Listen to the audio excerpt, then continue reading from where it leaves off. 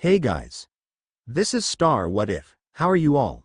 Please support to subscribe this channel for watching new interesting stories. So in this video, we will see what if Harry Potter defied the Phoenix Order after the Ministry battle.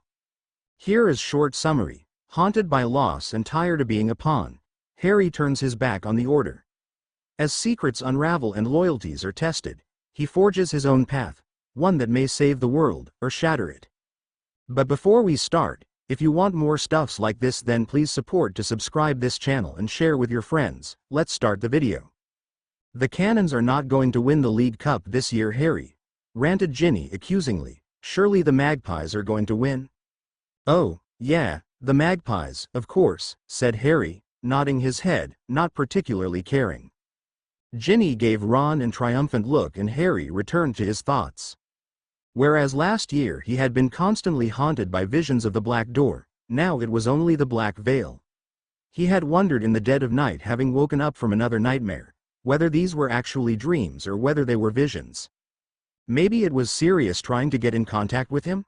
Harry knew in his heart that he was gone, but the overwhelming hope still existed inside him that he was trapped inside, waiting for Harry to come and get him. Sirius would know that Harry would be the only one whom he could rely on to help him, just like Sirius had always helped Harry. Harry had found himself unconsciously planning ways in which he could re-enter the Department of Mysteries, how he would get into the room with the arch in it, how he could get Sirius back out. Luna had told him Sirius was inside the veil, all he had to do was reach in. "Fancy an ice cream, Harry?" broke in Hermione's voice. He looked up and realized with a jolt they were standing outside Florian Fortescue's, with Ron and Ginny already over by the counter.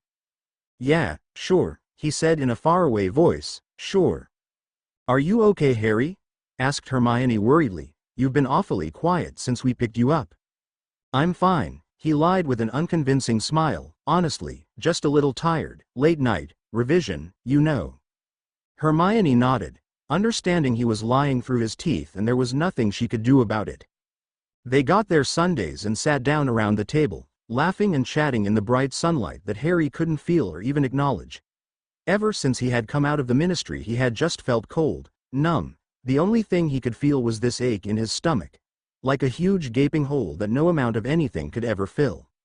"I'm surprised your mum let us come out on our own," said Hermione, her voice carrying into Harry's head from a long way away, especially now.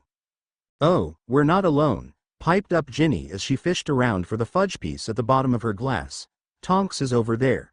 See the old woman watching us in the reflection of the apothecary, she's wearing our favorite nose, Hermione. I'm also pretty sure I saw Mundungus over there, as well as a few new guys I don't recognize that have been trailing us since we left the leaky cauldron." This revelation broke Harry out of his reverie, and he looked up sharply and took in the figures that Ginny had pointed out, dotted across the street. Sure enough, an old woman was watching them in the reflection of a window, and the nose was familiar from meals at Grimold Place last year.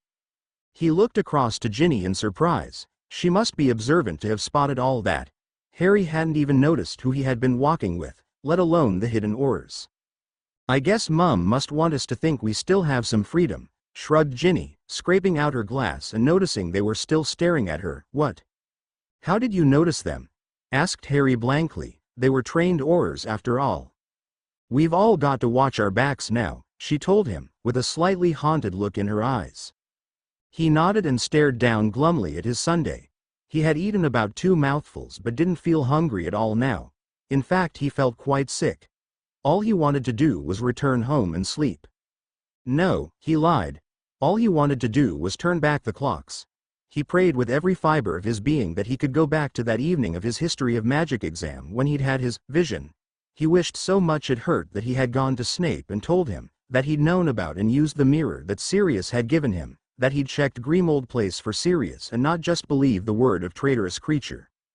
All these things he could have done but hadn't. Sirius shouldn't have come after him and he shouldn't have gone in the first place. He should have been able to handle it by himself. Who was he kidding? He'd been teaching DA for half a year in the hope of showing everyone how they could defend themselves as he had, but for what? He wasn't a teacher, he wasn't an Auror, and he should never have got ideas above his station. He couldn't protect himself any more than Neville could, and he could protect his friends even less. Everything he did seemed to bring them one step closer to Voldemort, one step closer to death. He would rather have thrown himself into that veil than have Sirius go through it. It was then that out of the corner of his eye he saw a great hulking black shadow. He almost cracked his neck by the speed of which he turned around to look at it, hope exploding in his chest like a rapidly inflating balloon. "Sirius!" Harry yelled hoarsely, immediately leaping from his chair. There was the sound of crashing furniture and smashing glass, and Harry desperately pushed through the sea of tables, people shouting loudly at him as he pushed them aside. "Sirius!"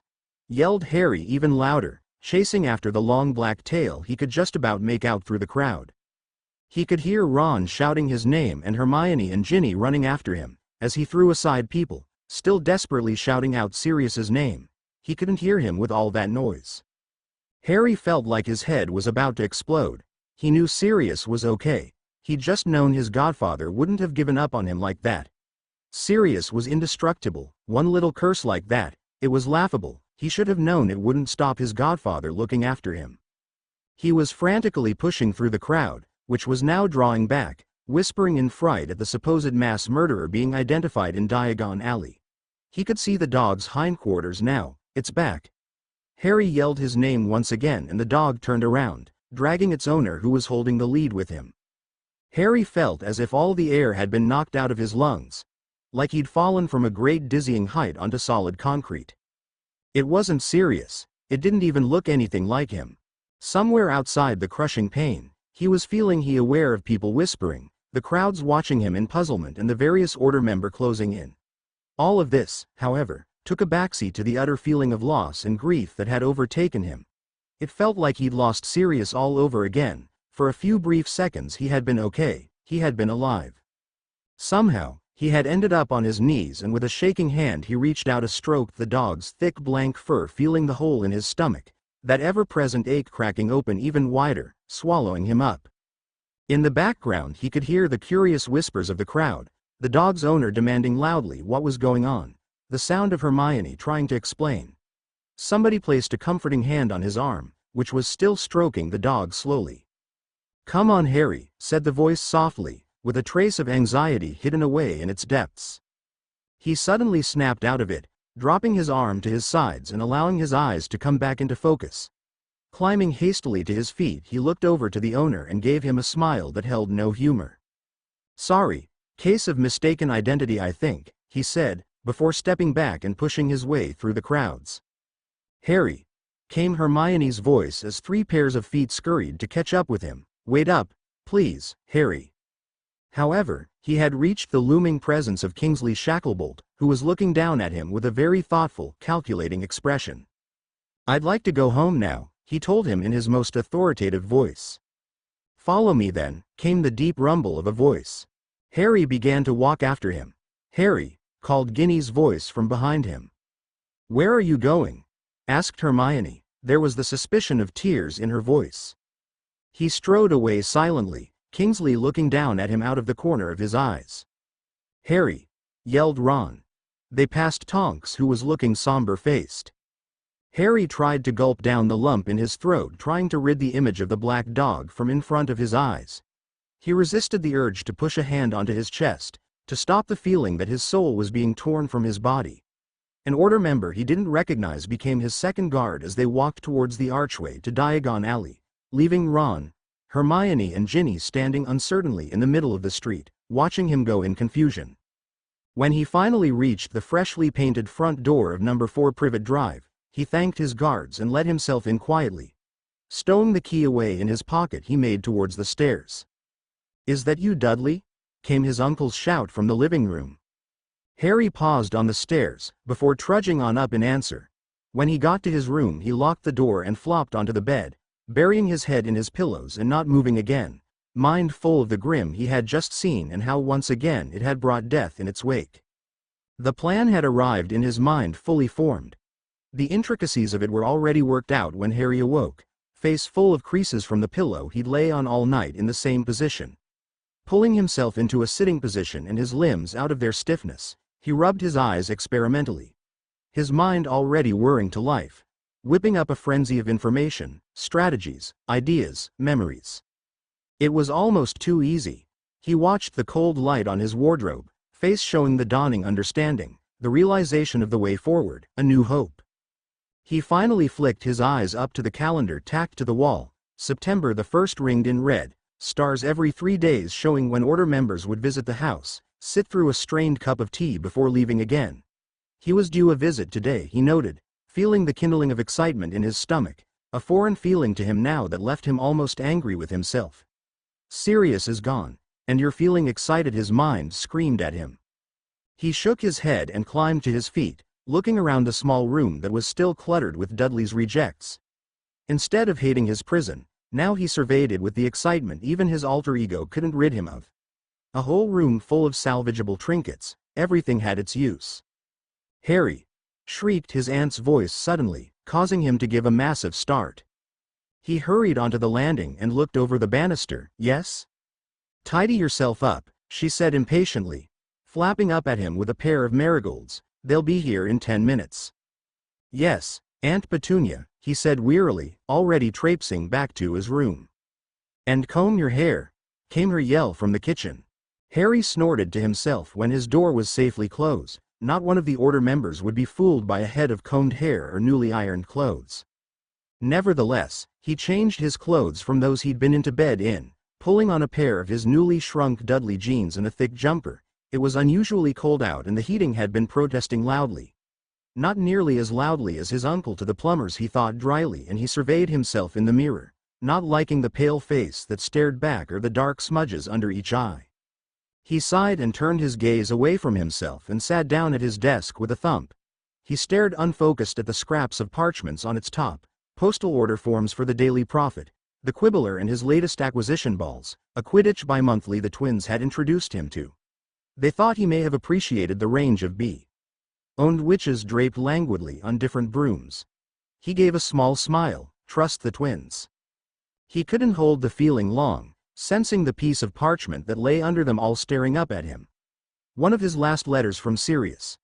With fingers that obeyed no instruction from the rest of him, he pulled it out, staring for a long time at the signature at the bottom. He felt the ache in his stomach grow again, the pain eating him away.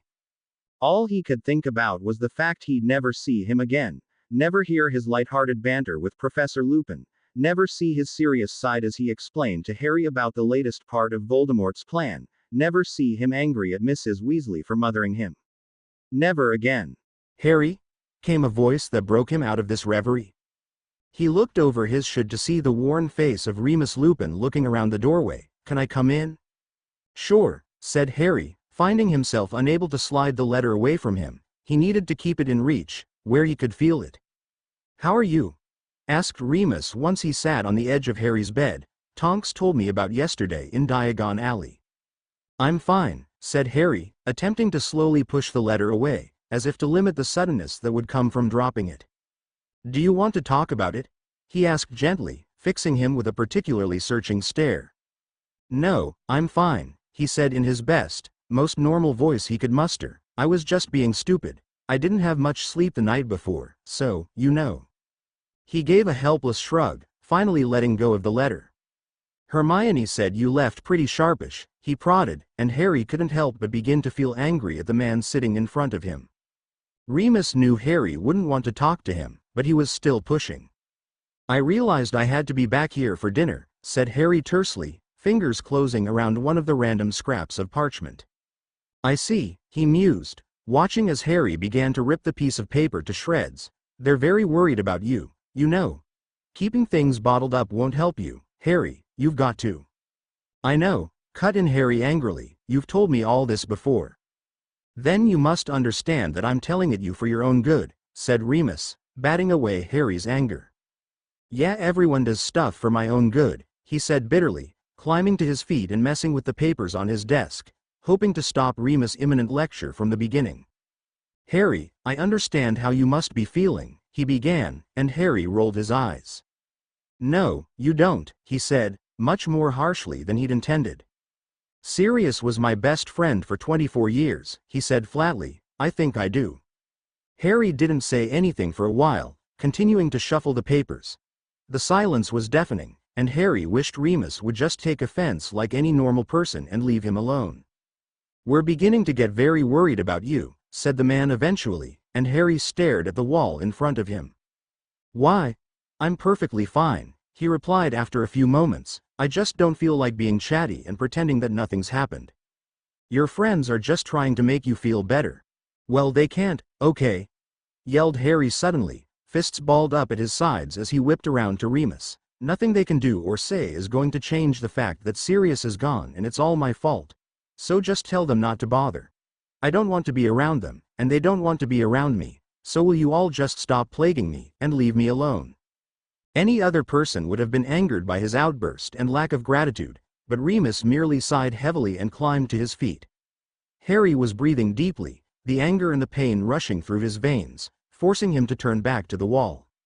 "I'm sorry you feel like that, Harry," said Remus slowly, walking towards the door. "I'll be along in 3 days to check in on you." Harry wanted to yell, "Don't bother," to the man, but found his throat was too tight to speak. He reached for the letter, his lifeline, and clung onto it tightly. Remus knocked on the front door of number 12 Greenmold Place and waited patiently, head still full of his earlier meeting with Harry. He heard Mrs. Black shrieking in the corridor and realized it must be Tonks answering. Sure enough, a few seconds later the door was wrenched open and a blue-haired girl stuck her head around the corner, grinning widely and inviting him in. Once they were in the corridor, Remus tried unsuccessfully to calm Mrs. Black, trying desperately to block out her curses from his mind, thinking to himself that Sirius would be so angry that she was still about. "How is he?" asked Tonks quietly as they headed towards the kitchen. Her hair had slowly changed to black to mark the somber mood Remus seemed to be in, and as they entered the kitchen he gave a heavy sigh. "I don't know," he finally said, dropping into one of the chairs. "He's very angry." "Really?" said Tonks, sounding quite surprised. At Diagon Alley he was so. I don't even know the word to describe it. Anger was not featuring there anyway.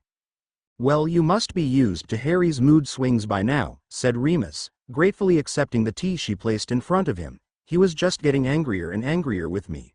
All I tried to do was understand, offer support or guidance." "Remus," began Tonks uneasily, before sliding into the seat next to him, "I don't think you should do things like that. Have you thought that Harry might seem like you're trying to replace Sirius, trying to become the guiding figure?" "But I'm not," he said, sounding quite anguished for a second. "I just want him to know that although Sirius might be gone, it doesn't mean he's alone now. I want to be part of his life like Lily and James intended, but he doesn't seem to want me." "It's the wrong time to be trying to remake ties like that, Remus," said Tonks softly, as if trying to limit the amount of damage her sentence may cause. "The time will come when he'll appreciate you, turn to you even, but it's not right now. Sirius has only been gone for less than a month. What he needs now is time and space."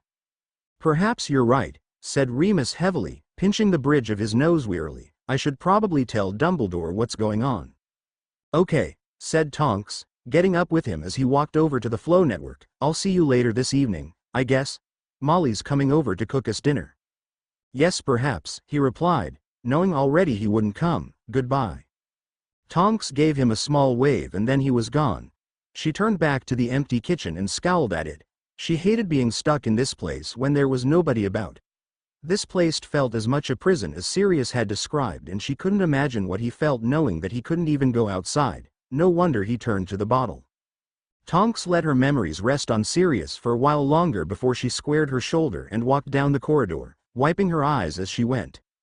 "Right, let's see what we can do about you," she said, staring at the curtains covering Mrs. Black with a determined look in her eye. It was approaching midnight and Harry gently pulled open his window, being careful not to create any shadows or sound. He raised himself to his elbows and looked over the window ledge into the back garden. Slowly reaching for his luminous clock, he watched the seconds tick away until it was 11 hours 54 minutes and 47 seconds. If his calculations were correct, in around 13 seconds there should be a crack. He grinned to himself, slowly easing the window shut and creeping hunchbacked over to his desk. He pulled out a piece of parchment that had a complicated-looking table drawn up. Picking up his bureau, he traveled down the Mundungus column, finding the Monday line and carefully wrote 11:55 p.m. He'd calculated that there were always 2 guards on the house, one at the front, one at the back, and the ever-random wanderings of Mrs. Fig. Every 4 nights Mundungus was on duty, and Harry had noted that on every single occasion he had left duty 5 minutes early. This, he later realized, coincided with the docking times of large consignments of potions at the flow station in London. Obviously, Mundungus had a little business to attend to of his own. Like clockwork, grinned Harry to himself, looking along his column. Friday was his day, his window of opportunity. From the room next door Harry heard Dudley give another great hacking cough that set Harry's teeth on edge. Dudley had been in bed a day already with the flu, unnatural for this time of the year. But although Harry was kept awake by the snoring at night, he didn't mind. This was actually of huge benefit to his plan. In the 5 minutes he had until his next guard came along, Harry leant of his window and using the snooker cue that he'd found on top of the wardrobe, prodded Dudley's window open as far as it would go. Grinning to himself and feeling slightly wicked, he crawled back into his bedroom, and it wouldn't hurt to keep Dudley sick for the next few days. An open window in the chill of the night would see to that. The next morning Harry awoke, plan ever present in his mind. His night's sleep seemed to have worked out the coming day down to an impressive amount of detail. He went downstairs and got a piece of toast, smiling inwardly as his Aunt Mo Ned to his uncle about Dudley's flu getting worse overnight, especially when his uncle was accused of leaving the windows open in his room. For once they didn't even suspect Harry, they knew, quite rightly, that Harry had never even been in his room. Uncle Vernon quickly left for work, swinging his suitcase importantly and fiddling with his tie, and Aunt Petunia made him clear away the breakfast table while she took Dudley his breakfast, a dinner tray loaded down with the full English breakfast swimming on so much grease Harry was surprised he didn't need a spoon to eat it. Harry was just doing the washing up when he caught sight of Tonks walking past the fence at the bottom of the garden disguised as a middle-aged woman. She gave him a cheery wave and after a few moments, he gave her a half-hearted nod of the head. The smile slipped off her face and she gave him a worried look. "I don't want you under my feet today, do you hear me?" came his aunt's piercing voice a few moments later right beside his ear, making him jump. "I'm shampooing the carpets and I don't want you traipsing muck everywhere." "Okay," sighed Harry, wiping his hands on the tea towel. For a moment his aunt looked surprised. He wasn't arguing with her as he would have done last year, but the expression was soon wiped off as she caught him looking outside still. Tonks had disappeared sharpish, but Harry was sure his aunt knew who he was looking for. She must have realized the house was under constant watch. She turned her sour gaze to him, lips pursed tightly. He turned away silently and went upstairs, moving quickly into action. He could hear his aunt moving into the lounge and turning the hoover on. Above the din Harry raced around, gathering supplies. Just as he was diving into the recesses of the wardrobe, he heard a tapping at the window. He straightened up and looked out, suspicious to see an unfamiliar owl there. He pulled the letter off the bird's leg and let it drink from Hedwig's dish before scrutinizing the letter. It was from Hermione. "Dear Harry, I didn't really know how to write this letter, so I'll just say what's on my mind. I'm very worried about you, we all are. The other day at Diagon Alley was a big shock, I know, and I can understand why you thought what you did. But you shouldn't have left like that. We wouldn't have thought any less of you and we could have helped you get past it. That's why we're here, you know. Friends are supposed to support each other, good times and bad. Please talk to me, okay? Sirius's death has been hard for you, I know. It's been hard for all of us. But we're going to get through it, together. We'll always stick by you, no matter what. Please write back and tell me you're okay. Love, Hermione." Harry dropped the letter to his knees, feeling torn between two conflicting emotions. He felt ashamed, that he was willing to give up Ron and Hermione to save himself, that he was going to leave them to their fate while he was going to get out. They didn't have the option of escaping now. He also felt anger. Anger at her words that it had been hard for all of them, as if Sirius's death was affecting them in even a quarter as it was affecting him. They didn't know, they didn't understand what it was like. They had only ever had to duel for their lives once and they'd all escaped unhurt. They hadn't even been there, seen Sirius fall backwards. It's not like their parents had been taken away from them. It wasn't like they'd had to endure 16 years of the Dursleys. It wasn't as if they'd lost the closest thing they'd ever get to a father. They couldn't even see Thestrals. So how are they say they understand? How dare they been upset? They haven't seen anything yet. Harry was suddenly aware he was scrunching up Hermione's letter in his shaking fist, and he tried to release the pressure, unclenching his teeth and relaxing his shoulders. When he felt like he'd properly got his emotions under control, he tossed the letter onto his desk and turned to survey the room. He walked over to the window and fixed the nets of the curtain so that they obscured the view into the room, then placed his pillows and a couple of old-school robes under his quilt, trying to make it look like a sleeping lump before dimming the lamp. Then he pulled on a pair of unaltered Dudley jeans and a few t-shirts, before pulling on another 3 jumpers. He was getting uncomfortably hot as he picked up his dress robes and shoved them under his jumpers. He regarded himself critically in the mirror. He didn't look fat, he just looked lumpy. Looking around the room thoughtfully, he had a sudden idea, diving into the wardrobe and pulling out a black coat. After throwing it on, he looked much more natural. All that was left was to pull a woolly hat over his black hair. Feeling quite proud of himself, Harry folded a few notes of Muggle money into his pocket and crept out onto the landing, backpack on shoulders. In a sudden flash of inspiration, he headed towards the room when Dudley was lying comatose, intent on getting something he could carry to make him look definitely Muggle. A Walkman perhaps. He pushed the door open silently and looked inside. Dudley was asleep. The snoring was a testament to that. He stayed on the threshold, looking around the room. It was crammed with gadgets and clothes. CDs lay all over what was probably meant to be a desk, clothes across the floor, and a stack of videos and DVDs almost as tall as he was stood in one corner. He almost forgot what he came for in light of so much stuff. How could one person own so much junk, he wondered vaguely. He looked around for Dudley's Walkman before his eyes clapped on something much, much better. His mobile phone. Harry reached in and silently removed it from the stand, shutting the door and slipping it into his pocket self-consciously. He liked the feeling of weight as it lay in his pocket, he decided before leaning over the banister and listening to his aunt. The noise would be more than enough to cover his exit, and he began to feel the familiar rush of excitement his adventures used to give him as he crept stealthily down the stairs. When he got to the front door, he pulled his woolly hat down over his forehead, tucked in his hair and pulled off his glasses, stowing them in his pocket. He glanced into the mirror in the hall, smiling at how ridiculous he looked, exactly like Dudley. With a gulp he reached towards the door handle, expecting a shrill scream at any moment of his aunt or the crack of an apparating order member who'd been spying on him. The door swung open and there was nothing. He stepped across the threshold, nothing. He passed the garden fence, onto Privet Drive before heading down Wisteria Walk, nothing. He was about to congratulate himself on a job well done when he became aware of a set of footfalls behind him.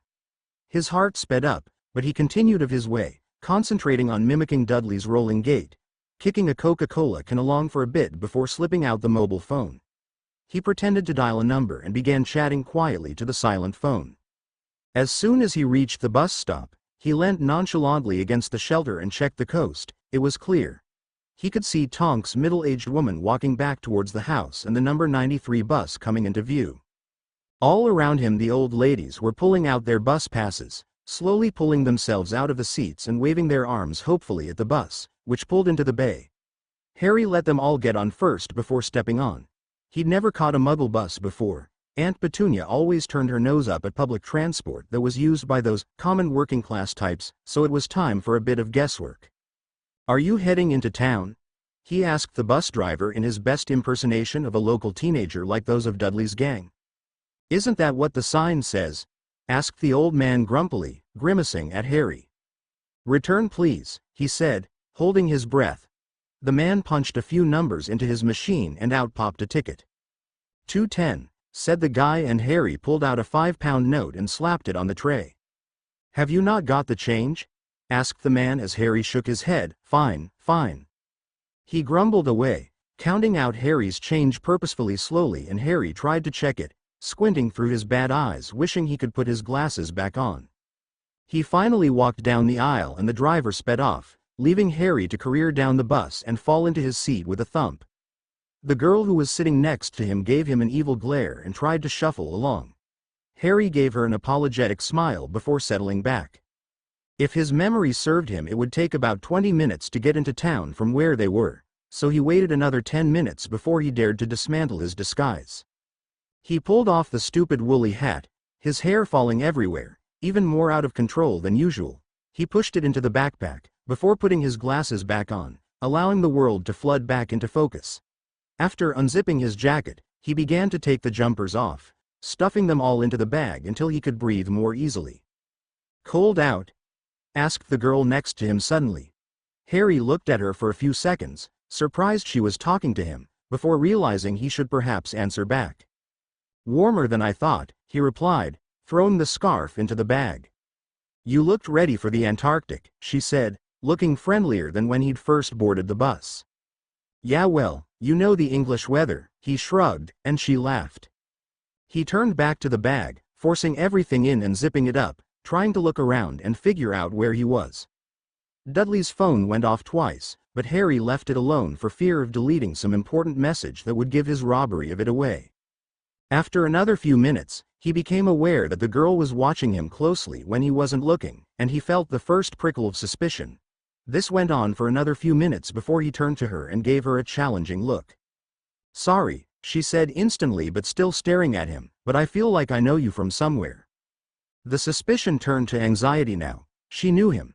She must be from a magical family, a Daily Prophet reader maybe. He tried to flatten his fringe against his forehead and the girl watched him, clearly thoughtful. Her eyes followed his movements until her face suddenly lit up in recognition and Harry's heart sank. "Is it Harry?" she said, sounding shocked. "Harry Potter, right?" He thought about denying it, but she'd seen his scar and you couldn't mistake that. He looked around desperately. His plan had crashed to the ground at the first hurdle. So much for incognito. "Yeah, that's right," he said slowly, getting ready to have to stop whatever she was going to say next. "It's me, Kitty," she said, hand on her chest. "Catherine Earle, remember? We went to St. Paul's. I used to put glue in your hair in crafts." It was Harry's turn to study her closely now, as his memory served up the image of a young girl at his primary school. Kitty had changed beyond all recognition in the intervening years. She had wild dark hair, which was twisted into dreadlocks and piled into an ungainly bun on top of her head and was regarding him with electric blue eyes alight with excitement. He guessed he ought to say something and tried to get his brain back into gear.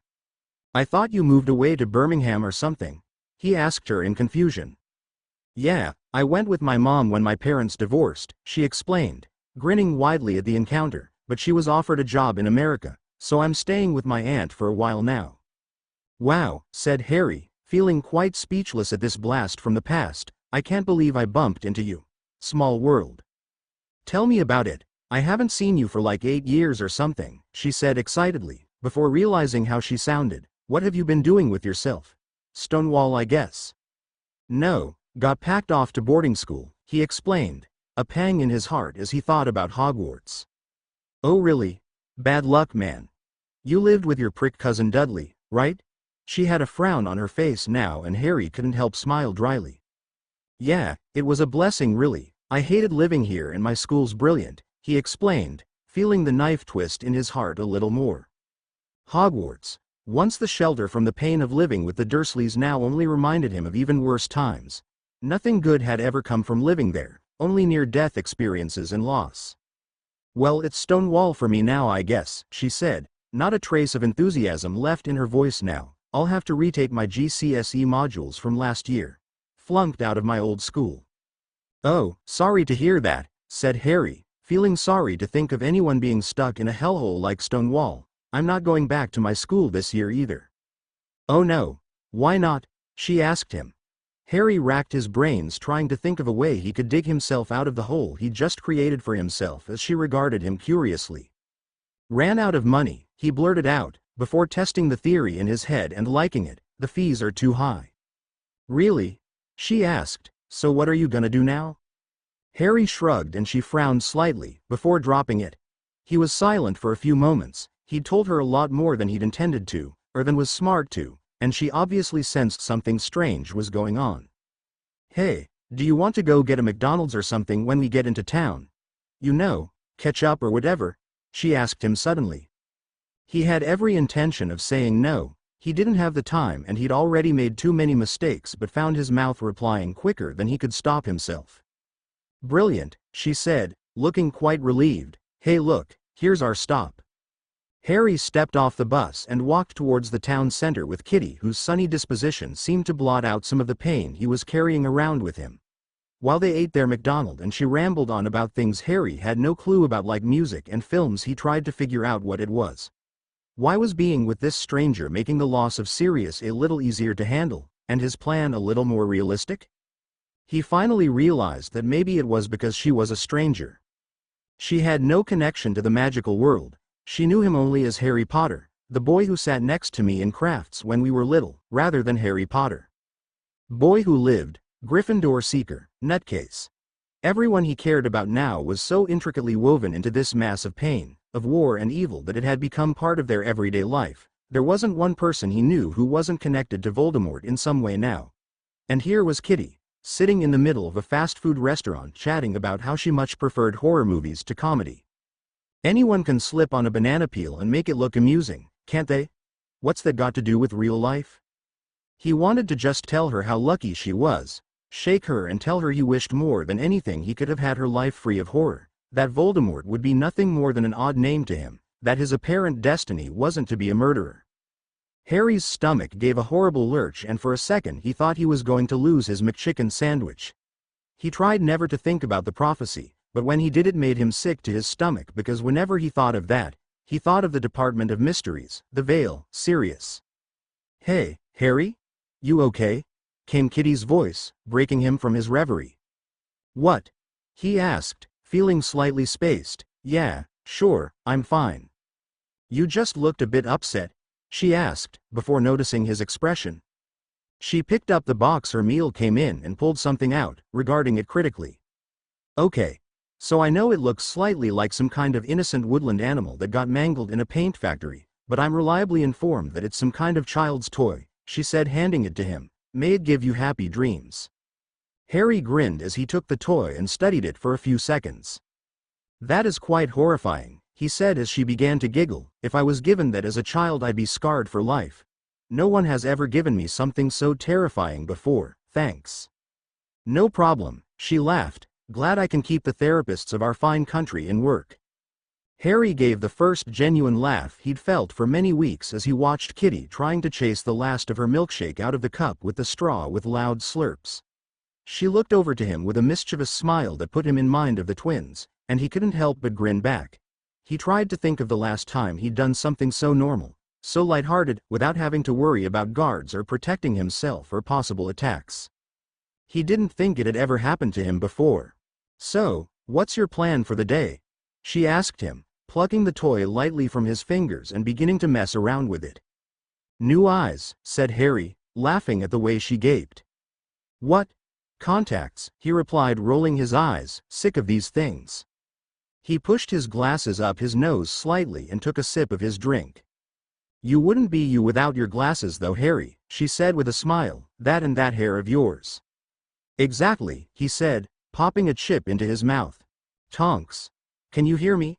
Tonks smiled to herself and lifted her inner wrist to her mouth, loud and clear. "Sneak up on me, why don't you?" "What's happened over there?" barked the voice again, obviously not in any mood for chit-chat. "Harry's been in the kitchen, got some breakfast, ate it in his room, then went back to sleep," she said in a bored-sounding voice, staring at Harry's window which was still dark. "Again? That boy is so lazy. If I were in charge of him, I'd have him," began the gruff voice before Tonks cut him off. "What Moody, have him doing stretches?" she asked. He gave a mutter of irritation that sounded distinctly like subordination, but he didn't continue with his rant. "Any visitors to the house?" he began again. "Milkman at 8 a.m., postman at 9 a.m., she said, peering through the bushes again.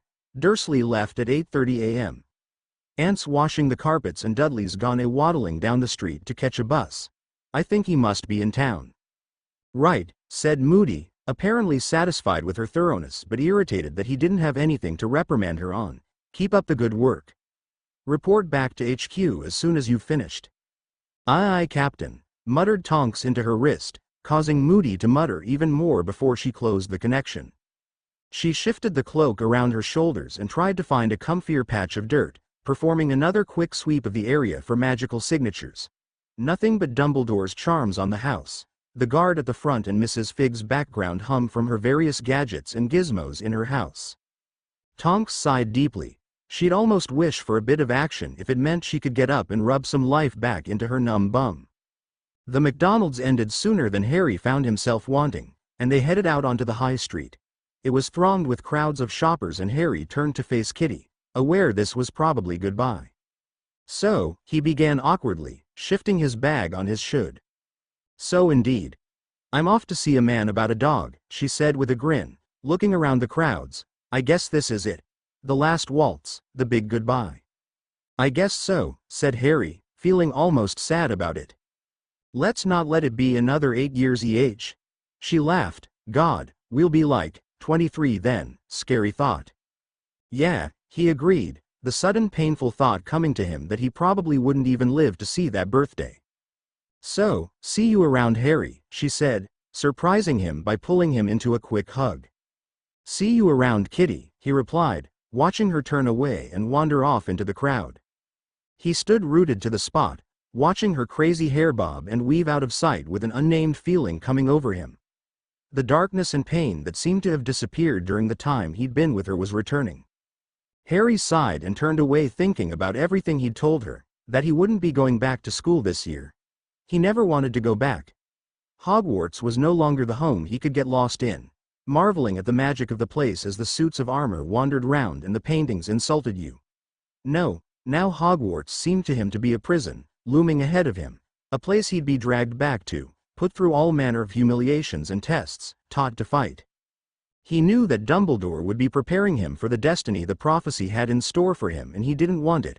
There was no way he could fight against the Dark Lord. He'd seen him battle with Dumbledore in the Ministry of Magic, and he couldn't compare to that. Big issue, mate? Came a voice next to him, and Harry startled. Sorry, he said, looking at the man who had a magazine thrust in front of his face and a small mangy dog at his ankles. Big issue? £1.20 to help the homeless? Asked the guy, grinning through his magnificent beard that reminded Harry of Hagrid. Oh sure, said Harry quickly, digging into his pocket. You're a gentleman and a saint, said the guy, doffing his hat and handing Harry the magazine. Harry wandered away, looking from the magazine to the man. Was that how he was going to end up? Dressed in battered clothes, selling magazines on the street for a living, some small dog all he would have for company? He shook his head from the thoughts when he saw a large, clinical-looking shop on the corner called Specsavers, and headed towards it, squaring his shoulders slightly. Once inside, he booked an appointment in an hour and wandered back into town. He looked around, feeling slightly lost, never having been shopping here before. He decided to wander down the main street for a while and see what took his fancy. The first shop he went into was a camping shop called Millet's, where he wandered around with a basket, picking up a waterproof coat, small sleeping bag, Swiss Army knife, thermos flask and a torch. He was quite tempted by the pop-up tent, but had a sudden image of sitting in the middle of some random street in London in his tent while the business people walked past, and decided against it. In one cabinet he saw a range of hunting knives and again was tempted to buy one. He'd need some sort of protection if he'd be traveling and unable to perform magic. However, there was a small sign on the glass that demanded identification to prove you were over 16. Muggle identification Harry didn't have, so he forgot about it. In the queue, he was sandwiched in between a young couple who were buying the tent he'd seen, and a man that stank of mildewed clothes and asked him incessantly if he'd ever hunted and skinned a rabbit before. Next stop was a small market where the stalls were crammed with random, overpriced rubbish.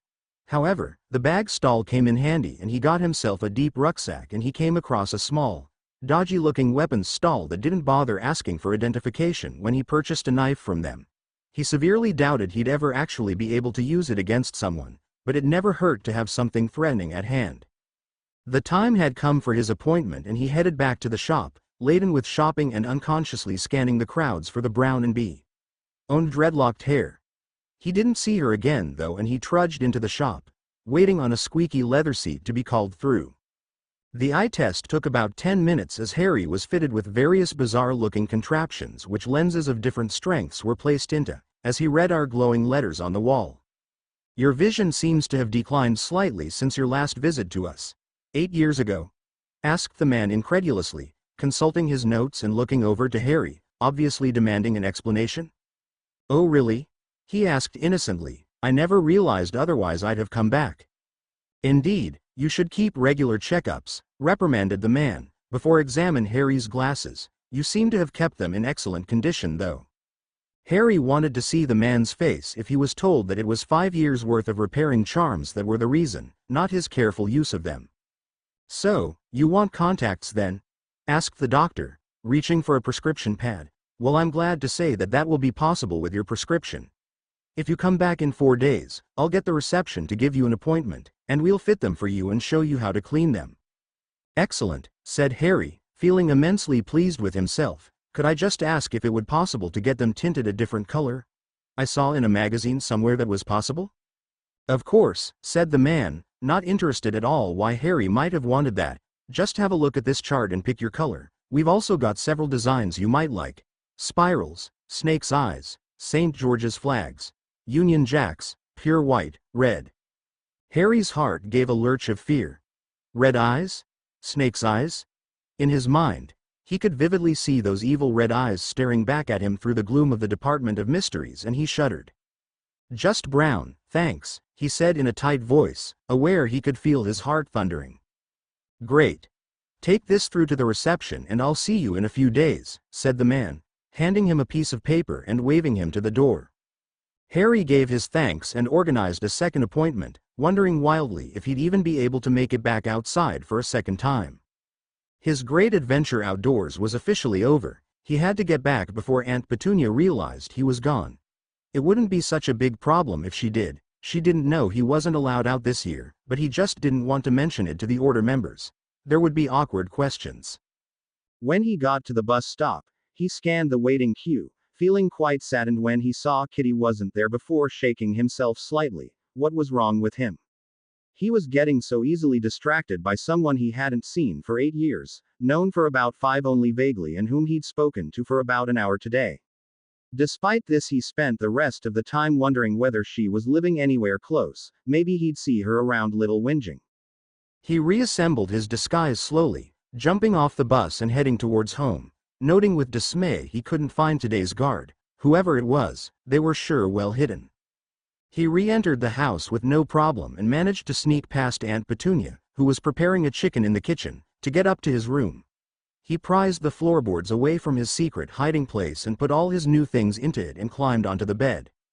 He lay there for a few hours until he heard Uncle Vernon come home and the noise level increased with dinner being prepared and the TV blaring away, then made a big show of getting up, standing in full view of the window so his guard could see he'd just risen. He moved over to his school trunk and pulled out a small cloth bag whose contents tinkled as he laid it on the desk. He pulled the wooden board he'd salvaged from the shed towards him and the tube of superglue he'd stolen from the kitchen before tipping out the content of the bag onto it. Hundreds of tiny shards of glass littered the surface and Harry squared his shoulders, pulling the biggest piece out. He examined his reflection in the dirty mirrored surface of it for a few seconds, before flipping it over. The words, "In yours, James," was clearly visible written on the back. He placed it in the center of the wooden board and began to search the other pieces for the S and I used piece. He let his fingers work away as he went into autopilot, as he thought about the mirror and how stupid he had been. He had been so sure he was protecting Sirius by not looking into the package he had been given at Christmas. But obviously not. This would have been the only thing that could have saved him. If only he'd looked into the mirror and not spoken to that traitorous creature. If only he had known Snape had checked on his godfather. If only he didn't have a stupid, saving people thing. The pain of all the missed opportunities was more than he could bear. They felt like they were suffocating him where he sat. After an hour or so had passed, he sat back and looked at his progress. "Need to speak to me? Just say, James," and I used. Almost half the inscription was there now. His throat tightened slightly as he began to rearrange the letters, hoping to make more sentences, his fingers shaking at the one that he had created.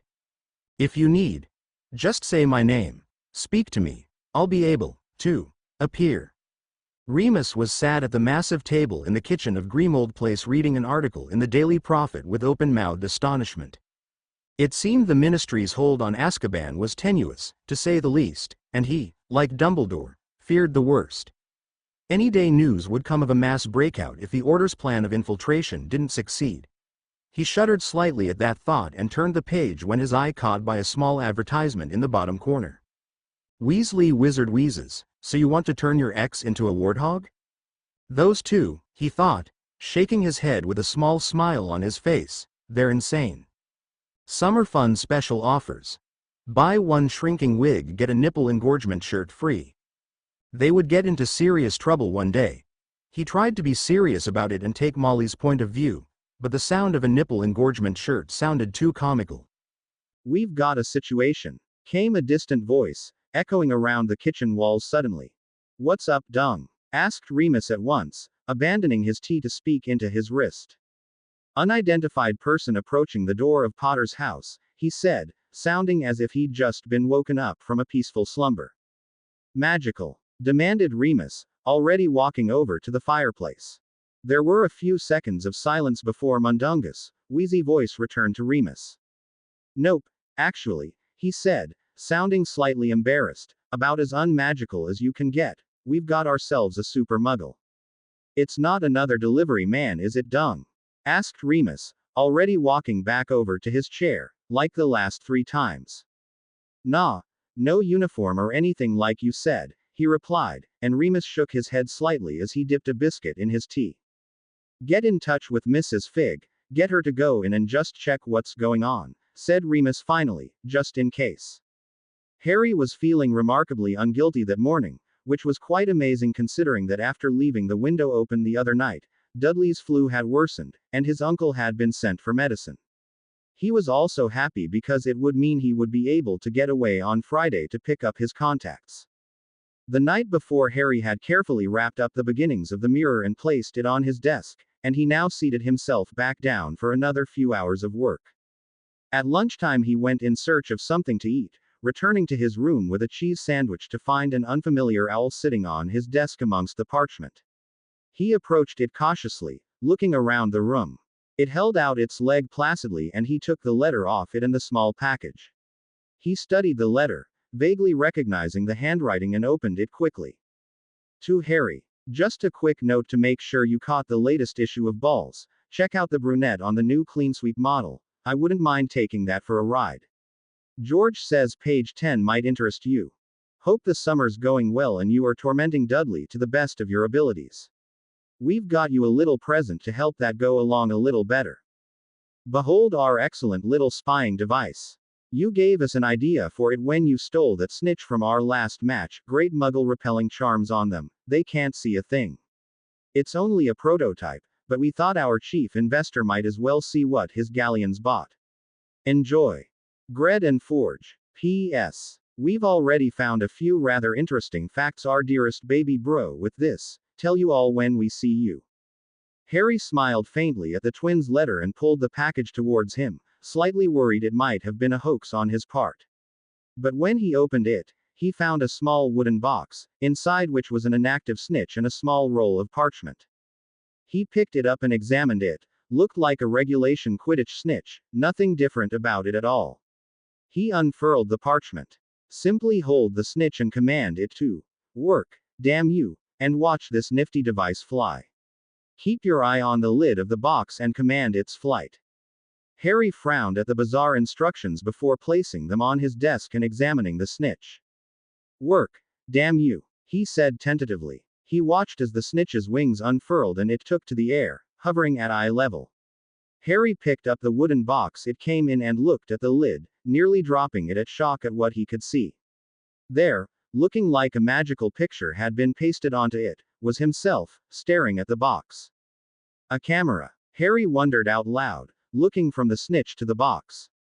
It worked perfectly. He could see and heard everything that the snitch could. Feeling slightly reckless, he looked across to the snitch and commanded it to show him the Dursleys in the kitchen.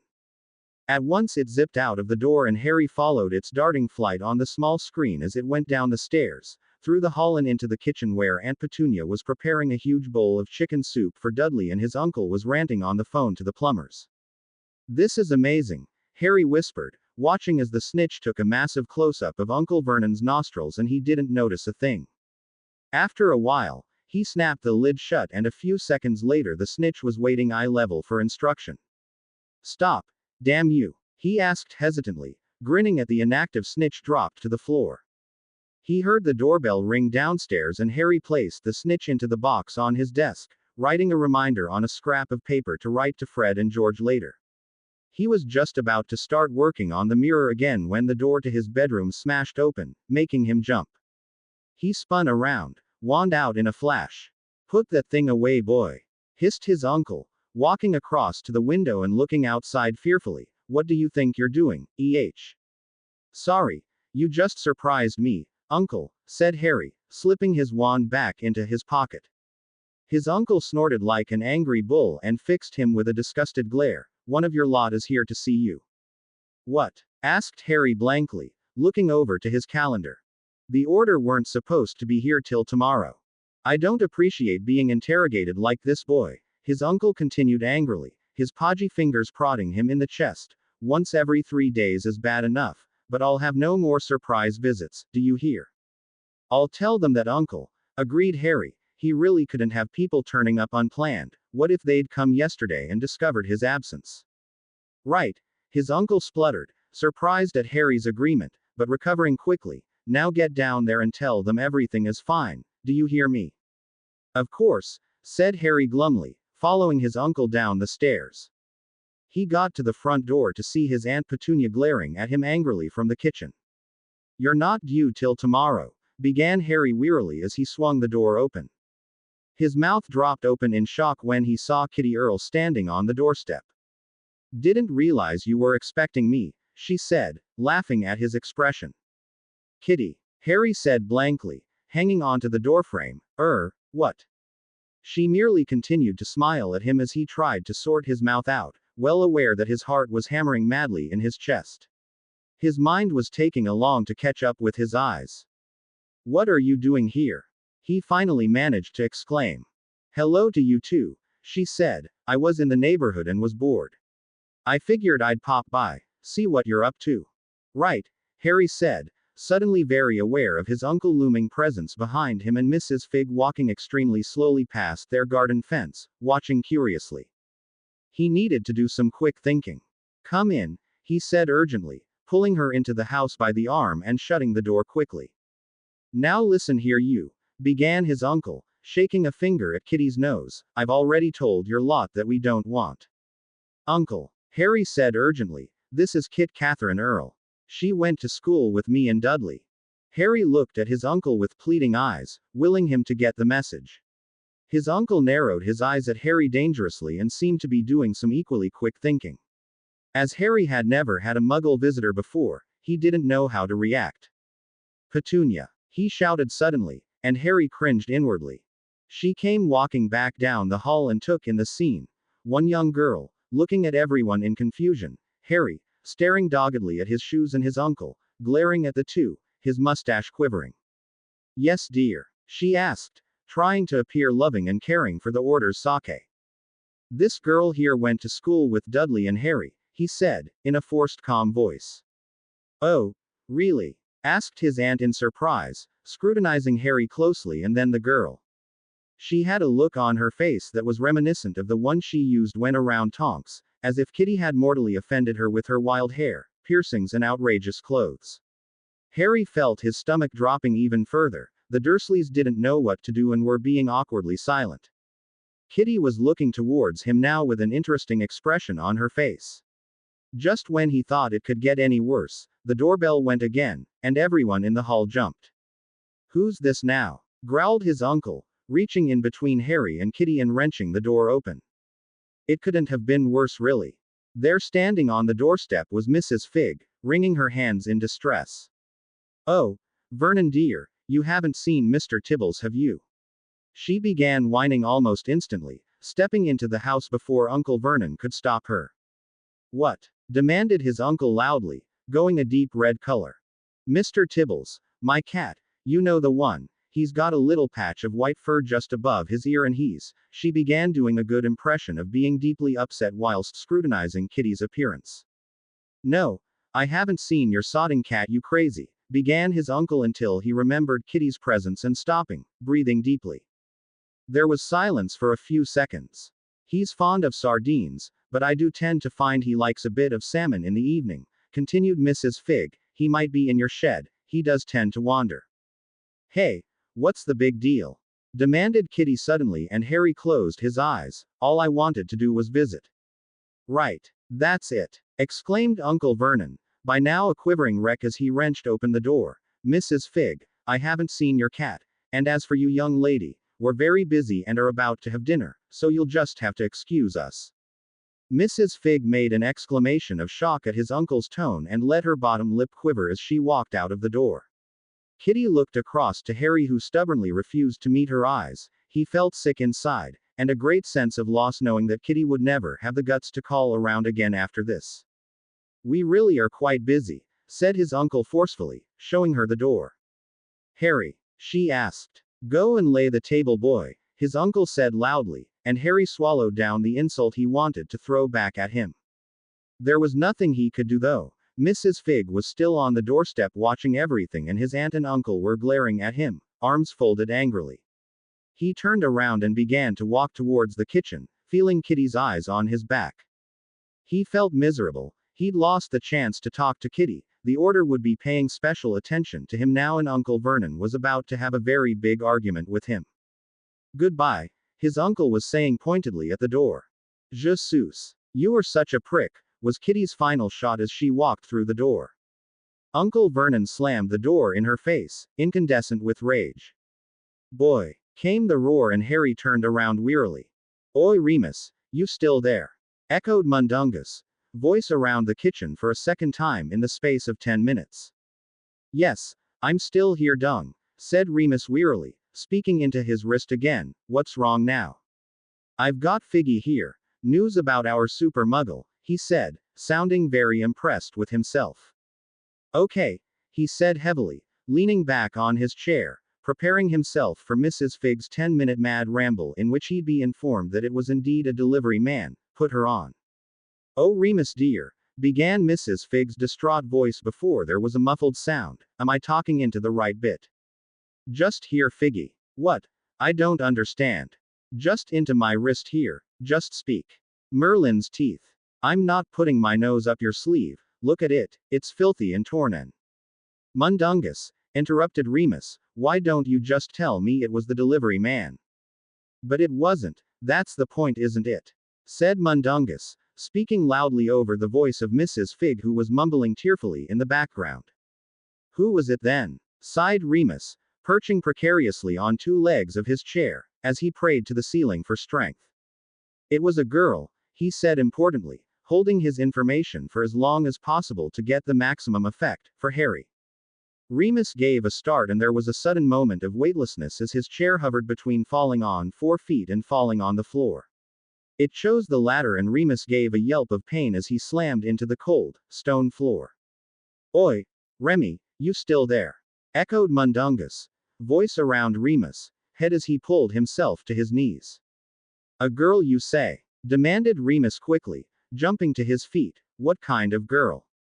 A muggle girl, like I said, Mundungus replied smartly. Figgy here says she was definitely visiting Harry. She was speaking to him and everything. What? Right. Okay, began Remus, trying to figure out what to do about this. Put Mrs. Fig back on and tell her to explain everything very carefully. Tell her it's very important. Remus listened to Dung relaying this and fidgeted impatiently, rubbing the small of his back that was aching from his fall now. There were a couple of feeble protests before Mrs. Fig came through loud and clear.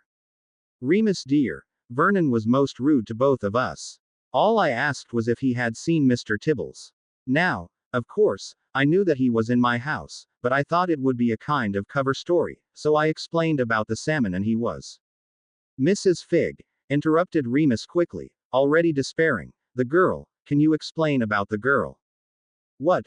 Oh right, okay, let me see, she muttered and mumbled before beginning in a slow, rehearsed manner. I went to the door like Mundungus said, and she was in the hallway with Petunia and Vernon and Harry. Harry looked very worried to see me and was not looking at either of us. Vernon then proceeded to demand that both myself and the girl should leave. Which we did. I see, said Remus, frowning slightly and beginning to pace the kitchen. Dung, ask her what the girl looked like, describe to me in detail everything about her. The question was debated between the two on the other end of the conversation, and Remus summoned a quill and paper, sitting down at the table again and waiting for Mrs. Fig, in her own special way, to recount the meeting. She was a very scruffy-looking girl, she began, obvious distaste in her voice. If she were my daughter, I wouldn't have her walking outside looking like that. Anyone would think she'd never seen an iron, or a Mrs. Fig, Remus pleaded wearily. Scruffy, you say. Okay. Tell me more. What was her hair like? Eyes, accent.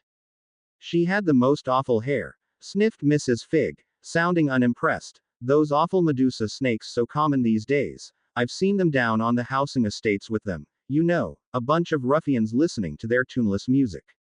Oh well. I guess her eyes were blue, I think. Yes, probably blue, and she had piercings. Remus almost smiled at the shudder in her voice, but the situation was too serious for that. Accent? He asked, jotting notes down on the paper. Oh, it wasn't nice, she said at once, which Remus could have guessed she would have said. One of those awful ones where they can't pronounce the whole word. You know, forget their H's in words, the type that would finish every sentence with a yeah, or man, or some other such verses. El Garrity, and I'll tell you something, Mr. Lupin, the language she used. Well, I won't taint our conversation by repeating what she called Vernon. I see, said Remus, a smile tugging at his lips now, and you say she was there to see Harry. Yes, that's right, she said. All I wanted to do was visit Harry. When Vernon was being rude to me, he didn't take too kindly to her either. They pushed her out the same as me. She sounded scandalized. You didn't recognize her, did you, Mrs. Fig? Asked Remus against hope. He knew she was likely to forget such an important piece of information like a name. I most certainly did not, she said at once. You don't see the likes of her around this neighborhood. Okay, he said thoughtfully, looking down at his notes. Did you manage to speak to her? I didn't want to, said Mrs. Fig primly. She was muttering to herself and kicking Petunia's flowers. Now I don't like that family any more than you do, Mr. Lupin, but that's sacrilegious. A woman's garden is her own private property. I see, said Remus solemnly. Well, thank you, Mrs. Fig. I'll get back in touch with you if I have any more questions. Dung. Came the cocky voice once again, Mrs. Fig muttering the background. Any ideas? Theories? Who our mystery girl is? Old girlfriend, he suggested, a leer evident in his voice. She was quite pretty in a scruffy kind of way. Mundungus, came Mrs. Fig's horrified voice in the background. I doubt it, said Remus thoughtfully. Okay, I'll talk to you later this evening. Keep an eye out for her, and I'll do a little research.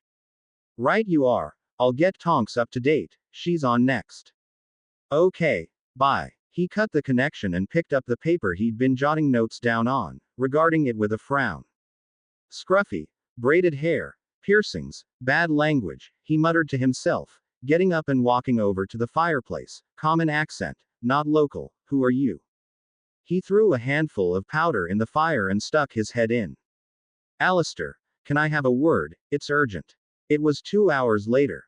The expected argument had raged for almost half an hour until Harry had locked himself in his room, of only to get away from a situation where he didn't care what he was doing or shouting to the Dursleys. All the pain and anger that had been bottled up inside him since he'd left Hogwarts was spilling out into number 4, Privet Drive, and the walls had been shaking with the continuing argument. After he'd allowed himself time to cool down, he went back downstairs and walked straight out of the front door, aware of his uncle's yells towards him. At the bottom of the garden he stopped. I know you're here somewhere, he said in a dull voice. Everything is fine. We're just arguing about a visitor that came to the house that I used to go to primary school with. Don't make it worse by coming in. I am going to the park now, and I want to be alone, so if you're going to follow me, I don't want to see you. Satisfied that any Hidden Order member would have heard that, he set off down the road. Bitter wind biting him through his t-shirt as he traipsed the empty streets towards the park, feeling thoroughly miserable. Once there, he fell into one of the swings, snaking his arms around the chains and pushing himself backwards and forwards slightly as he stared at the floor. He was in so much trouble now he didn't know which way to look. Now he was arguing again with his relatives. The Order would be sure to post extra people around, especially as they seemed interested in finding out who Kitty was. Not that it mattered now, he told himself moodily. There was no way she was going to want to try and see him again after today's firework display. The only thing that cheered him slightly was the fact she'd managed to get a decent insult in before the door had been slammed in her face. He kicked at the bark shaving on the floor slightly, closing his eyes wearily. He felt so tired of it all. The constant battles, the fear, the worry, the hurt and pain. He just wanted it to stop once and for all. Hey, Harry. His eyes snapped open and he looked to the source of the voice, the person standing in front of him looking slightly grim. He stared at Kitty a long time, unable to get his head around what was happening. She was back again. Somewhere deep inside him, he felt suspicious. Why was she always around? But the questions and doubt were washed away at the inexplicable feeling that had overcome him when he heard her voice again. They haven't beaten you into silence, have they? She asked him, smile on her face but voice serious. No, don't be silly, he said, staring at the floor again. So, what was all that about? She asked him, and Harry felt his stomach writhing with worry. Nothing, he replied grimly, refusing to look at her. Yeah, seemed it, she replied, sitting on the next swing along from him. She didn't say anything for a few minutes and began to swing slightly as he was. Harry tried to sort through the confusion in his mind, about what he was going to do now, if his plan would work, what Kitty was doing here, what he should tell her. He looked around the park suddenly, remembering that an order member would be here somewhere, listening and watching. He cursed himself for telling them to remain out of sight earlier. He heard Kitty pulling something out of her pocket and he wondered if he ought to try and explain in some way what was happening. Want one? She was asking him. He looked across to see her offering him a cigarette from a half-full packet. She had a very serious expression on her face, quite different from her grins and smiles on their first meeting. No, thanks, he said, I don't smoke. Do you mind if I do? She asked him and he shook his head, thoughts still on trying to come up with a valid explanation. He watched as she patted her pockets absent-mindedly before pulling out something, lighting up a cigarette and exhaling deeply. Are they always like that? She asked him finally. No, he lied, feeling the misery increase. You're such a bad liar it's unbelievable, she told him, a smile creeping back onto her face. He shrugged half-heartedly. What was the point in lying to her anyway? She couldn't do anything about it and after Friday, if all went according to plan, he'd never see her again. Why would she care anyway? She seemed worldly wise enough to understand that some people are just not nice. You know, I almost knew that was going to happen, she told him, blowing a few smoke rings that he watched float into the air and disappear. What do you mean? He asked her, watching her through the chains of the swings. I knew that something was wrong with your setup. I wondered why you were trying to sneak out in disguise and everything, she began, before turning to fix him with an intent stare. I wasn't in disguise, he lied. Oh no. You usually wear 3 jumpers most summer days, do you? She teased. He said nothing and she looked at him with a thoughtful expression. You're unhappy, Kitty stated, glancing up at the stars momentarily. I don't blame you for wanting to run away. At this Harry jumped up from his seat making furious shushing noises at her. Don't say stuff like that, he said in a panicked voice as he backed away from the swings. She reeled back in shock as he looked around them desperately. The order was bound to hear what she was saying. They'd know, his plan would be for nothing. He'd be carted back to Hogwarts and have to face everything. The panic squeezed at his heart, making it hard to breathe or even think. Why not? It's the truth, she demanded, also on her feet. He clapped a hand over her mouth in desperation and tried to give her a pleading look. She watched him with wide, nervous eyes as her whole body tensed up. Harry tried to desperately think. Please, don't say anything for a second, he pleaded in a quiet voice. Kitty nodded slowly and Harry dropped his hand. He looked over his shoulder and all around him, cursing the order once again. He had no idea where they were or how much they could hear. She was watching him with deeply troubled eyes and Harry became aware that he was gripping her wrists rather tightly and loosened the pressure. He tried to think straight. What could he tell her that would make any sense? What's going on, Harry? She asked him slowly, looking him dead in the eye. He took a deep breath before leaning towards her slowly until he was resting his forehead on hers. If possible, her eyes went even wider and he knew she was about to ask him another question, so he began to talk. Listen, he began in a very low voice, it doesn't matter if it is the truth, you can't talk about things like that aloud. There are going to be people around who can hear. Who could tell them? And it'd just make everything a million times worse. She was silent for a few moments, obviously doing some quick thinking of her own, and Harry wondered wildly if the position they were standing in looked romantic enough for the Order members to back off. He was curious to note she wasn't as tense as before and wasn't struggling out of the situation he'd put her in. Harry, there's nobody here but us, she said in an equally quiet voice. You don't know that, he told her. You can't let them get to you like this, Harry, she began in a whisper, looking worried for him. I know why you're scared, but they can't hurt you if you get out. Kitty, he cautioned, looking from side to side anxiously. No, you listen to me. They're getting to you, Harry, making you think you're being watched all the time, followed, bugged or whatever, but they're not, okay? You know they can't do that, right? If only you knew, he thought wildly. If you stay in that place though, they're going to make you believe that. You should leave. They're going to keep on at you until you can't fight back anymore. If they break your spirit like that, you'll never be able to go back, do you understand me? Harry was silent in shock for a long moment as Kitty's bitter words died away.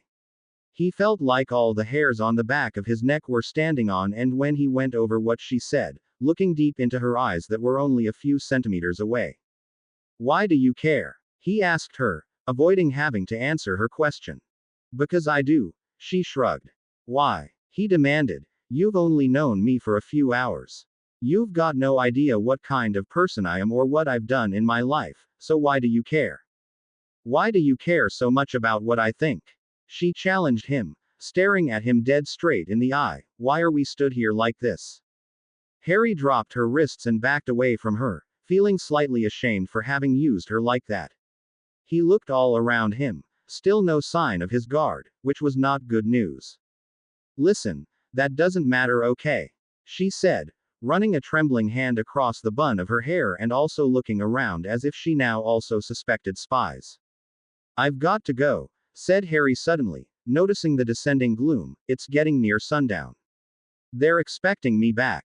Harry, she began sadly, as if he'd just proven her point exactly. Thanks for trying to come around today. Sorry about the hassle, he said in a rush, backing off. Harry, she called to him as he walked across the park, sounding confused and almost hurt. He couldn't help but turn around and look at her as he walked backwards. There was almost no disobeying the voice. Tonight from 10, there's an R&B and hip-hop night on at Club Destiny. She called in an almost pleading voice, come. He felt a lurch in his stomach before he called back, can't. Harry. She shouted again, but he focused on the gate now. He would not turn around. He would not turn around. He was out of the gate to the park when the Order member fell into step behind him and he fought desperately against the urge to turn around and see what Kitty was doing. Who was that? Asked Tonks a little while later. Harry didn't reply, shoving his balled-up fists deep into his pockets. It wasn't any of their business. If you don't tell us, Harry, we'll just have to find out some other way, she told him gently, as if knowing she was going to anger him more. We need to make sure she's not a spy or a Dia. She's not a Death Eater, okay? He cut in harshly. Just leave her alone.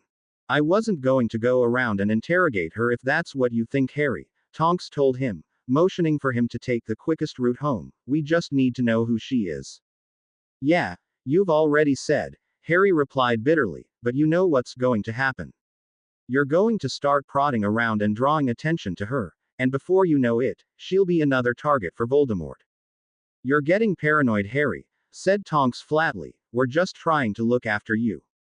Well, you're doing a great job so far, he said loudly and walking a little faster. Tonks let Harry walk on a little ahead with a sigh, turning her attention back to the park. She could still make out the figure of the girl sitting on one of the swings, staring at the floor. She wondered what the situation was she had here. She had never seen or heard about this girl before today, yet she and Harry were quite obviously romantically involved. A part of her felt sorry for Harry, not even being allowed out alone with a girl, having to keep her secret to keep her safe. She wondered if Harry thought it was worth it. The plot thickens. Remus and Moody looked around the kitchen involuntarily, before raising their wrists to their mouth. Explain, barked Moody first, and Remus fought the urge to roll his eyes. Are more muggle than most girl has been to visit Harry again, came Tonk's voice, looks like love is in the air. What? Demanded Remus incredulously, what's going on over there?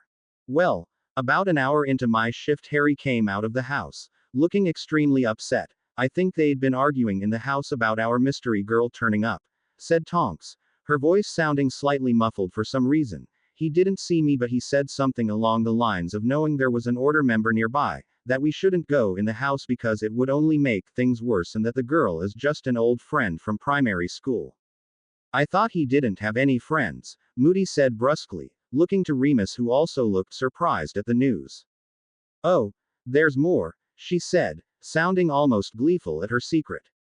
Well, demanded Moody at once, both eyes staring unseeingly ahead as he waited for a reply. I followed Harry under the cloak to the park, where he sat on the swings like he did last year, only guess who turned up only 5 minutes after he'd got there. Our girl, that's who. She's watching him, demanded Moody, and she's following him. Did you detect any magic on her? No, she's completely clean, like Dung said, she's extremely muggle, not a drop of magic in her. What did they talk about? Moody asked, gnarled hand twirling his wand around, quite ominously in Remus's opinion. I don't know, I was keeping my distance, replied Tonks, and Remus flinched, awaiting Moody's retribution. Keeping your distance, he yelled into his wrist right on cue, or school training lesson number 1 Tonks. When trying to find out information it's usually best to keep within earshot of the subject. Harry told me to keep out of his way and when. Oh well, if Harry told you that then it's fine. He raved, throwing his hand up in indignation, and I supposed if Voldemort asked you to kindly stop fighting him you would. Of course not, if you'd let me finish. She said angrily. Harry told me to keep out of his way so I sat on the other side of the park when she turned up. They had a very intense conversation. An argument, Moody interrupted, and you didn't think he might need assistance? No, let me finish. They were having an intense conversation, code word for personal, romantic, get it? Cut in Tonks once again, sounding furious at Moody's comments. Anyway, I was about to get closer to see what exactly was going on when he ed her. Ed her? Asked Remus, feeling shocked. How long has he known her? About 10 minutes by my watch, said Tonks dryly. So, we've got a female capable of befuddling Potter, said Moody almost to himself, someone who can get close, find information out, possibly even. She's a complete muggle, Mad Eye, reminded Tonks, a slight giggle in her voice. Doesn't matter, we're going to have to be very careful about this one, dismissed Moody, jumping to his feet and going into full or mode. What I want to do then is go around, ask her a few questions. We can easily obliviate her by the sounds of it, end of the situation. Hang on a second, said Remus, worried by Moody's trigger-happy take on things. That's not really necessary yet, is it? We've got an unidentified female with a large amount of sway over him. How are we to know she isn't working for a Death Eater? He demanded. We've got absolutely no sign of magical interference, supplied Tonks, swinging towards Remus's opinion too. How about this? I managed to track a bit of her route home. Why don't I disguise myself as a teenager and get talking to her? I could ask her any question I liked then. It's better that than freaking her out, Moody. What if she is just an innocent? Listen, both of you, said Remus finally, we don't want to go scaring her off. If she is just an innocent, then we don't want to ruin whatever relationship she has with Harry. Let's think about it rationally. She could do Harry a lot of good, something to take his mind off everything.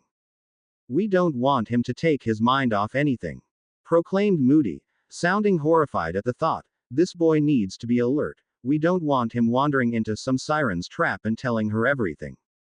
Siren? Really, Mad Eye? Asked Tonks incredulously. Don't be so ridiculous.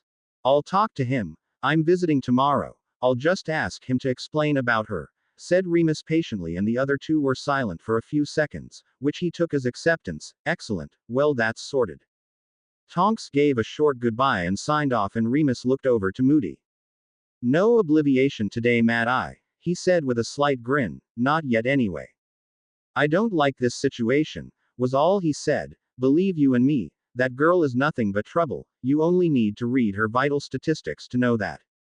Would you feel better if we found out more about her? Asked Remus.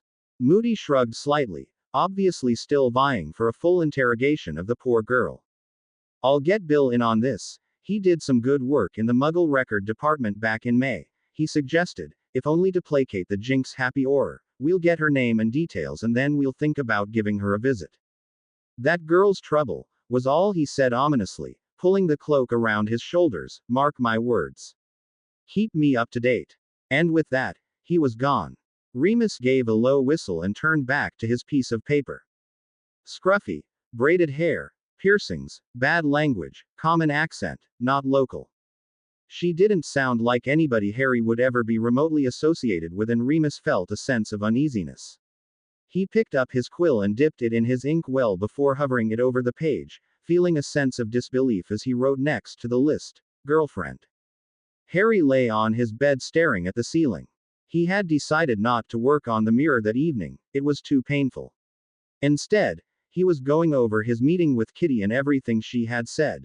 It seemed to have set a fire within him. She'd managed to put into words what he had been battling to come to terms with since Sirius's death. That he was trapped, that they were slowly taking over him. She told him that he knew they couldn't watch him all the time.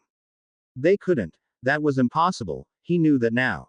She was right when she told him they'd make him believe. If you stay in that place though, they're going to make you believe that. You should leave. They're going to keep on at you until you can't fight back anymore. They were making him believe. These past summers they'd been gradually making him prisoner in his own house, gradually taking away everything that made living worthwhile. He didn't even have Hogwarts to look forward to this year, to help him get through the days. All that lay ahead of him on this path was pain, death, murder. Murder or be murdered. She had been right. She had known him for only a few hours, but she could already see it. They were breaking his spirit. If they break your spirit like that, you'll never be able to go back. What was going to happen to him? He could either stay in Hogwarts, in the magical world, or wait to be hunted down, slowly being broken until whatever it was that made him would be stripped away, or he could leave. Run. Preserve his sanity, his humanity. He wasn't a murderer and he wasn't going to wait around to be murdered. They can't hurt you if you get out. Friday night, at 11:55, he'd get out. The next afternoon the doorbell rang for a second time and an odd feeling stole over Harry. He had been lying on his bed with a wet flannel on his burning forehead, which he pulled off as he sat up and stared at the door. He didn't know how, but he just knew it was Kitty. It was a ridiculous thought, and he couldn't imagine why she'd possibly attempt a second house visit in as many days, but Harry waited with bated breath as he heard his uncle marching down the corridor. As stealthily as possible, Harry slid off his bed and crept onto the landing, watching through the rails of the banister as the door was opened. He didn't manage to catch a glimpse of whoever it was due to his uncle's massive form taking up most of the doorway, but he could hear everything crystal clear. You, he said nastily to whomever it was, I've already told you we're very busy. He made to shut the door, but the visitor had stuck a foot in, and Harry could almost hear his uncle's snort of anger as the door banged off it. He was almost certain it was Kitty now. Excuse me, his uncle said in a loud, angry voice, we're busy.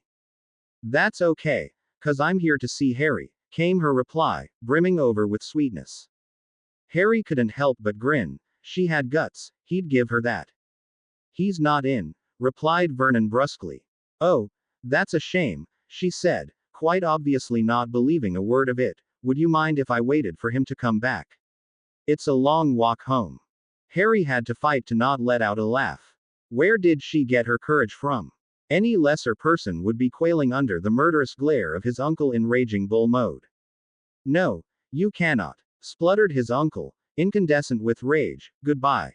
He forced her foot out of the door and slammed it shut, causing the window panes to rattle slightly. Harry could see from his hiding place his uncle filling his lungs up, ready to shout to him. Ring. Ring. He deflated quickly, whipping around to the door and glaring at it. Harry snickered to himself. Go away, roared his uncle at it, spittle flying from his mouth. There was a moment of brief silence and Vernon nodded to himself appreciatively. Ring, ring, ring. Girl. He roared even louder. If you do not stop this instant, I am going to phone the police. Harry struggled not to laugh too loudly as silence reigned for a few moments.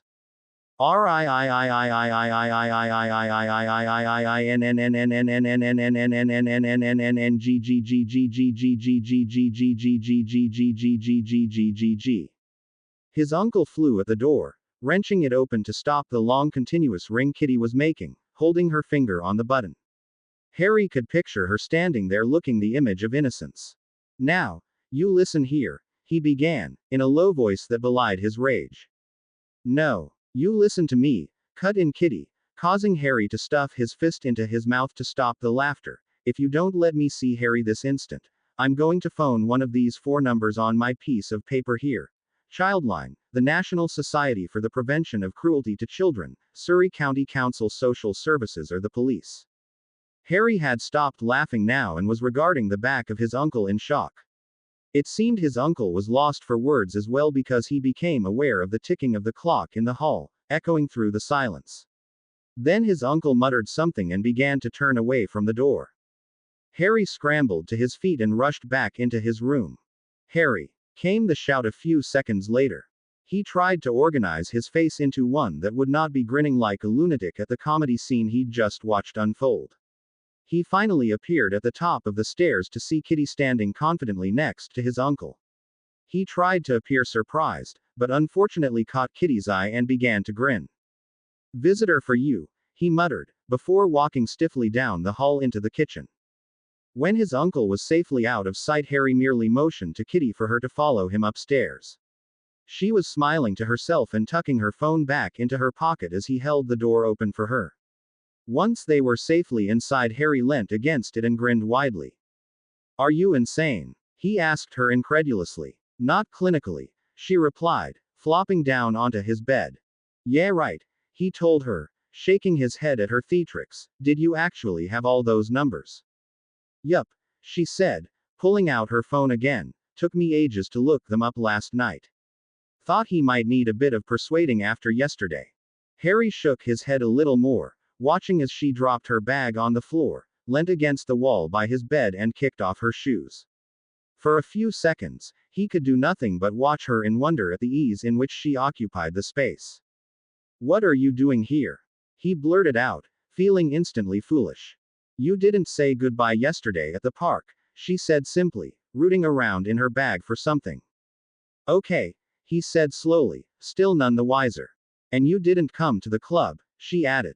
I couldn't, he said, still looking at her with a kind of wonder. Was it good? A1. Tip-top. Clubbing fare, she said with a grin. Was that in English? He said after a moment. Yes, she laughed. Don't you ever watch Spaced? No, he said slowly, feeling completely lost in the conversation. Oh well, you should. It's a quote from that wicked program, she said, nodding to herself. I had to dance on my own. Oh, said Harry, feeling embarrassed and wrong-footed now. Sorry. Doesn't matter. She laughed. I was only joking. We'll have to go another time. She nodded to herself again and fell silent, looking around the room, and not for the first time Harry wondered what she was doing at his house, again. After last night he'd been convinced he'd terrified her away or convinced her of his paranoid madness. I just thought I'd see if you fancied some company, she elaborated suddenly. I was bored and thought, what the hell? McChicken sandwich, right. Harry raised a hand to his throbbing forehead and gave her a blank look. She merely pulled out a small brown paper bag out of which wafted the unmistakable smell of McDonald's. She handed it to him with a grin. Thought you might be hungry. Thanks, he said, shaking his head slightly. You do know you are strange, right? I'll take that the best way I can, she said, biting into her burger. So, what you been up to since we last did speak? Not a lot, he said through a mouthful of food, moping generally. She laughed appreciatively and looked around the room. You? He asked, feeling it was only polite. Workin', she stated. Oh right, what do you do? I work down at the I hate to tell you but I think your bird may have escaped, she said suddenly. What? Your bird? She said, pointing over to Hedwig's cage, the doors open. Oh yeah, I've sent her to stay with friends, he explained awkwardly, realizing how it sounded. However, Kitty merely nodded and accepted it, too busy examining the contents of her burger. Why do they always put gherkin in these things? She asked him vaguely. Everyone always picks them out. Think of the number of gherkins in the world that are wasted. I bet half are owned by McDonald's. He looked at her, grinning slightly, and she noticed. You really do think I'm mad, don't you? She laughed. Pretty much. He nodded, and she merely bobbed her tongue out at him. They finished their meal in silence, and he watched her looking around his room at everything before a sudden thought sprang to mind. He had magical stuff littered everywhere. On his desk was a half-finished transfiguration essay. The spy snitch box was sat on his desk. His school trunk was open at the bottom of his bed. He even had a Gryffindor pennant tacked above his bedstead. Harry gave a panicked look towards her, but she was busily eating her burger, staring vaguely at the wall ahead of her.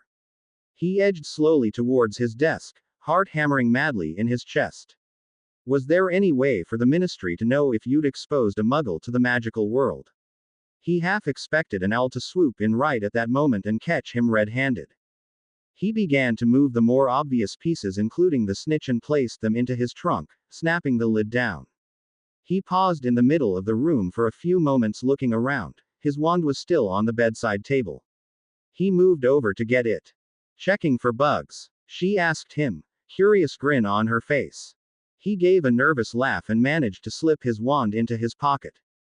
No need to tidy up on my account, she said to him bemusedly. I expect every self-respecting teenager to live in a sty.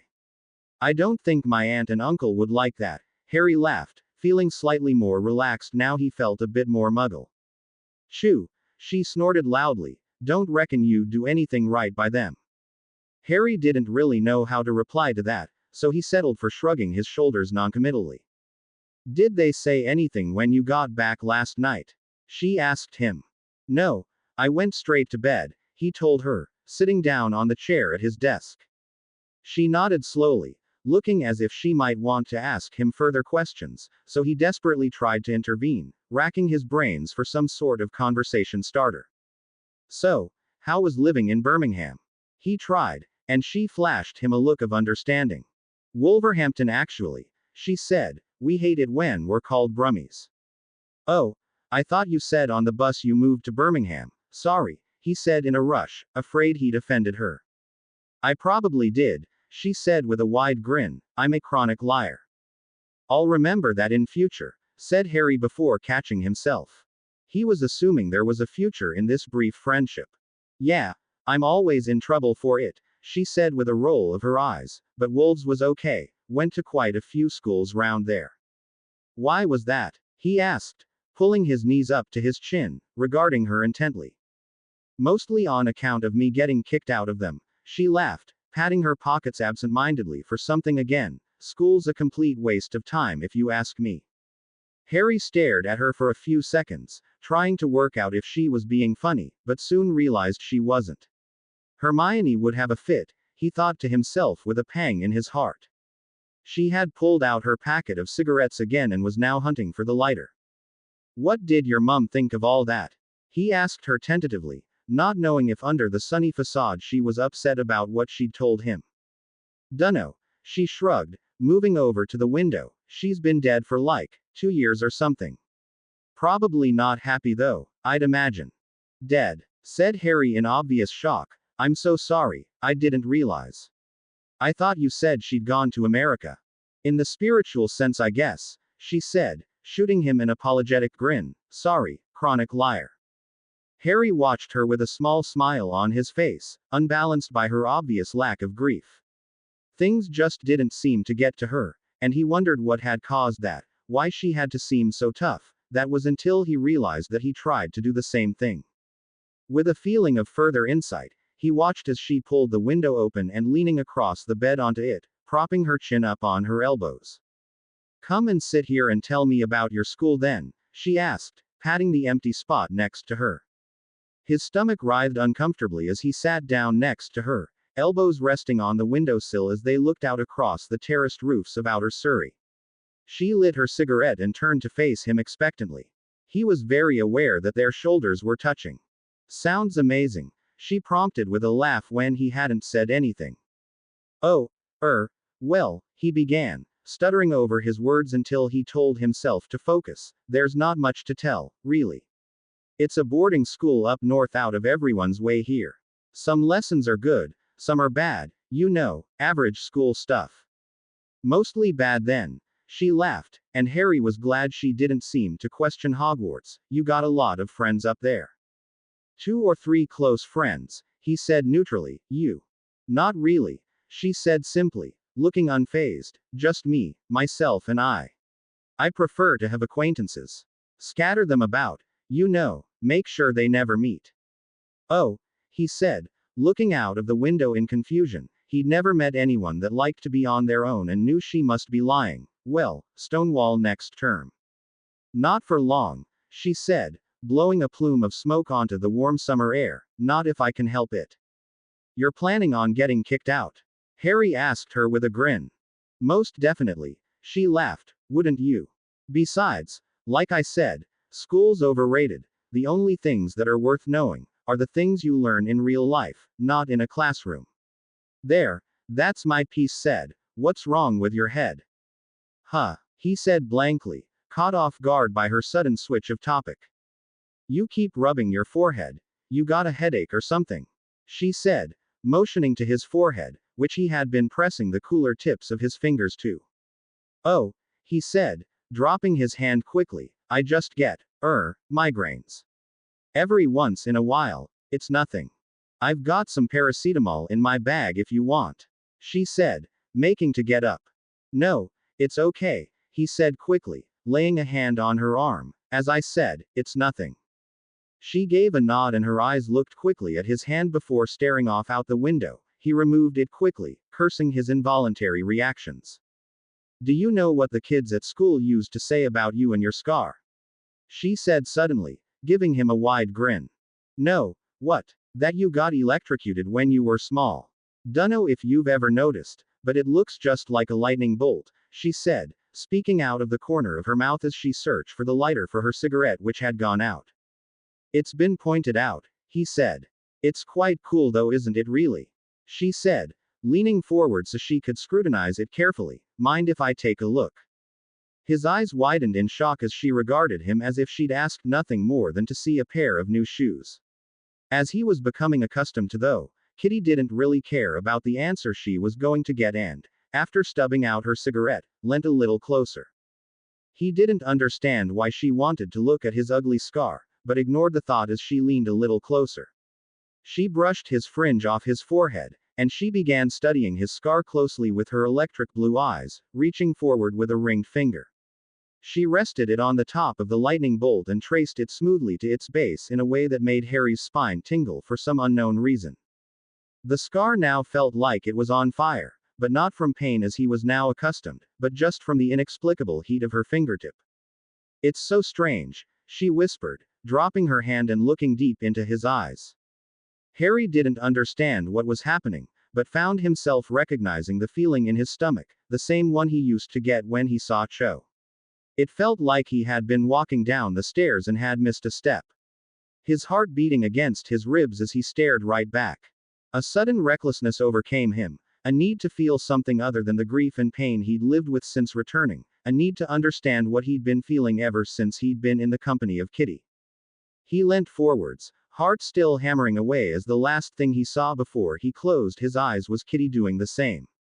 The key was a million times sweeter than anything he'd shared with Cho, and for that brief while, he could feel no pain or sadness or anger, only joy. He couldn't help but grin into the key, as she shifted closer slightly, tilting her head to one side as he, for the first time he could remember, let go of what it was that made him the boy who lived. When they broke apart for air a short while later, they merely leaned against each other's forehead, eyes closed peacefully as they breathed, only millimeters from touching lips. He could feel her breath tickling his mouth, feel her heart beating wildly through her shirt and the heat from her lips, they were so close. Feeling as if he were in a dream and not the real world, he opened his eyes slowly and studied her face, which looked familiar to him despite the short time he'd known her. He reached out and slowly tucked one of the braids which had fallen out of her bun behind her ear, watching his hand in fascination as it did what it pleased without command. She gave a smile and leaned forward, he, dotting him softly again. And there they would have stayed had, at that very moment, there not come a knock at the door. Harry's eyes snapped open and pulled away from Kitty, who shuffled away from him quickly, looking shaken. Harry, came the worried voice through the door.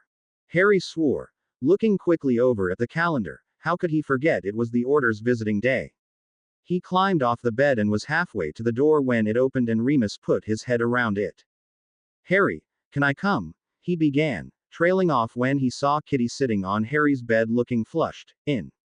He looked over to Harry with raised eyebrows, immediately demanding an explanation. Harry found his tongue was stuck in his throat. His cheeks were already burning, and his head was still foggy from the key. Now he had to introduce two people whose identities he wanted to keep secret. I better go, Harry, said Kitty suddenly, sliding off the bed and gathering her bag and various items she'd already littered about the place. No, wait, began Harry desperately before shooting Remus a quick look. Gotta go see a man about a dog, she told him with a grin, meeting his eyes for a brief moment as if to explain. Right, okay, he said despondently, unable to string together a coherent sentence. Remus stepped out of the way politely as she made for the door, swinging her bag onto her shoulders and giving him a faint smile. He followed her down the stairs, infinitely glad that his aunt and uncle were far away in the kitchen. When they were at the front door, he opened it slowly and she stepped out onto the porch. He'll only be here for a few minutes, tried Harry. I could probably be allowed to meet you at the park. Nah, I better get back to Dad, she said, her features darkening as she avoided his eyes, picking at the slight piece of peeling paint near the doorbell. He'll be wondering. Oh, said Harry, feeling bitterly disappointed. I thought you said you lived with your aunt. Chronic liar, she said with a shrug and a grin. See you about, Harry. Harry gave a silent nod, aware that this might be the last time he'd see her if his plan went accordingly tomorrow night. He didn't want to have to say goodbye now, not when he'd found the only good thing in the entire Muggle world.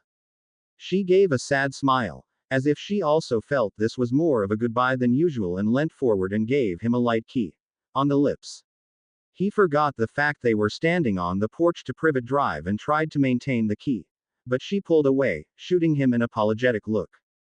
He wanted to say something more to her, but she had already turned away and was already walking down the garden path, and he had to stop himself running after her.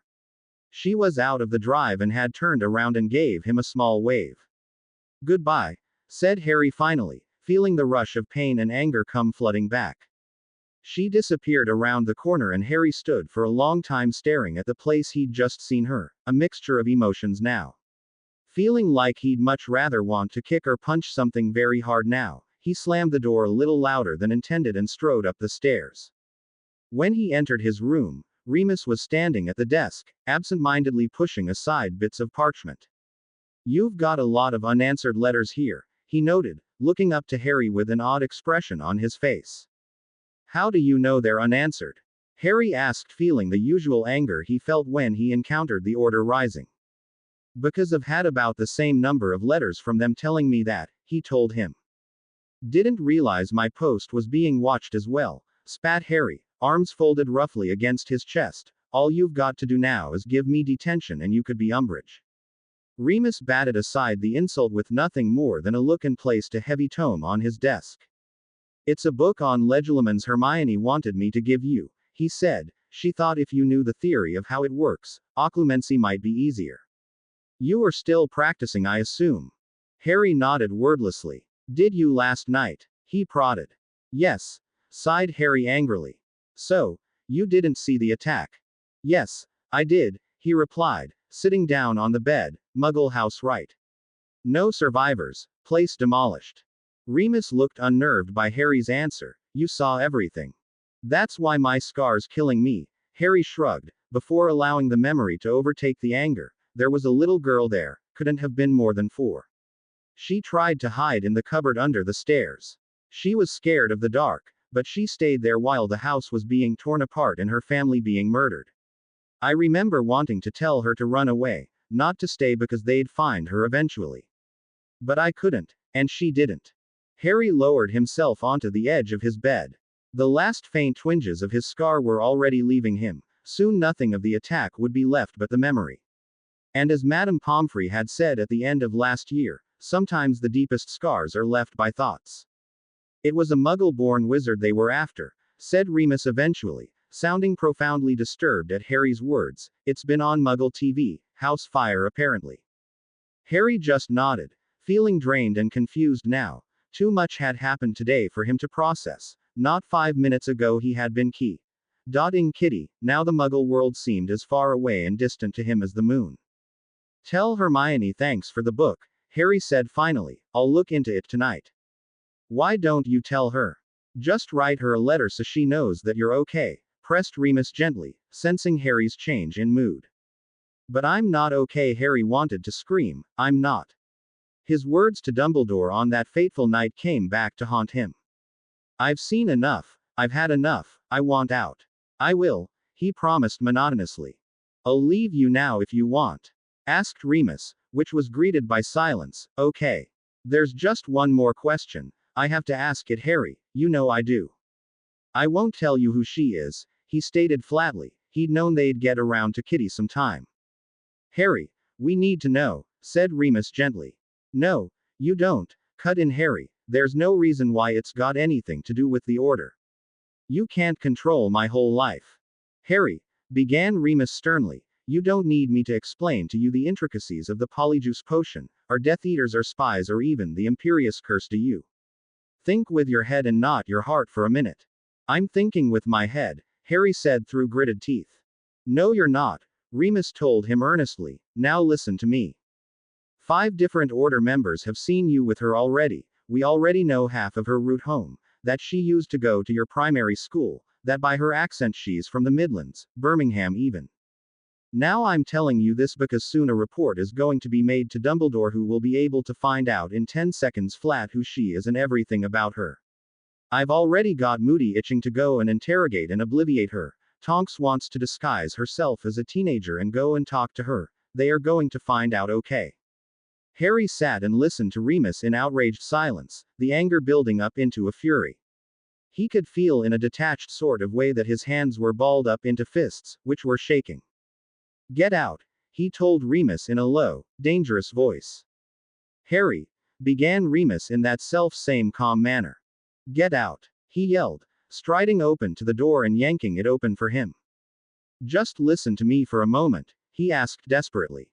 Do you think I give a damn what you got to say? Harry shouted, while you lot are here keeping me prisoner in my own home, innocent lives are being lost.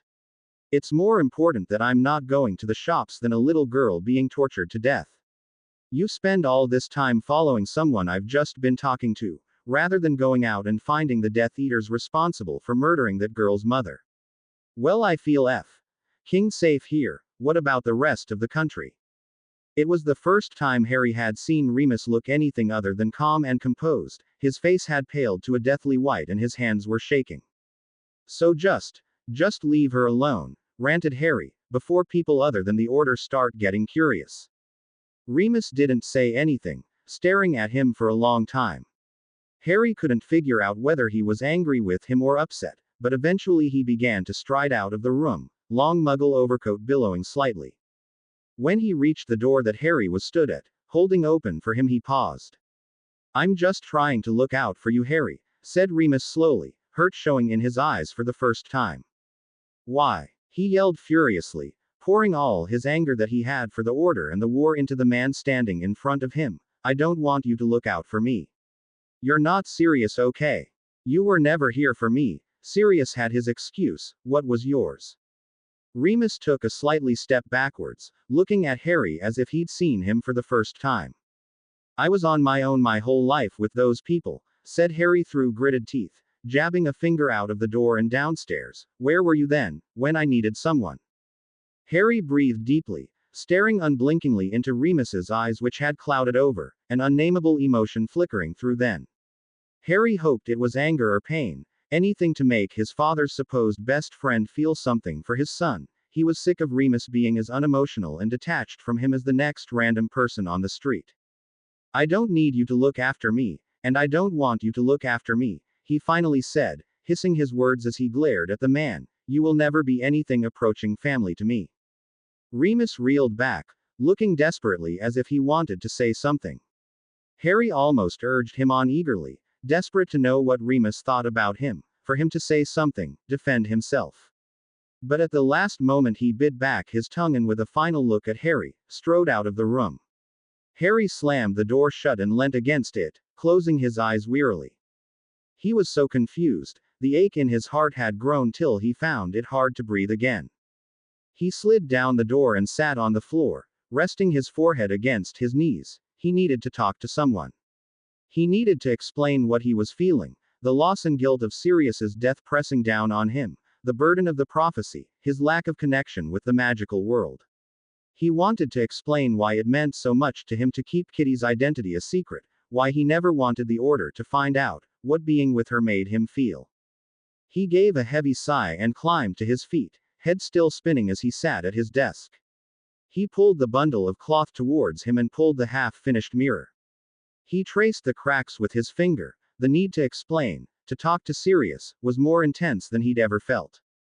Sirius, he whispered into the mirror, I'm sorry. I'm so sorry. He could feel his throat tightening, the words jumbling up in his head. He had to sort it out.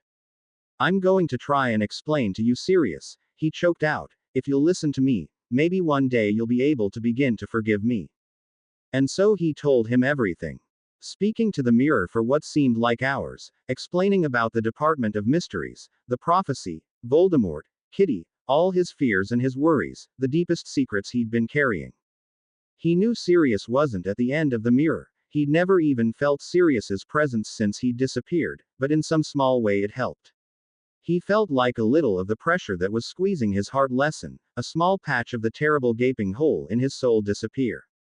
He actually found himself almost enjoying explaining about Kitty, telling Sirius that he'd like her, the sense of humor, the individuality, the chronic liar. But despite all that, the anger against the Order remained, the bitterness he felt against the prophecy, against what Dumbledore wanted him to become. It was like a focal point. All the fear, the anger, the hate for Voldemort and the Death Eaters was channeled into one place, the need to get out. I'm going away tomorrow night, he told his reflection of the dirty mirror, reaffirming it himself as much as Sirius. I won't let it destroy me like it did my parents, like it did you. I'm going to get out. Remus walked into the kitchen in silence and Tonks and Moody looked up at him. She knew at once that something was wrong. Remus was pale, shaking and hadn't seemed to even notice they were sitting there watching him. He walked over to the dresser and pulled out Sirius' half-finished bottle of Ogden's fire whiskey. He poured himself a large shot and Tonks and Moody shared a significant look, deeply disturbed. They had never seen him like this before. It seemed most out of place. Remus? Asked Tonks tentatively. He gave a start and looked across to them, halfway through pouring himself a second shot and gave a nod, as if to acknowledge their presence. What happened, Remus? She asked, wandering over to him, looking concerned. I can't do these visits anymore, said Remus in a steady voice as he walked over to the table, completely bypassing Tonks. What? Asked Tonks, sounding alarmed. Why? What happened? Remus shook his head and stared straight ahead of him, obviously not seeing what he was looking at. That boy is just so. He began slowly, unable to think of the proper word and slumping into his chair opposite Moody, whose scarred face was twisted into a knowing smirk. Give them an inch, they take a mile, he said, nodding at his own wise words. Remus shook his head again and Tonks slid into the seat opposite him, staring at him avidly. What happened? She breathed, eyes wide. Remus was silent and Tonks shuffled forward in her seat. Alistair, said Remus after a few minutes of silence, I'm officially asking to be taken off visiting duty. I can't do them anymore. We can put you on guard duty instead, he said without question.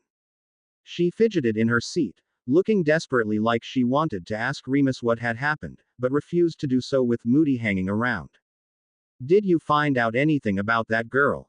He asked, leaning across the table with interest. Oh yes, said Remus almost bitterly, she was there.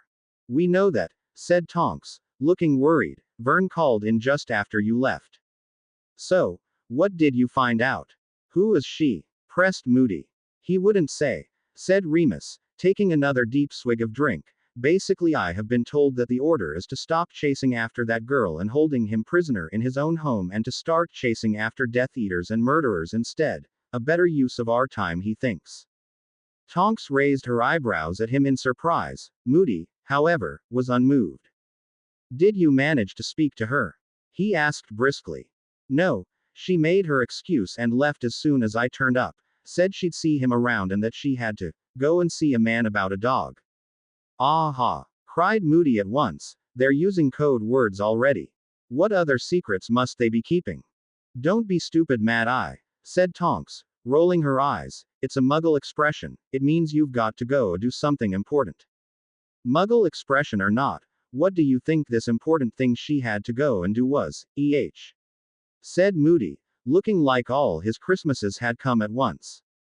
Mad Eye, began Tonks exasperatedly, I really think all we're talking about here is a girl that Harry's got feeling for, nothing else.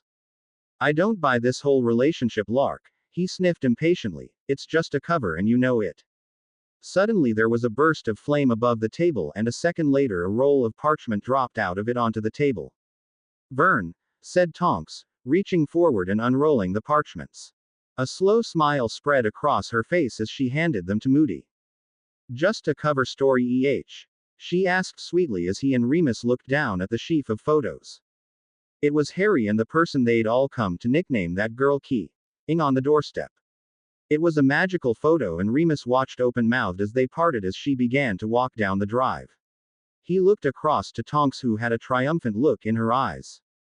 I told you. He's in love. It wasn't until that night as he was climbing into bed that he noticed two things sitting on his bedside table. The first was a small bottle of Coca-Cola, which he picked up with a grin, and the second was sitting underneath the bottle, a small brown envelope with the words, Harry FYEO, written on it in Biro. With a puzzled look, he had no idea what FYEO meant. He opened it and pulled out a tatty piece of paper that had obviously come from a spiral-bound notebook. A quick glance down at the signature told him it was from Kitty as he'd suspected. He lay down on his bed and began to read the letter, wide grin on his face. Dear Harry, you'd have got this in one of two ways, I guess. Either my cunning attempt to get into your house didn't work and the police was called, in which case this has been posted, or I actually managed to get in and I left this in your room. Either way, you're obviously reading this, so mission accomplished, not spelled right, I know. Harry paused, laughing at her tone. She wrote just how she spoke, barely legibly. I just wanted to tell you that I am not insane. I don't want you to think I'm being a weird stalker type coming to your house. I wasn't following you or anything. I found your address out from Dudley's mate Shane Davis. This letter was my attempt at being serious in case I didn't manage to be so today, which is probably likely, yeah. I was going to explain why I came over right about now, but I'm still not really sure. Is it enough to say I just wanted to see you again? Felt like it. He stopped again, his stomach giving a pleasant lurch at the thought. He quite liked the fact that she had the same trouble in placing her finger on what exactly was going on. I'm really not very good at writing stuff like this. There's a special word for it, isn't there, when you can't say the totes you have in your head. Anyway, I'm going to get the point, now. I didn't believe you in the park when you said people could be listening or watching us. I told you that you was being paranoid. But I saw that woman come after you as soon as you left, and you arguing with her as she walked you away. I don't pretend to understand what the hell is happening, what you could have possibly done that would mean you should be followed or watched or whatever. Maybe you're the one that's insane. But it doesn't really matter. Everything I said to you in the park was the honest truth. I can see you're unhappy. Anyone could if they took 2 seconds to look at you properly. And I know it must be something more than your aunt and uncle. Why else would you not want to go back to school? I didn't buy any of that crap about not being able to pay fees. Like they'd spend any money on you anyway. Ha. I also know you've been thinking of getting out long before we met. Maybe you're already planning it now, and I want you to know that if you do, you come to me, okay? I'm going to give you my address so that when you get out you can come here straight away, right? So now my reputation as a crazy bitch is fully cemented. You can make up your own mind. If you decide I'm being way too pushy since we only just met, then forget about it, and I wish you all the luck in the world, whatever happens. But if you decide the other way, you know where to come. Anyway, better go. Kitty. P.S. I hope you key. Ed me, and if you didn't and I bottled out, I'll do it next time I see you. Harry dropped the letter to his lap and stared at it for a long time. What was he supposed to think about all that?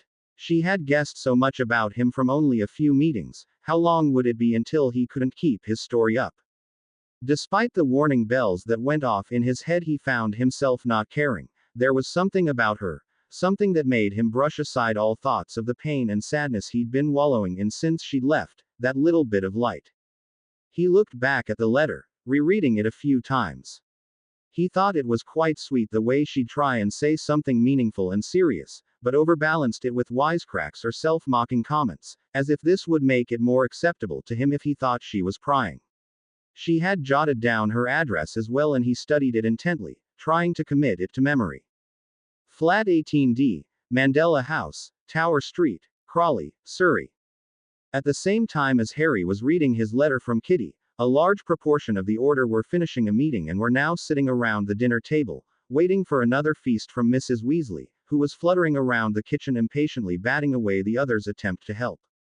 She reflected upon the latest news of Harry's new girlfriend, with deep suspicion. The girl in the photograph was not someone she'd want to see Harry associating with, and she agreed with Moody that something ought to be done. She was just serving up dinner when Tonks turned up. Molly carefully pushed the knife that was leaning on the side of the table out of her reach. Merlin only knew what trouble she could wreak with that thing. "Do you need any help, Molly?" she asked, face full of sincerity and eagerness to please. She chuckled to herself. The only reason she was trying to be so helpful was because Charlie had arrived at the dinner table. "No, I'm fine, dear. You just sit down and have a rest. You've had a busy day," she said kindly, ladling out the gravy in copious amounts onto the plates of beef and veg. "As have you," she pointed out, pushing her pink hair behind her ear self-consciously. "Please, I'd like to do something." "He won't notice you unless you're 30 feet long. Have scales and breathe fire, dear," she said, trying to be as kind and as blunt as possible. "What?" she said blankly before realization dawned and she went red. "That's got nothing to do with it. I just wanted to help." "Of course, dear," said Molly, patting her lightly on the shoulders. "Just you sit down." "I could take Remus his dinner," she suggested hopefully. "I think it's best to leave Mr. Lupin alone right now, don't you think?" asked Molly, questioning tone subtly hiding the fact it was a statement. "He'll be hungry," she said, trying to inject a little bit of authority into her voice too, "and it might help him sober up. I'll only be a second." She held out her hands, waiting for the plate, and Molly could do nothing but sigh and hand her a serving. Tonks took off at high speed but didn't trip once. She padded up the wooden stairs, trying to ignore the leering heads of the house elves staring down at her as she made her way to the top of the house. She paused outside the door to the room Remus was in, partly to gain her composure from the high climb, and partly because she was about to enter the place that had been out of bounds for over a month, Sirius's room. Hesitantly, she raised her hand to the door and gave it a quick rap of the knuckles. She paused but there was no reply, so she tried again, and this too was greeted by stony silence. "Remus," she tried in a quiet, yet reassuring voice, "I've bought you some dinner. Can I come in?" Silence. "I'm coming in, okay." She gulped slightly and opened the door, which creaked loudly on its hinges. She winced at the noise and stuck her head around the door to find her nose instantly invaded by two smells. The first was the smell of an abandoned room, musty and unlived in. The second was fire whiskey. She walked in slowly, eyes falling on Remus, who was slumped on the floor, back propped up against the bed as he stared unseeingly at the carpet. "I bought you some dinner," she tried again, wondering if she was about to be yelled at. "We missed you at the meeting." "Didn't feel like coming," he said, giving a slight laugh and still staring at the patch ahead of him. "Mind if I come in?" asked Tonks. "Would you do anything but?" he said, raising the glass to his mouth again in a mechanical action. She sat down on the floor next to him and propped her own back up against the bed, feeling overcome by the surroundings. Sirius's room looked exactly the same as the instant he dropped everything and headed over to the Department of Mysteries. A cloak lay tossed over the chair to his desk. His bed was still unmade. There was a half-finished cup of now molding tea on the bedside table. Tonks found the surroundings unbearable to cope with. The great weight Sirius's death had left them all with was suffocating with all these reminders littered about the room so carelessly. A shoe at the base of the bed, an old sock that had missed the laundry basket, a small book sitting on the table, opened and marked at a certain page. "Look what I found," said Remus, showing her something with a heavy, lidded look in his eyes. Tonks took the sheaf of parchment from his hand and looked at it. It was a letter to Harry, half finished. "Congratulations on surviving your owls." "He couldn't remember the charm to make the ink flash like that," began Remus, voice breaking slightly. "He had to ask me." "Oh, Remus," said Tonks, unwelcome tears springing to her eyes, "it's not good for you to be up here. You know, Sirius wouldn't want us to be like this," he began loudly as if speaking to a third-party specter in the room. "He'd think we were just being miserable. He'd be so angry with me for it." His voice, which had been steadily worsening as he spoke, gave out and he had to cut off, taking time to give a great sniff and take another drink. "He wouldn't be angry with you," said Tonks gently, "not for being sad, don't think that. He would be angry with me," he protested, tears welling up in his eyes. "I'm no good, I can't do it. I can't be like him." "No one's asking you to," said Tonks, placing a consoling hand on his shoulder. "But they are. They want me to speak to Harry, ask him things, be his new godfather, but I can't," he said, stumbling over his words through the befuddled mind of alcohol. "Harry doesn't even like me." "He does like you, Remus," she told him firmly. "He always said you were his best teacher." "I don't want to be his teacher anymore. That was 3 years ago, and if anything, we're less friendly now than we were then," he said, tears splashing down his cheeks, surprising Tonks. "Harry's been through a lot, Remus, losing Sirius like that. I lost Sirius too," he said loudly, gesticulating wildly with his glass. "Sirius was my best friend, not his. I knew him over 20 years longer than Harry did, so why can't I be the one who can't cope? Why can't I be the one who grieves for their closest friend lost too early?" "You can," she told him, crying now too. "It's not a competition for the privilege to grieve, we can all do it together." He shook his head heavily, looking down into his glass and realizing that it was empty with a start. He poured himself another, taking a deep gulp before wiping his nose on his cuffs. "Is this about what happened today at the house?" she prompted, watching his drunken stupor with a frown. "Yes," he muttered into the rim of the glass. "Did you argue?" she continued, wanting to keep up the conversation, hoping Remus could get what was bothering him off his chest. "No, Harry just shouted at me and I listened," he said, before giving a bitter laugh. "He's just like James, he always knew if he shouted loud enough, I wouldn't argue back. And Sirius knew. You need to stand up for yourself then, Remus," Tonks told him slowly. "Don't just stand around and take it from them."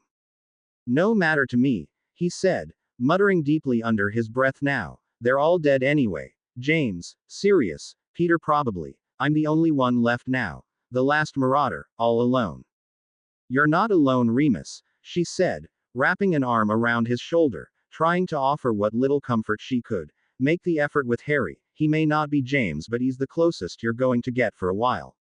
"I don't want to make the effort with Harry," he said angrily, wiping his eyes with the back of his hand again. "If it wasn't for him, none of this would have happened." "Remus, don't say things like that," she began, shocked at his outburst. "Why not? It's true. Everyone's thinking it. I'm just saying it," he continued. "We all know Sirius wouldn't be dead now if it wasn't for him, if he'd kept up his lessons with Snape instead of letting pig-headed foolishness get in the way. If he'd have been smart enough to realize it wasn't a vision. If he'd trusted Snape. If he hadn't gone to that place. Sirius would still be here. He'd still be here." Tonks gaped in shock at the usual calm, mild-mannered man who was raging here in front of her 1 minute, breaking down the next. She couldn't think of anything to say. Sure, they all knew the details of that night, but Harry really hadn't had any choice in the events. They unfolded with sickening simplicity towards Voldemort's goal, another wizard duped with fatal consequences, not for the first, our last time. It's not fair, said Remus hoarsely, running a shaking hand through his hair, that he should be gone and I'm still here. Why leave the most useless one here? You're not useless, tried Tonks. I don't want him to be dead, Remus cried plaintively, as simple as a small child. He didn't deserve to die, it wasn't his time. I want him to be alive again. That's not going to happen, she whispered, tightening her arms around the broken man. I want him back, he choked out as she pulled him into a comforting embrace, more than anything in the world. I know, Tonks replied, smoothing down his hair as the tears rolled down her face, I know. Harry was lying stretched out on his bed, staring at the ceiling, his head nearly exploding at the thoughts which were blasting through it too quick to register. In his hand, he held the letter that had been delivered only a few minutes ago by an unknown eagle owl. He had been heavily suspicious to begin with and had opened it cautiously. When the parchment had slipped out, he'd felt slightly foolish for his nerves, but now he felt like he had to hold it at arm's length, such was the power the words held over him. Quick as a flash, Harry jumped to his feet and began to pace the room. He daren't look at the letter, just in case the words had changed by some cruel act of spite. However, after a few more seconds of furious movement around the room, he bit the bullet and brought it up to his face, reading it quickly with eyes darting from side to side, trying to burn a hole in the parchment. Dear Mr. Potter, my name is Antonius Quibble, I am what you would term an unspeakable, and I work for the Department of Mysteries. Harry dropped the letter to his side. It still read the same as before and the fire in his belly seemed to grow, fed by the fuel the words had provided him with. His spine seemed to be tingling with the anticipation of finishing the letter and he brought it to his face again, licking his dry lips as he continued. You may wonder why I am writing to you, and it is because of this. I know that you were part of the resistance that fought against the Death Eaters and the Dark One in my chambers, and I know your connection with the one within the veil. Here Harry stopped again, throwing the letter onto his bed and staring at it furiously. What did this mean? How did this man know about Sirius being in the veil? How could he possibly know?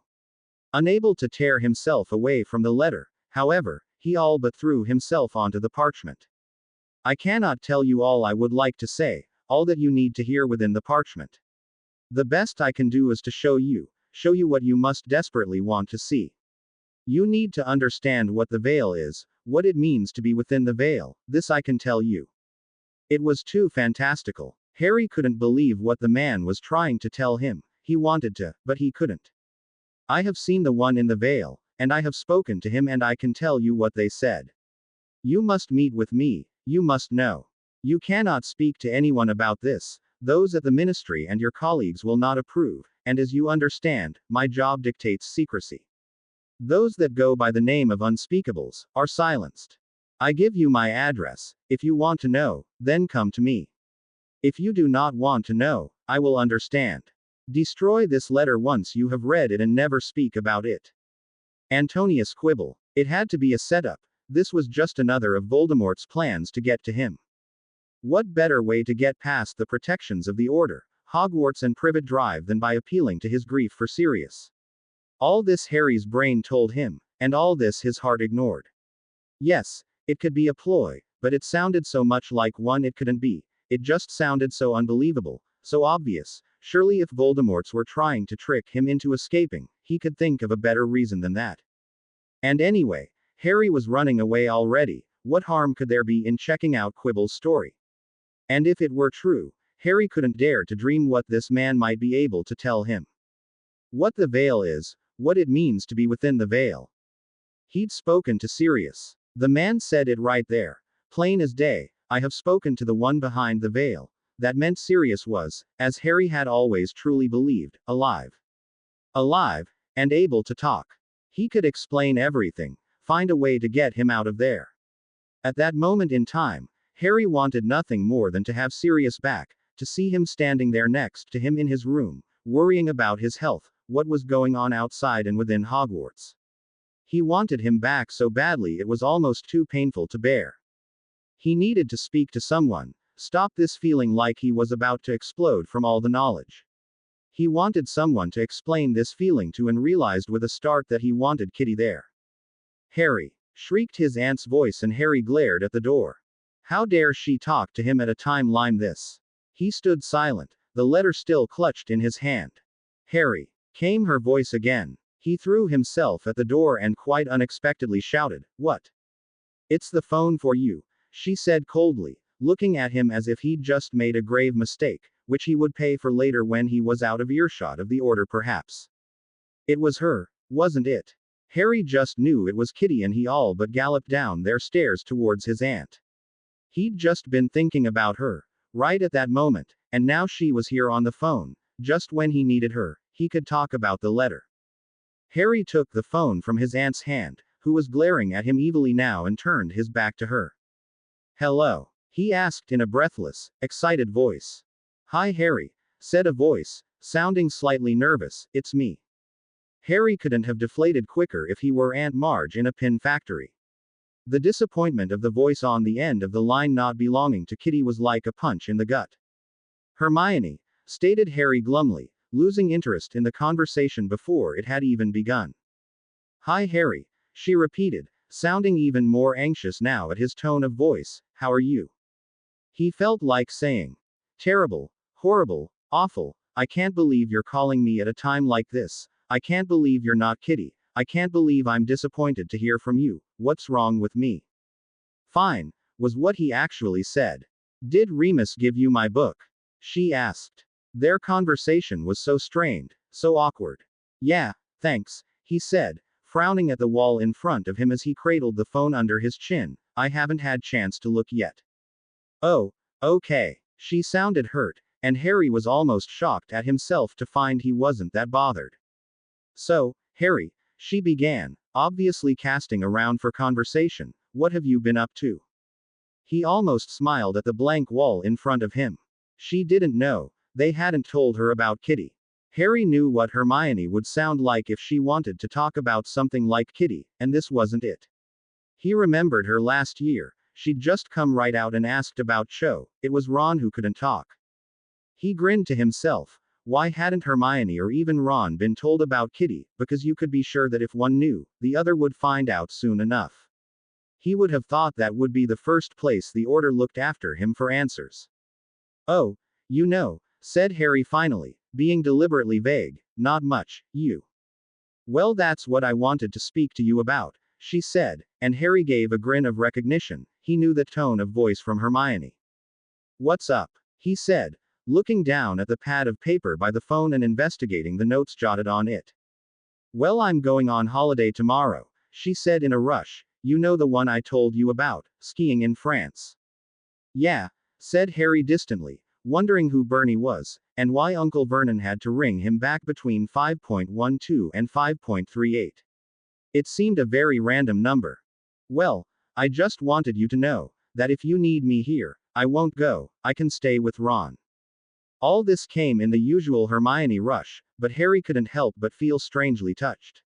He stopped looking at the pad and stared at the wall again. Why would she give up a holiday to stay around for him? Was everyone really that worried about him? "I'm fine, Hermione," he said stolidly. "Go on holiday, visit museums, eat cheese, have fun." She gave a slight laugh. He wished he could add, "Tell me how it feels," but didn't think it was appropriate. "Okay, if you're sure," she said, sounding thoroughly relieved by his ability to crack jokes. He looked down at the parchment still in his hands, almost jumping at the sight of it. He seemed to have convinced himself that if he didn't look at it every minute it would cease to be real and become some sort of dream. Harry nodded at the parchment. "I'm sure." Why wasn't he going to tell her about it? Because he knew what she'd say. What that meant. "Okay," she breathed, failing to hide her relief. We missed you the other day, at Diagon Alley." He gave a sigh. He knew she'd try and get around to this.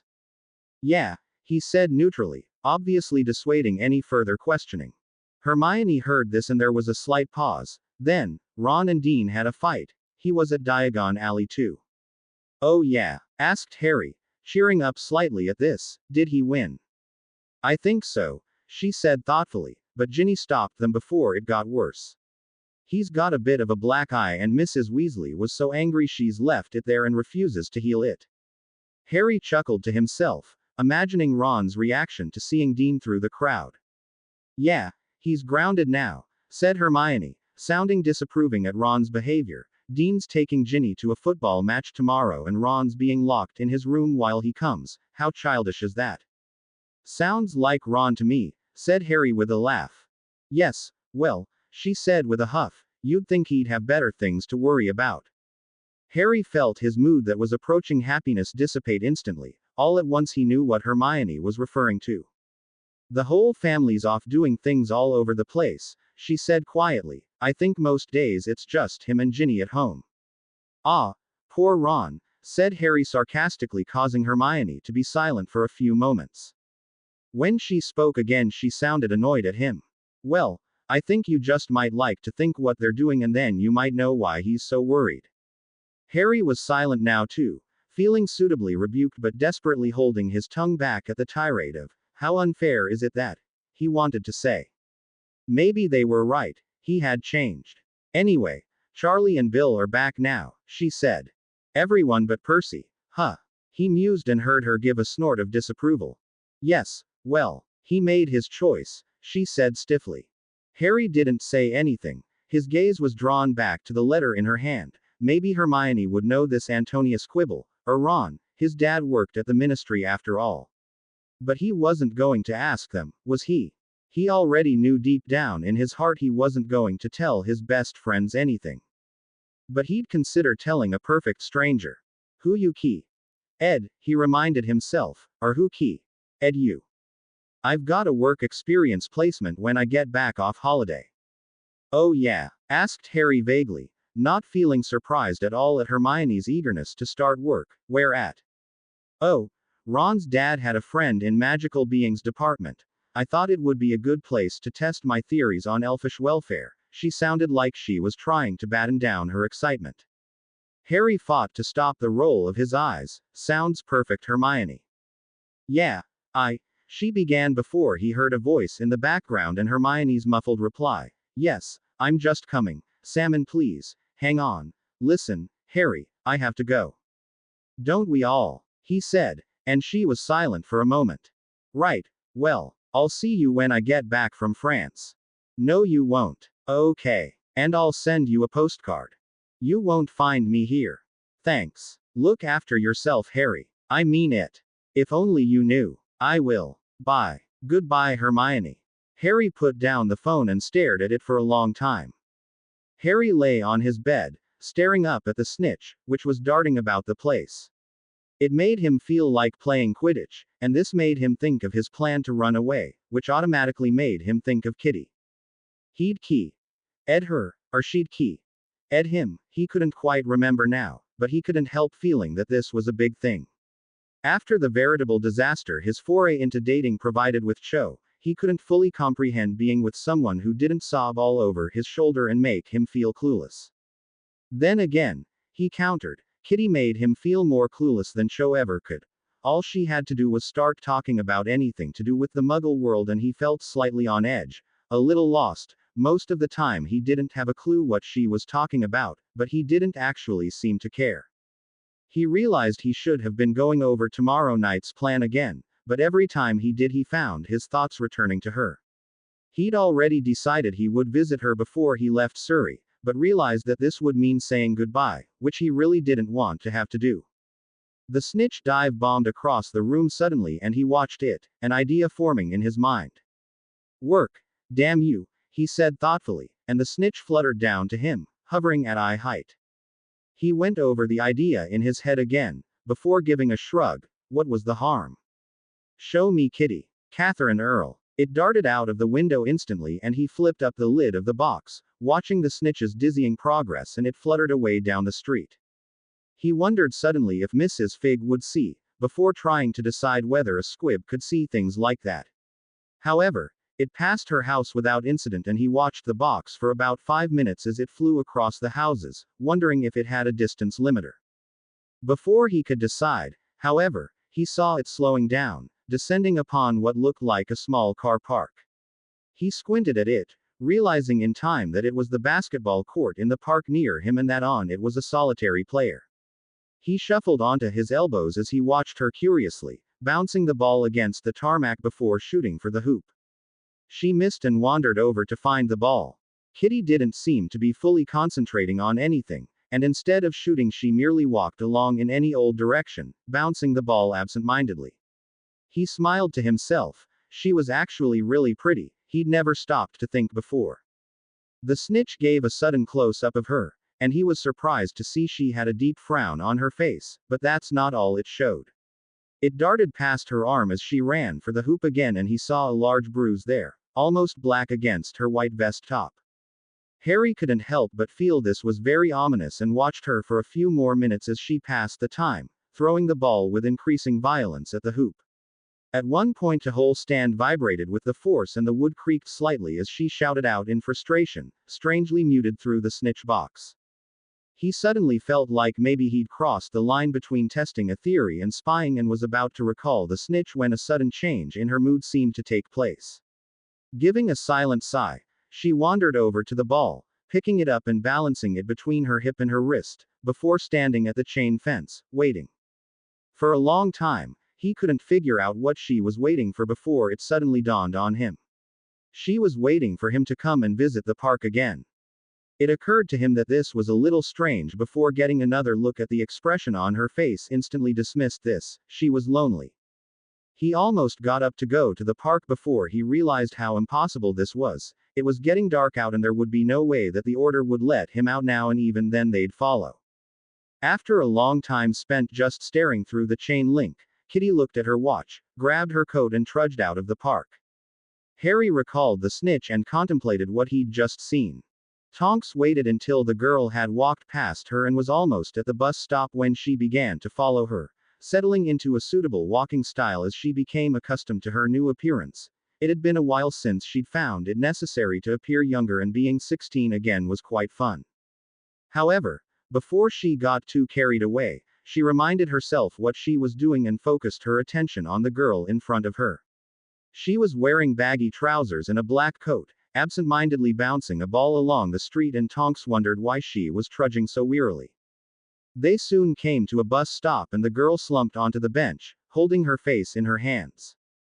Tonks leaned against the bus shelter too, making every appearance of waiting for a bus, whilst watching the girl surreptitiously out of the corner of her eye.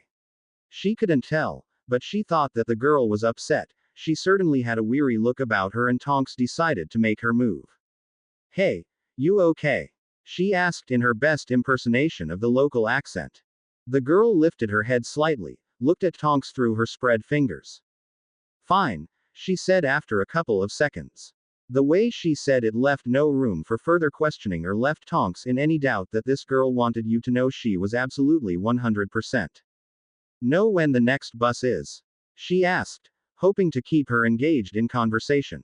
"There's a timetable right next to you," she replied, before turning away and pulling out a pack of cigarettes. "Right," she said hastily, turning to pretend to read it.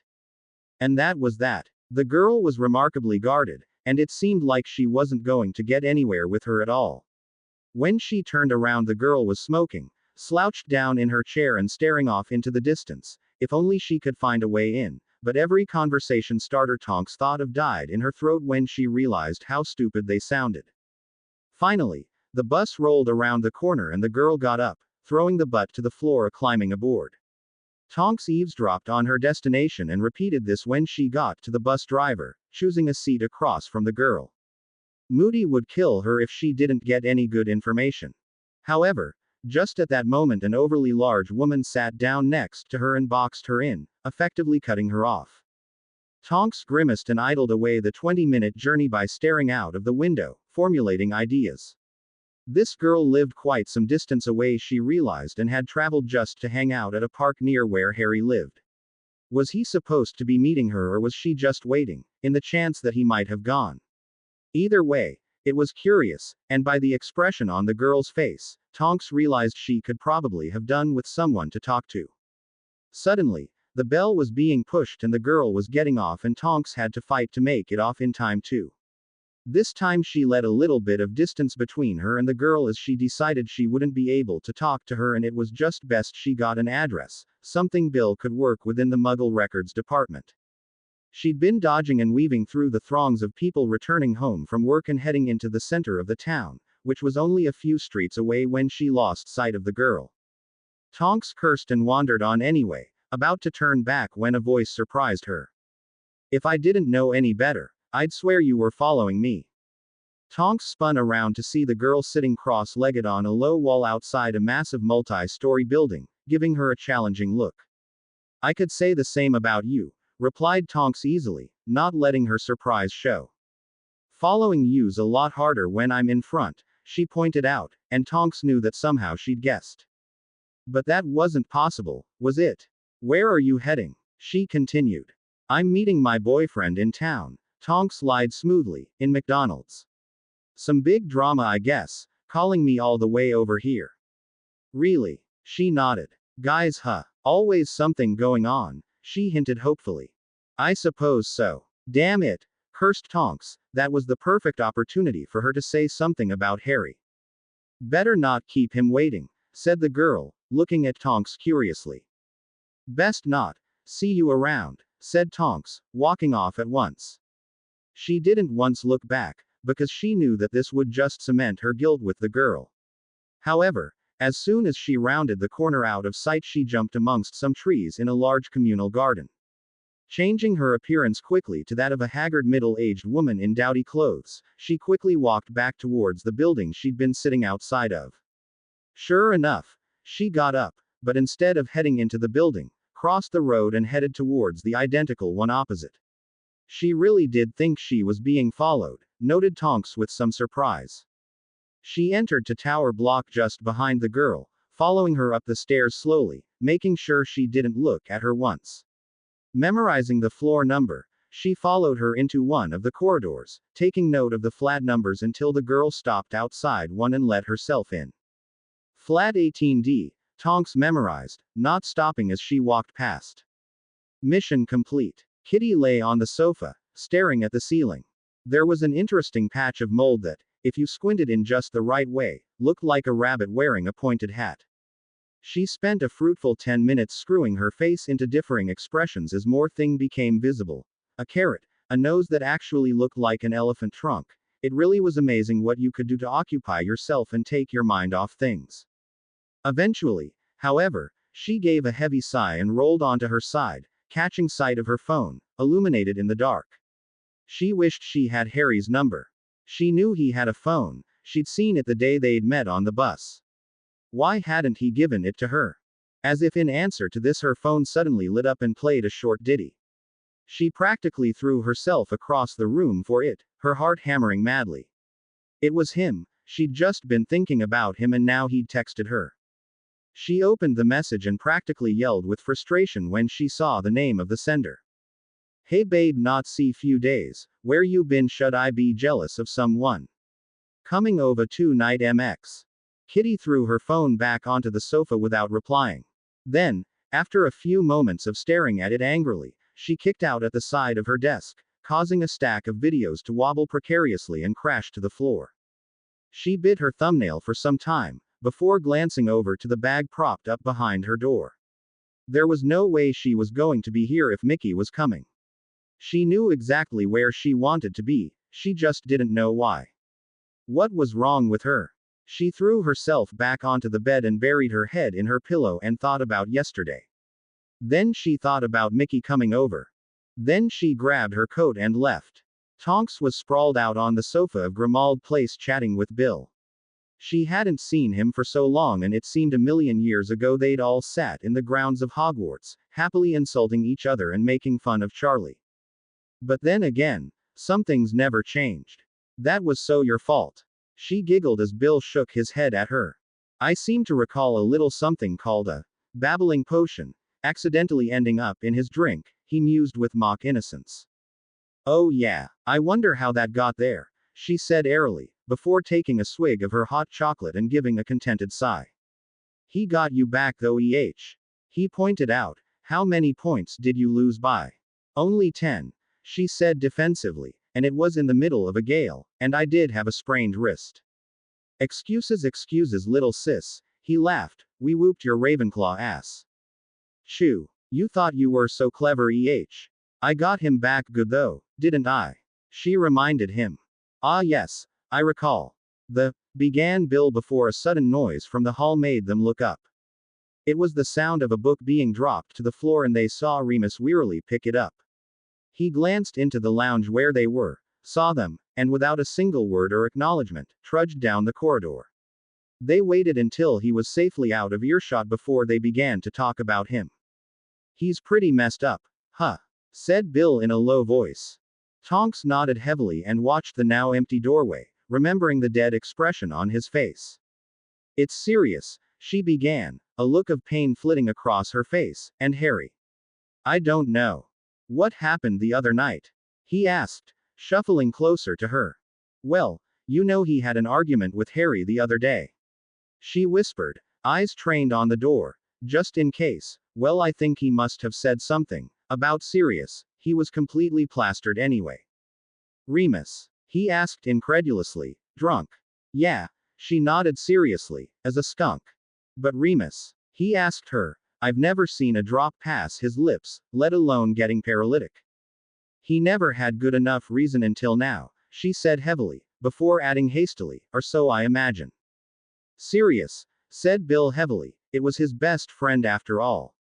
I get the feeling he doesn't have many, besides us lot, and we're a ragtag lot.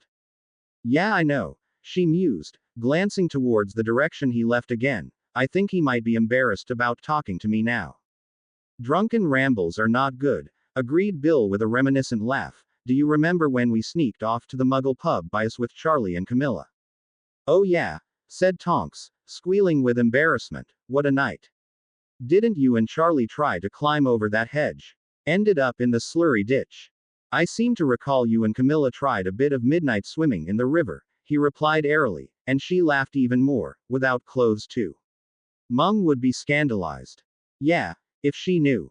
Those were good times, she sighed wistfully, I miss them. Yeah, when did it all get so serious, he asked her. I suppose when we got old, she replied, thinking about Remus again. She wondered if he'd ever done anything reckless like skinny dipping in a freezing Devonian river or tried hedge vaulting. Less of the old, he replied affectionately, before notice the expression on her face. Why don't you go and speak to him? You know, initiate the conversation, so he's not too embarrassed. You think so? She asked him with an anxious look towards the door. I reckon he could probably do with the company more than me right now. Maybe. Save the memories for later, yeah. She asked, already getting up. I'll be right back. Bill merely waved her off, picking up the nearby newspaper and beginning to read as Tonks wandered through the hall of Grimmauld Place to the kitchens. She checked her appearance before she walked in, frowning slightly as she saw Remus at the table, chin cradled in his hand as he stared off at nothing. Watch her, Remus, she said, giving him a slight smile. He jumped slightly and gave her a surprised look. Oh, hello Tonks, he said, sounding flustered. I didn't see you there. Practicing my stealth, she joked, not surprised to see it went completely over his head. He merely nodded and she decided to simply bite the bullet. How's your head? She asked lightly. Oh, he said vaguely, cheeks flushing slowly, not the best it's been. How about a coffee? Was all she said, recognizing his expectant air of reprimand or judgment. He merely nodded gratefully, sinking into one of the chairs around the large kitchen table. Tonks found herself unconsciously looking for a kettle and coffee grains before the magical part of her woke up and reminded her about flicking a wand. She placed the mug in front of him, sitting on the table with her feet propped up on the chair next to him. He was completely silent, and she tried not to stare at him. She frowned instantly, my coffee always tastes crap. He gave a flicker of a smile, before taking a sip himself. She saw him give a slight grimace, covering it up quickly with a polite look. She began to laugh. No need to be polite, Remus. How about some real coffee? So she set about transfiguring a mug into a cafetiere, summoning some ground coffee and pouring boiling water from the tip of her wand into it. So, she said as the coffee was left to stand, what's the next step with that girl and Harry? I'm not quite sure, he told her with a sigh. I'm seeing Dumbledore tomorrow, he'll tell us the best course of action. Meanwhile, I guess we could visit her tomorrow, find out a little more about her. Sounds like a plan, said Tonks, summoning over 2 mugs. Ron's coming over soon, we could ask him. That's an idea, said Remus, perking up slightly. Harry would tell them about her, wouldn't he? He is a teenage boy after all, added Tonks with a laugh, with all that it entails. Yeah, good times, mused Remus thoughtfully. She looked at him in surprise. I just said the exact same thing to Bill, she told him. Really? He asked, smiling slightly. Being a teenager in Hogwarts, now that was always fun. Even if you did get into a certain amount of trouble. I bet, she reminisced, I was always in some detention or another. I was sure Dumbledore was going to magically attach a disturbing the peace sign on my head at one point. I'm surprised we weren't expelled sometimes, Remus added, the stuff we got up to. Tonks found herself watching Remus with a newfound sadness. Both James and Sirius were gone now. Peter was as good as gone. He was right. He was the only one left. It was just too sad, she reflected later on that evening as she thought about it. Remus really didn't have anyone else left. Ron, came a voice, causing him to spin around quickly. Professor Lupin, he said automatically, feeling somewhat surprised. I keep telling you, Ron, I'm not your professor anymore, said the man easily, wandering into the room. Oh, right, he nodded quickly, looking around the room for inspiration. Is everything okay? Yes, everything's fine, said the man reassuringly. I just wanted a chat with you. Ron knew exactly what this meant. When adults used words like chat, or talk, or discussion, it was a sure thing that they had discovered something that you'd done. No good ever came from having a chat. Really? He said nervously, only, I should probably help Mum. Remus smiled at his reaction, causing Ron's nerves to increase. What had he done that would get him in trouble with his ex-professor? It won't take a minute, he said, sitting down on the musty couch. Right, he said morosely, standing in front of him, hands behind his back. What's up? I just wondered if you'd spoken to Harry recently. Ron almost sighed out loud in relief. It wasn't him that was in trouble after all. This was short-lived, however, as he could see the worry in the man's eyes. He hasn't replied to any of our letters, said Ron awkwardly, wondering if he should be divulging this information. I think he just must be really busy. Professor Lupin looked at him as if to say, what could Harry possibly be doing at the Dursleys? And Ron had to admit, he was right. Harry was always saying how he was so bored there he was nearly tearing his hair out. Has Hermione not heard from him either? He asked. She spoke to him on the Muggle thingy yesterday, he said, remembering Hermione's letter that now lay in his small trunk, explaining everything they'd talked about. Phone, nodded Remus, before pausing to think, how was he, did she say? Ron looked over to his trunk briefly. Hermione had been really upset about the conversation. She was really worried about his tone of voice, she'd said, but somehow Ron didn't think telling the professor was a good idea. He was okay. Bit bored, he said, before cursing himself. He'd just accused Harry of being too busy to communicate. He was okay? Asked Remus skeptically, and Ron shrugged. Only, I haven't seen him for a while now. Bit of a misunderstanding really. He bit your head off? Asked Ron before he could stop himself. Remus looked at him strangely. I mean, did you have an argument? He corrected, tips of his ears turning red.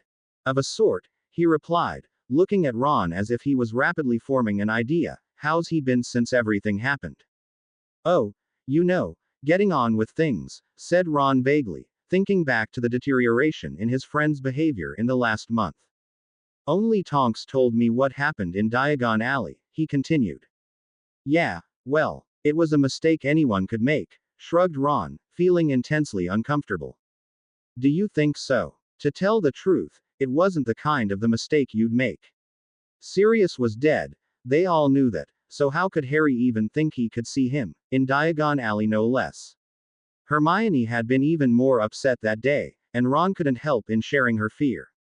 Why had Harry gone running after that dog? Why had he just left just like that? Why wasn't he talking to them? You're worried about him, aren't you? Said Remus. Ron looked over to the door. He really didn't want to talk about this now, especially to someone he generally knew as his old professor and vaguely knew as an order member. He knew Remus was a friend of Harry's dad, but it wasn't the same talking to him as it was with Sirius. Remus took his silence as an answer and gave him a comforting smile. "It'll be okay," he told him, and Ron fought to roll his eyes. He obviously didn't know Harry that well. "You don't think so?" noted Remus. "Well, with all due respect, sir," said Ron, wishing he hadn't started speaking. "Harry's not really the kind of person to get over things, if you know what I mean." The man looked slightly downcast at this.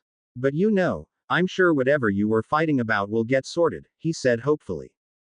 He merely nodded. It should be the other way around, Ron realized. Remus was supposed to be telling him this sort of stuff. He wondered what they had been fighting about, knowing already that it was connected to Sirius in some way. He also realized he almost wanted Remus to continue pressuring him into talking about Harry. He was even more worried now he'd come to speak with him, especially when combined with his lack of Hermione's conversation with him in Diagon Alley. "Just one more question, Ron," he asked, derailing his train of thought. "Yeah, does Harry keep in touch with any of his Muggle friends?" he said. Ron couldn't help but feel his eyebrows shoot up, ready to laugh out loud that Harry didn't have any Muggle friends when the strangeness of the question caught his attention. "What do you mean?" he asked in confusion. "Why?" "Well, we've just seen him meeting with someone and wondered if you knew who it could be," he asked hopefully. "Harry doesn't have any Muggle friends," he said, frowning at the man. "What do you mean meeting with someone?" "Who?" "A girl," he said, and Ron frowned even more. "We think it might be his girlfriend." "What?" he exclaimed loudly. "She lives in the nearest Muggle city," he said as Ron goggled wordlessly, "but she's been to visit him a few times. We were wondering if he'd said anything to you about her." "No, he hasn't," said Ron vaguely, surprised at this news. "Perhaps he might have mentioned her before." Ron shook his head again.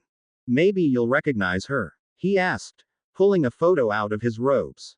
Ron took it wordlessly. It was obviously taken outside the Dursleys' house and he could see Harry standing in the open doorway, dressed in baggy Muggle clothes.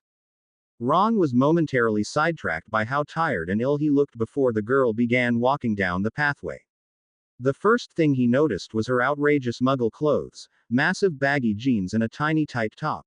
No wonder Harry likes her, he thought vaguely. Then other details began to come into view. She had hair that looked just like Lee Jordan's, but was multicolored instead. She had her lip and eyebrow pierced. She wore makeup. "You don't recognize her then?" asked the voice. Ron looked up quickly, having completely forgotten that Remus had been there waiting for him to speak. He looked back at the photo. "No, I don't," he said in confusion. "I don't understand. Harry's got a Muggle girlfriend. And can't even be bothered to tell us about it," he added to himself. "It is odd, isn't it?" nodded Remus almost to himself. "Oh well. Thanks for the help, Ron. Dinner's probably ready soon." "Right, okay," he said, watching the professor leave. He flopped onto the bed, staring at the photo the man had forgotten to take back. How could Harry not tell them this? Why could he talk to some stranger, but couldn't even be bothered to jot a note for an owl? He obviously really upset about Sirius, he scoffed, if he's already got himself a girlfriend. After a restless few minutes of confused thought he jumped up, fetching a quill and some parchment. "To Hermione. You'll never guess what I just found out." He began to write, scratching out his conversation with Remus, describing the photograph, subtly making inferences about what he thought without saying anything too specific. After all the worrying, the years of dreaming about it, the days spent planning it, running away from number 4 Privet Drive was surprisingly easy. Harry had been expecting his uncle to find him creeping through the kitchen, or some third, unknown guard springing him as he crept past Mundungus, empty post, or ministry owl swooping down on him as he walked down Crocus Crescent. But no one was there. No one came and no one noticed. For the first time he could remember, Harry realized as he walked towards the bus stop, dodging in the shadows nonetheless, he was free and on his own. No one watching over him, telling him what to do. Now he was free to do what he wanted to do, what he had to do. He had to find out what happened to Sirius. he had to get out of the magical world before it swallowed him up, and this was the only way. It became his mantra as he gripped the wand in his pocket tightly, telling himself, it's the only way, to keep himself from jumping out of his skin at every movement in the dark. Finally, he reached the bus stop and paused for breath, shrinking back into the shadows as much as he could whilst he looked around for followers. The timetable proclaimed the next bus to be arriving in 20 minutes, which he spent reading through Kitty's letter again, memorizing the address and searching the streets. He couldn't quite believe that he'd done it, that it had been as simple as picking up a bag, waiting for the crack of Mundungus dissipating, and walking out of the back garden. Surely someone would have been alerted in some way. As he got onto the bus and paid his fare, he couldn't help but thinking about his impending meeting with Kitty. He didn't want to have to say goodbye to her now, not when he seemed to have found the only person in the world that it was possible to be with that didn't make his heart ache with the thought of what was happening around him. He stared out the window of the bus, met with his reflection against the pitch black of outside. He looked pale, even to his own eyes, causing his scar to stand out even more. Angrily he flattened his fringe against it and looked away, trying to rid his mind of the horrible memories that refused to leave him. He tried to clear his mind the way Snape had taught him in his occlumency lessons, but found that every attempt was ruined by the sudden appearance of Kitty's face in his mind, and the nerves in his stomach as he thought about meeting her again. Oi, it's your stop. Harry jumped slightly at the voice to see the bus driver glaring at him in the mirror. He looked around the bus, which was empty, and jumped to his feet. Sorry, I didn't realize, he apologized, jumping off. Yeah right, scoffed the man, slamming the doors on him, muttering something about scroungers. Harry frowned at him, eyes drawn upwards as the bus drove away to meet the great grey edifice of Mandela House. The building had a looming presence, even in the dark, and Harry stared at it for some time. Somehow he just knew that Kitty would live in a place like this. He set off towards the front doors, trying to ignore the butterflies in his stomach as he entered the hallway, greeted by a large flight of concrete steps. Floor 18, he thought grimly, beginning his slow trudge upwards. Even though it was nearly 1:00 in the morning, the place seemed to be as busy as he'd have expected it during the day, various gangs of teenagers littering the stairs, watching him walk past with open hostility. He fancied he could hear a few whispered words but chose to ignore them.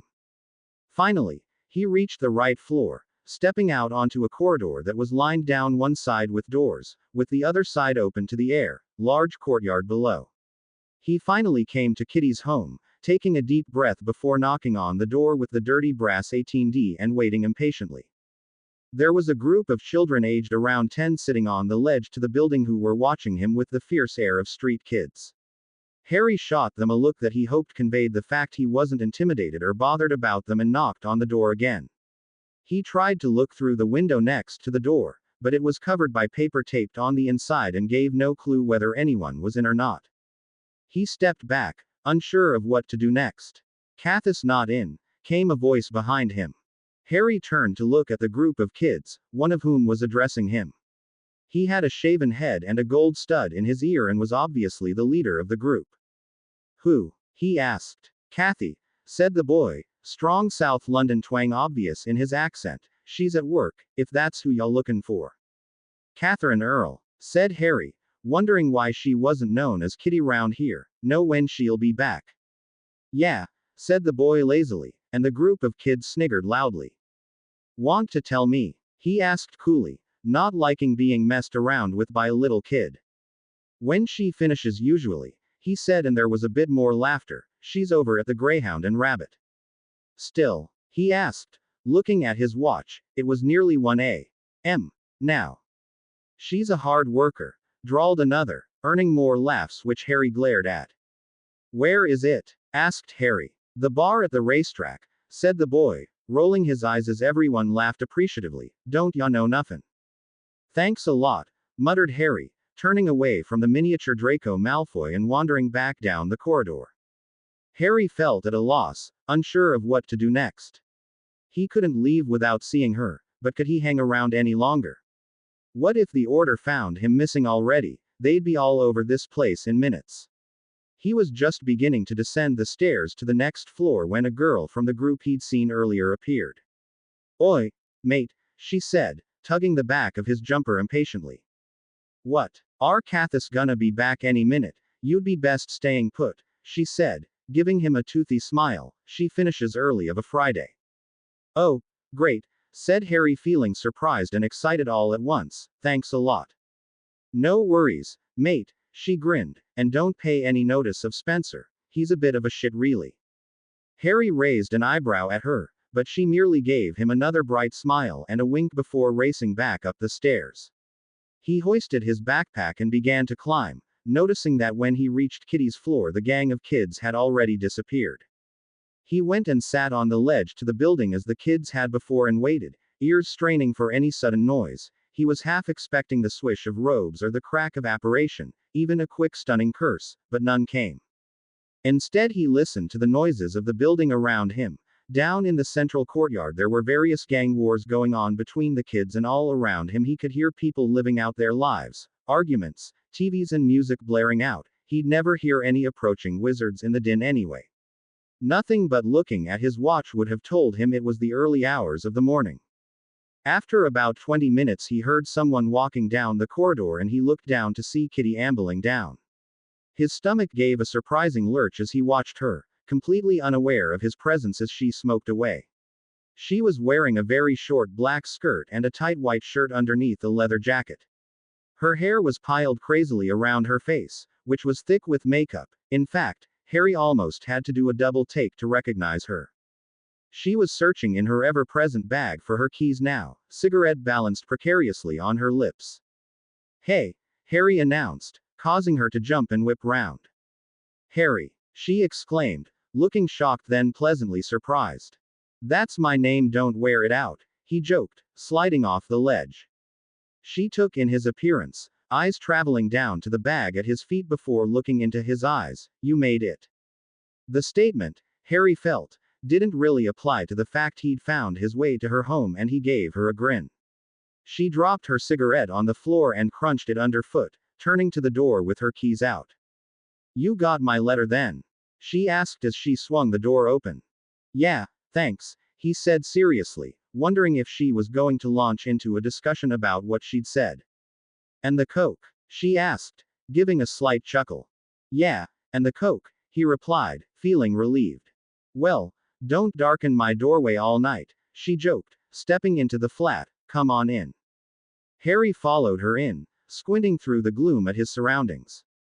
Kitty's home seemed to be built along the same lines as a rabbit warren, with tiny dark corridors interconnecting the 4 rooms. It was jam-packed with various items, shoes, papers and magazines, as well as a few bags of rubbish from the smell of it.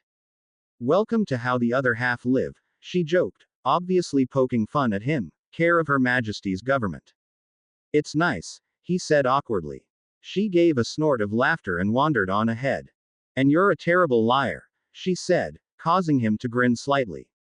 He stumbled along in the dark about to say something when he stepped on something that sounded suspiciously like broken glass. This didn't seem to worry Kitty, however, and they emerged into the kitchen and lounge, which was also cramped and cluttered. Bet you thought I was joking when I said all self-respecting teenagers should live in a sty. She asked him, wandering over to the fridge. Want a drink? I've got Coke or milk unless you want something a little stronger. Coke's good thanks, he said, standing awkwardly in the center of the living room. Think fast, she said, throwing a can at him. Quidditch gained reflexes kicked into action and he caught it on its path over his right shoulder. Nice one, she said, nodding appreciatively. Mind if I just fix myself a quick sandwich? No, go ahead, said Harry, dropping onto the sofa. You want one? She asked, her head lodged in the fridge. I'm okay thanks, he said, taking in his surroundings. Crisps. She tried again, shaking a small bag in his direction, and he agreed, if only to stop her raiding the entire house for food for him. So, how was work? He asked vaguely, staring for a few moments at the TV, whose aerial consisted of a coat hanger held together ingeniously with gaffer tape. Crap, she sighed heavily, giving a shrug, full of leery old men who think my ass is public property. Oh, right. Harry didn't quite know how to respond to that, so he looked around the room feeling slightly embarrassed. There was only the small sofa he was sat on and a single seater that was positioned in front of the heater and TV. Next to it sat a table, every inch of its surface crammed with empty bottles, vodka, gin, whiskey. He looked over to Kitty, who had her back to him as she buttered her bread. He suddenly wondered where her father was. It was gone one now and there was no sign of him. Sorry, I was a million miles away. What did you say? He became aware Kitty had been chatting away to him and he'd completely missed everything. Not important, she laughed, wandering over with a plate and her can of Coke, just trying to fill space. He got up, shooting another glance at the table, feeling its presence slightly ominous. He remembered the way Kitty's features had darkened the day before when she mentioned her father, and wondered if there was more than met the eye. Best go to my room, I guess, she said thoughtfully, looking around as if she'd seen the place for the first time. It's rank in here. She led him back through the maze and into her room, which was a lot smaller than his room at the Dursleys and again, just as messy as the rest of the house. There were clothes all over the floor and the table against the back wall was groaning under the weight of all the junk. CDs, videos, more clothes, pieces of paper, old dinner plates. It was clear though that this was not her room. Most of her possessions were crammed into one corner, the rest of it taken up with stacked boxes. Harry dropped his bag to the floor as she walked over to the small TV and popped a tape in. This is my absolute favorite TV show, she said happily, flopping down onto the sofa that must have doubled for a bed as she had to throw a duvet off. What is it? He asked, sitting down beside her. Simpsons, she said, grinning widely as she pressed play and the familiar theme tune, even to Harry's ears, filled the room. They watched the first few minutes in silence and Harry wondered whether the Dursleys had discovered him missing yet. They probably wouldn't till the next morning, possibly afternoon, and even then wouldn't say anything to the Order until at least the evening. That gave him plenty of time, unless the Order or his aunt and uncle got suspicious. So, you finally did it? She asked him, shifting slightly so she could see him properly. Yeah, he said, grinning widely at the sudden realization of the release of pressure he could feel. Were you followed? Kitty asked, looking serious. I don't think so, he said, avoiding her eyes. Good, she said, turning back to the program. Oh, I love this bit. Listen, okay brain, I don't like you and you don't like me. Classic line. Harry laughed at her impersonation. It seemed a clever idea to him now, to put a tape on while talking about serious or personal things, that way if things got awkward there was something else to focus on. He watched a few more minutes of the program before his mind started to wander once again. He was thinking once more about what would happen to him if he was caught. Would the Order go ahead and actually put bars on his windows? Or would he be moved to Grimmauld Place again? He found that his gaze kept flicking up to the clock on her desk, and after a while, he was aware that Kitty was staring at him. Nervous? She asked him, a slight grin on her lips. No, he replied instantly, before instantly feeling foolish. He was about to explain himself better when something caught his eye. It was a cut on Kitty's face he hadn't noticed before, running along her hairline and surrounded by a yellowy-green bruise. It must have been hidden by her braids, which she'd just tied back. He couldn't help but stare at it, trying to imagine the ways it was possible to get a cut there. Hey, I know I'm drop-dead gorgeous but there's no need to stare, she joked playfully, and Harry realized she'd been aware of him watching her. He remembered the table in the lounge overbrimming with empty bottles of alcohol and the large bruise he'd seen in the spy snitch, suddenly finding their presence all the more ominous. What happened to your head? He asked her seriously. The smile on her face flickered momentarily and for the briefest moment, Harry thought he saw fear in her eyes. But then as quickly as it had come, she was smiling again, feeling the cut gently with her fingers. Slipped on some wet tiles in the bathroom, she said easily, before giving a laugh, came around with a kitty-sized dent in the toilet. She was lying through her bare teeth and Harry could tell. Did you go to the doctor's? He asked her, testing her reactions. What? And tell him I'm a plank for not seeing wet tiles? She asked him with a laugh. I don't think so. Why was she lying? You might be hurt, he pointed out. I already know I'm hurt, Harry. I don't need a doctor to tell me that. I can see it, can't I? She said, and he could see she looked uncomfortable. It might get infected. It looks pretty yellow, he prompted. It's fine, Harry, she muttered, turning back to the TV and pulling a few braids down over the wound, hiding it from his view. He felt a horrible, uncomfortable feeling in his stomach, one that told him he already knew where the injury had come from. He'd known almost from the moment he'd seen it. He continued to watch her, resolutely trying to focus on the TV, wondering what he should say to her, if he should say something. He opened his mouth hesitantly, hoping the words would magically appear to him. Kitty, he began, casting about for inspiration. Drop it, Harry, she cut in harshly, throwing him a glare. It doesn't matter, okay? It doesn't matter, he asked her, and from his tone, she must have known that he knew. No, it King doesn't, okay, she said, before pointing the remote control at the TV and jacking up the sound. End of conversation, he thought, watching the cartoon, his mind still with her cut. If her father really had done it, then he didn't think he could leave her here knowing it. What he needed was more information, but it was something that she was quite obviously going to hate him for prying into. Is your dad home? He asked her, watching carefully for her reaction. Stepdad, she corrected automatically. Stepdad, he asked, eyebrow raised. Well, is he home? Chew, does it look like it? She snorted, focusing on turning the volume up on the TV even more, taking a lot longer than was necessary. This bit's good. He looked at the screens for a few seconds and laughed appreciatively in the right places, before turning to look at her again. She couldn't mistake the fact that he was waiting for an answer. He shouldn't be back till a lot later, she said, her voice sounding cool and off-putting to further questioning. Probably not till tomorrow. Oh, is he at work? Harry asked, pretending he hadn't noticed her earlier tone. No, she replied bitterly, before motioning to the TV again. Harry watched it, doing some quick thinking. When he turned back to Kitty, she pretended to be engrossed in the program for a short while until it became obvious he was staring. What? She asked him. He's at the pub, okay? Don't they close at 11? He pressed. Not this pub, she said darkly, before muttering something under her breath. You don't get along with him, Harry stated. Why don't you just come out and say you want to know what's going on? She asked him impatiently, although he could tell she wasn't angry with him. Because I'm not sure that I do, he replied. Then maybe you should trust your instincts, she told him, fingers unconsciously rearranging the braids in front of her cut.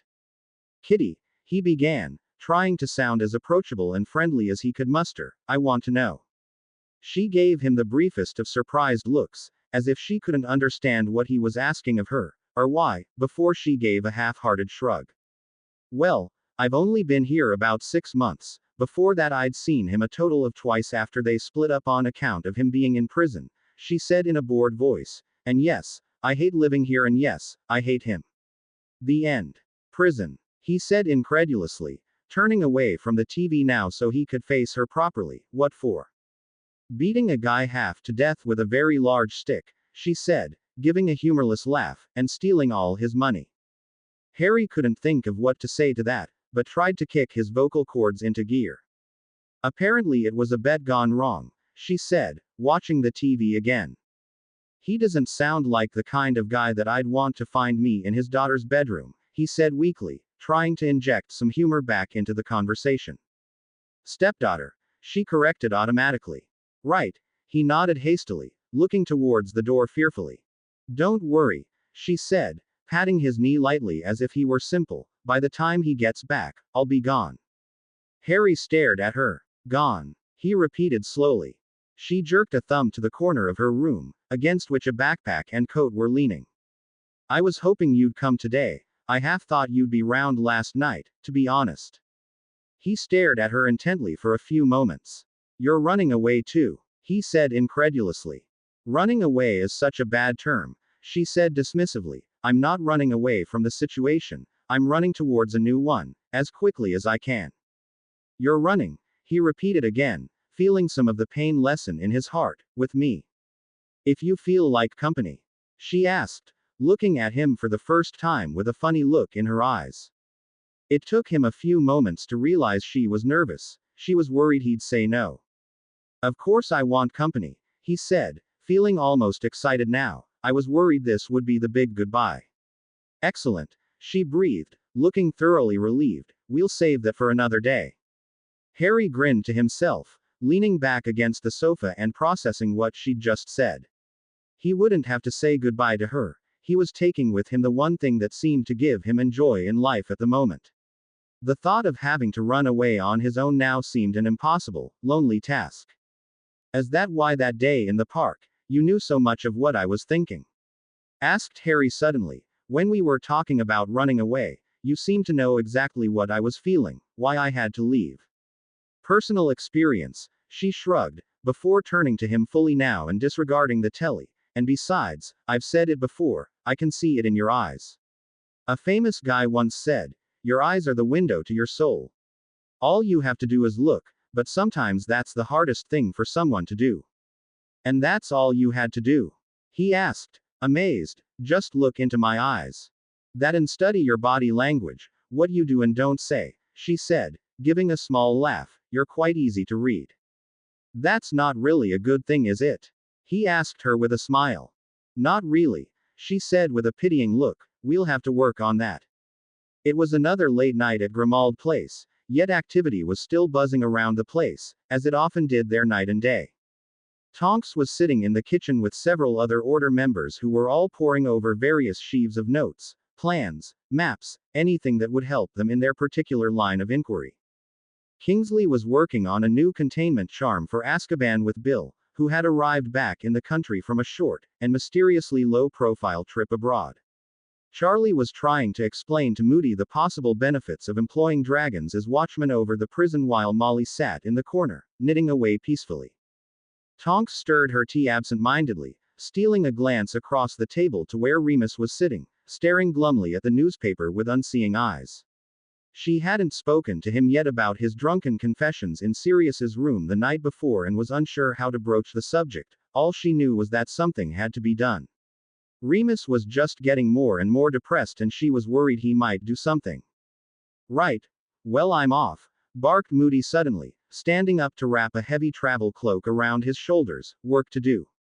You always make it sound so ominous and mysterious, Mad Eye, said Charlie sweetly. That's because it is, my lad, said Moody in a low voice, bending down and fixing him with a madly revolving eye. Righty-o, replied Charlie weakly, and Tonks tried to hide a smile. Bill, I want you to contact me immediately when you found out about our girl, he said in his most commanding voice.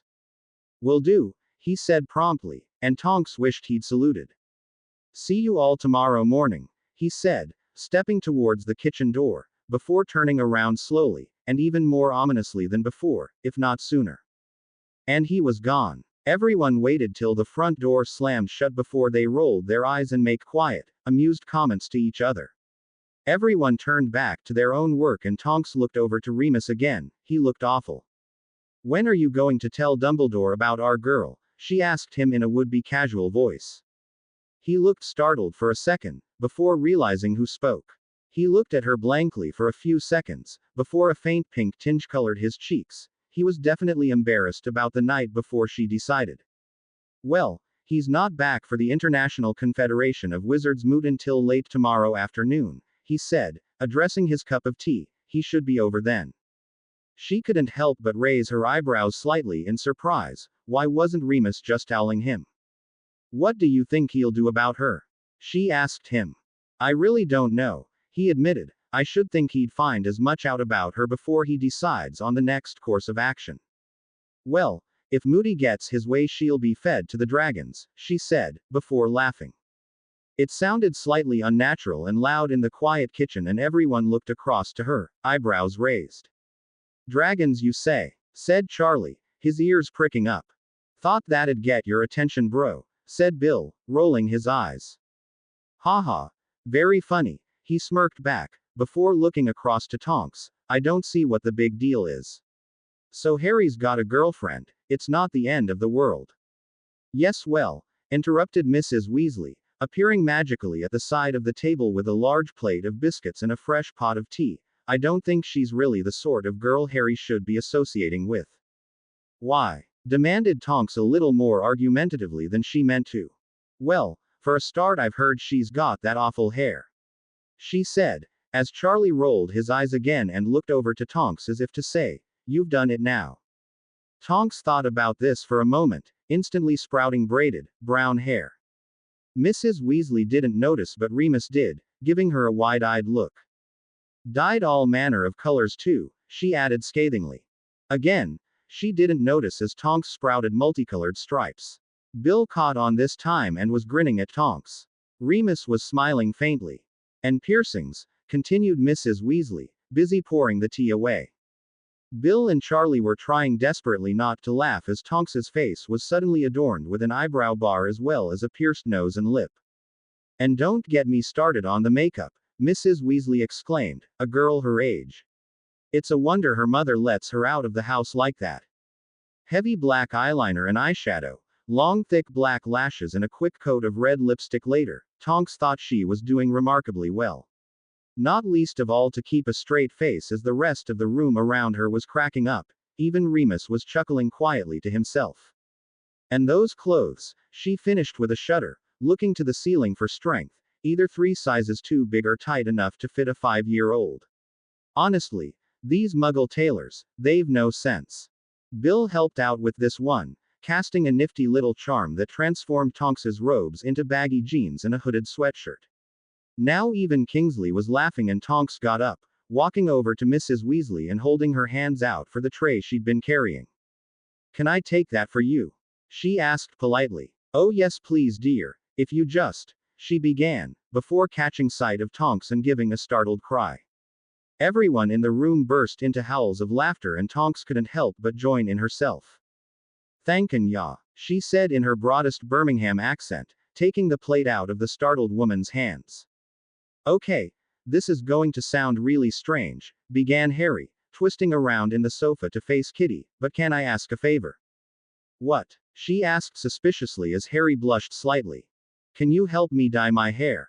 She began to laugh and Harry grinned and patiently waited for her to stop. When she finally did, she gave him a wide grin and attempted to straighten her face. "Why?" she said with forced solemnity. "Because someone might recognize me otherwise, and I feel like I change." He gave a shrug. "And why are you laughing? You do it all the time." "Yeah, I know," she said, shaking her head, just feeling antagonistic. "You're permanently antagonistic," he muttered and she sniggered to herself. "And how?" she agreed, before climbing to her feet. "You got a color." "Okay, I couldn't decide between B. Owned, because nobody would recognize me with that, or brown." He waited for her opinion and she looked at the 2 boxes he'd pulled out of his bag, which she held up to his head and squinted at for a while. "You know, I think B. Owned would be better," she mused finally, bit poncy, "but I think you can get away with it if you start walking with a manly swagger." Harry cracked up at this. "Don't I swagger manly like at the moment?" She merely rolled her eyes and pulled him to his feet and leading him to the bathroom, which was just off the main corridor and in the same state as the rest of the flat. In fact, it was worse in here because mold had spread from the tiles of the shower, most of which were lying on the floor. She merely kicked them out of her path as if they were nothing more than leaves on the pavement and started to unpack the various tubes and pots from the hair dye box into the sink. "Okay, sit on the toilet and stick your head over the shower I reckon," she said, reaching up for the shower hose. "I'm not sure if I can trust you," he said mockingly as he did as she said. "What's that supposed to mean?" she asked, pointing the shower nozzle at him as if it were a weapon. "Well, no offense, but look at your hair," he grinned, ducking as she sent a smack his way. "Right, now you've asked for it," she said evilly. "Before you might have got away with a slight speckling of green, but now." She let the threat linger and he gave her a cheesy smile. She merely rolled her eyes and pushed his head over the shower, turning on the shower, which was freezing cold and beginning to wet his hair. Harry closed his eyes, wondering if she was purposely freezing his head because he semi-insulted her hair. "Sorry about the water," she said after a while. "If you want it warm you'll have to go upstairs and stick a quid in." "It's fine," he said quickly, grimacing as some went down the back of his neck. She wasn't being too careful whether he got wet or not. After a few moments she turned it off and after running her fingers through his hair, squeezed out the rest of the water. She got up and chucked him a towel, before sitting on the floor in between the washing basket and tile mound and emptied the box onto the floor.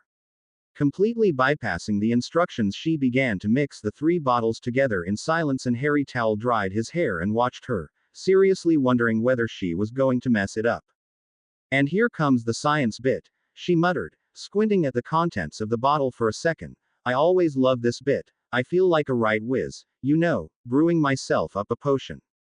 Harry paused in his towel drying for a moment as her words startled him, before slowly continuing, trying to make believe that nothing out of the ordinary had been said. "Wouldn't it be cool though, if you could just flick a wand and your hair would be dyed?" she suggested with a laugh. "Save me a ton of money, and time." "Yeah, imagine that," he said weakly, wondering what she was getting at. "Or even just a little spell to make the remote control fly over to you, so you don't have to get up to turn over the TV," she continued, oblivious to his increasing discomfort. "That's just lazy," he managed to croak out, a sudden horrible thought creeping over him that she knew. Somehow she'd found out about him. All these questions, what was all that about? She obviously was magical, or how else could she possibly find out, and play such a cool game? "Nah, that's not laziness," she was saying somewhere far off, "that's forward planning. Come on, Harry. Don't tell me you wouldn't like to have secret magical powers." He stared at her in silence, torn between wanting to run away and confront her. "I guess so," he said carefully. "Be just like in the movies, she said with a smile, turning back to her potion. And as soon as the feeling of suspicion had come over him, it had left again, and he realized how ridiculous you'd have to be to believe Kitty knew something, was planning this. "Yuck," she said, scrunching up her nose and moving away from the bottle. "Lovely peroxide smell up my nose."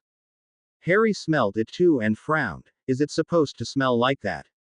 "Yeah, don't worry, I'm not going to poison you," she laughed, before moving her nose away from the bottle again. "It's because your hair's black and you wanna go be owned, it's too dark, see? So basically, this stuff strips all the color out of your hair, bleaches it right out." Harry thought about the hair color charm they'd learnt in Transfiguration last year. One word and a wave of a wand and poof. Be owned hair, or if he was a metamorphagus like Tonks, he could just think be owned hair and have it. But not in the Muggle world. Here everything took time, energy, money. It was exhausting. When he zoned back into the real world, he saw Kitty pulling a pair of rubber gloves on, and she looked at the thoughtfully, then grinned evilly at Harry. "You worried now?" She wiggled her fingers at him and laughed to herself as he flinched away with a look of mock horror on his face. "Let's swap places." In a few moments Harry was sitting on the floor, back pressed up against the toilet, where Kitty was sitting wielding the bottle of chemicals and a very determined expression. She shuffled closer, stretching her legs out either side of him, and got to work. The peroxide made his eyes water and his nose run, but he found the whole process quite enjoyable. Kitty was on fine comic form, keeping up a monologue for his benefit, describing things like her favorite film, the best piece of music, all interspersed by little comments about how his hair was going. He laughed along to what she was saying, cutting in once in a while to crack his own joke or poke fun at one of her comments, and before he realized it, he was having immense fun. When she finished spreading the gloop, she got up and ran into the kitchen, coming back with a roll of cling film, which she had to spend a good 5 minutes convincing Harry that it was part of the dyeing process. So finally, 15 minutes after she started, Harry was stood in the middle of the rotting bathroom, head covered in white foam and wrapped in shiny plastic. Kitty tried not to laugh, but failed miserably, and Harry was torn between righteousness and anger, giving into the contagious laughter. "You look like such a gimp," she spluttered, before bubbling over with laughter, and he smirked, picking up the bottle of leftover peroxide. He looked at it thoughtfully, hefting it in his hands and giving Kitty a meaningful look. "Oh, I'm scared," she said in mock worry. "Don't you think I'd do it?" He asked her in such a way that she narrowed her eyes at him. "No, I don't think you will," she said finally with a laugh, satisfied that she'd read his soul properly. "You don't, huh?" he asked, rolling it between his hands and giving her an evil look. "Go on then," she challenged him, hands on hips. "I dare you to, Harry." "Okay then," he said simply, darting suddenly towards her. She gave a whoop of laughter and ducked out of his reach, and he tried to grab hold of her arm. She gave a shriek of laughter, taunting him loudly. Come on, Harry. Is that all you've got? Put a little bit of effort into it. Come on. Get me. And thus ensued a furious game of chase, which would have been comical to anyone to have stumbled into. One figure, head wrapped in gooey cling film, the other soaking wet, screeching with laughter as she tripped over the various stacks of clutter, as the both shouted various well-meaning insults at each other. Come on, Harry, be naughty for a change. I will if you stand still. Oi, that's not fair. You should have ducked. You shouldn't be attacking me with random items of household furniture. It was a shoe, for Chrissakes, Harry. It had a heel. Don't throw that at. Ouch. Ha. Take that, you scoundrel. Oi. That's my gloop. When he finally did manage to catch her, he had to fight a furious battle to stop her twisting out of his grip and was just about to squeeze a big dollop of the chemical onto her head when she stopped struggling.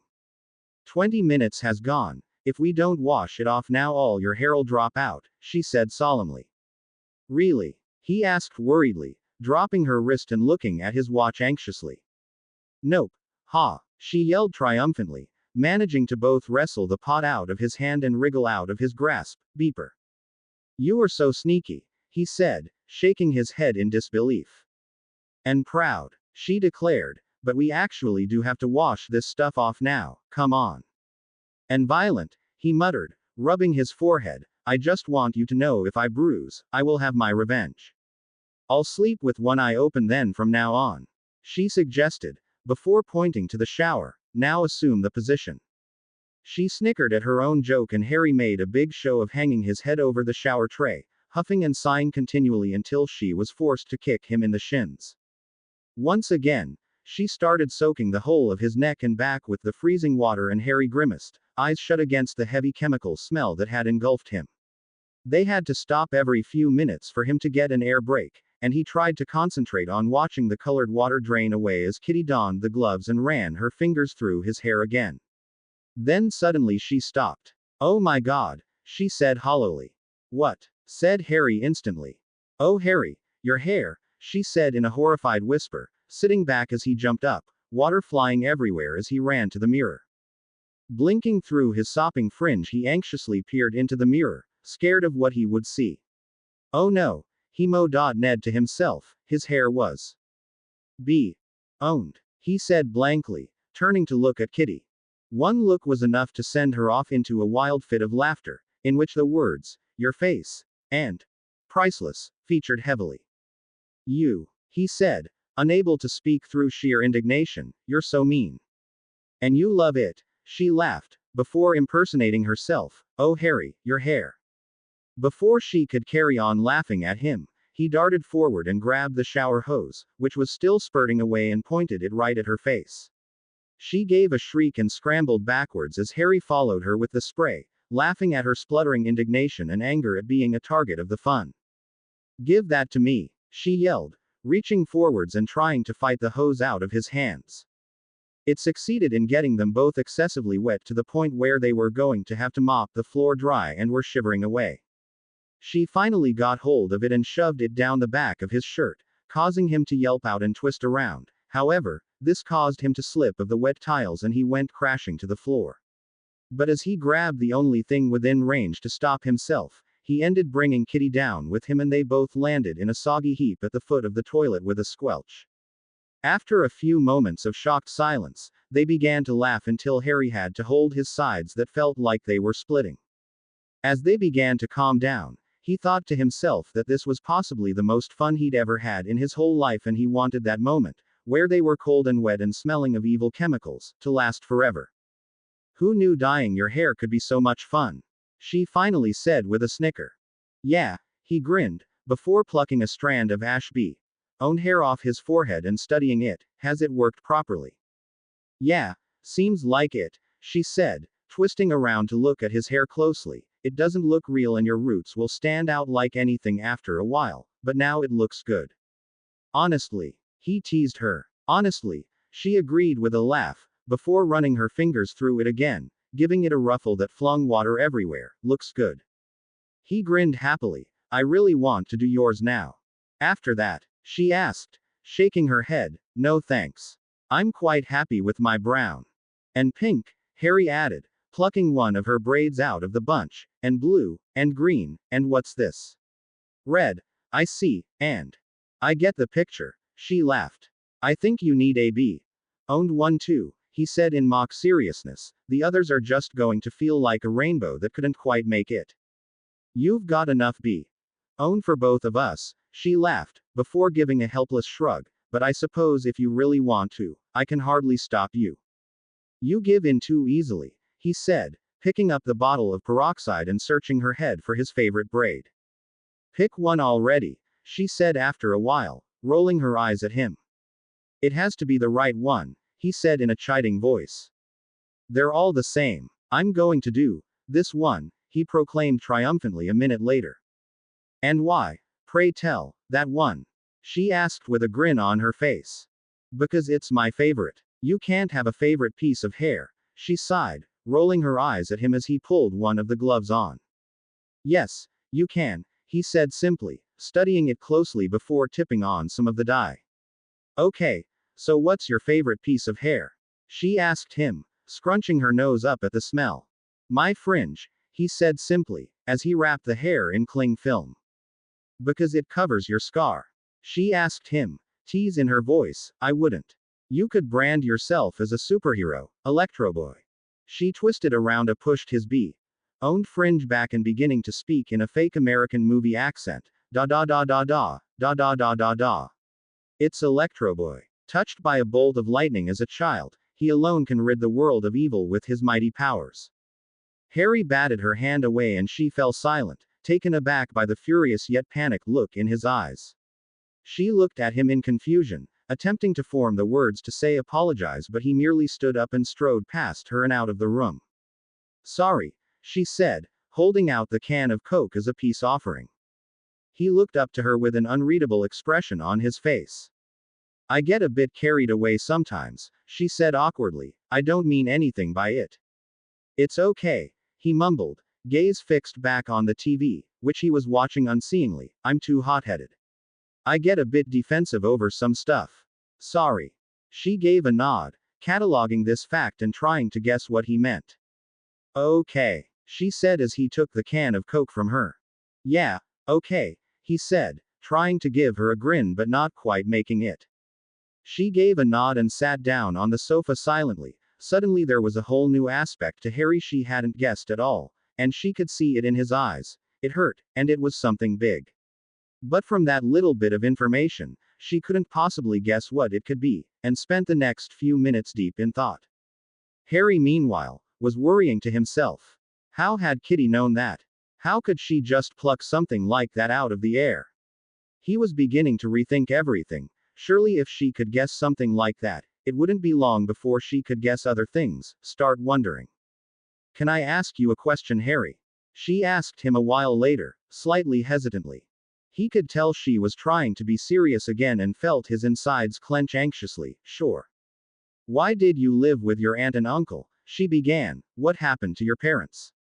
Harry grimaced. Even though he'd been expecting her to ask him that question since they'd first met, it didn't make it easier when she actually had.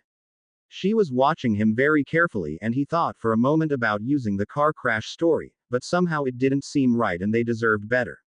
He tried to prepare a Muggle version of the story as he stared unseeingly at the TV for a few moments. They were murdered, he said eventually, addressing the TV. She gave a gasp. Oh.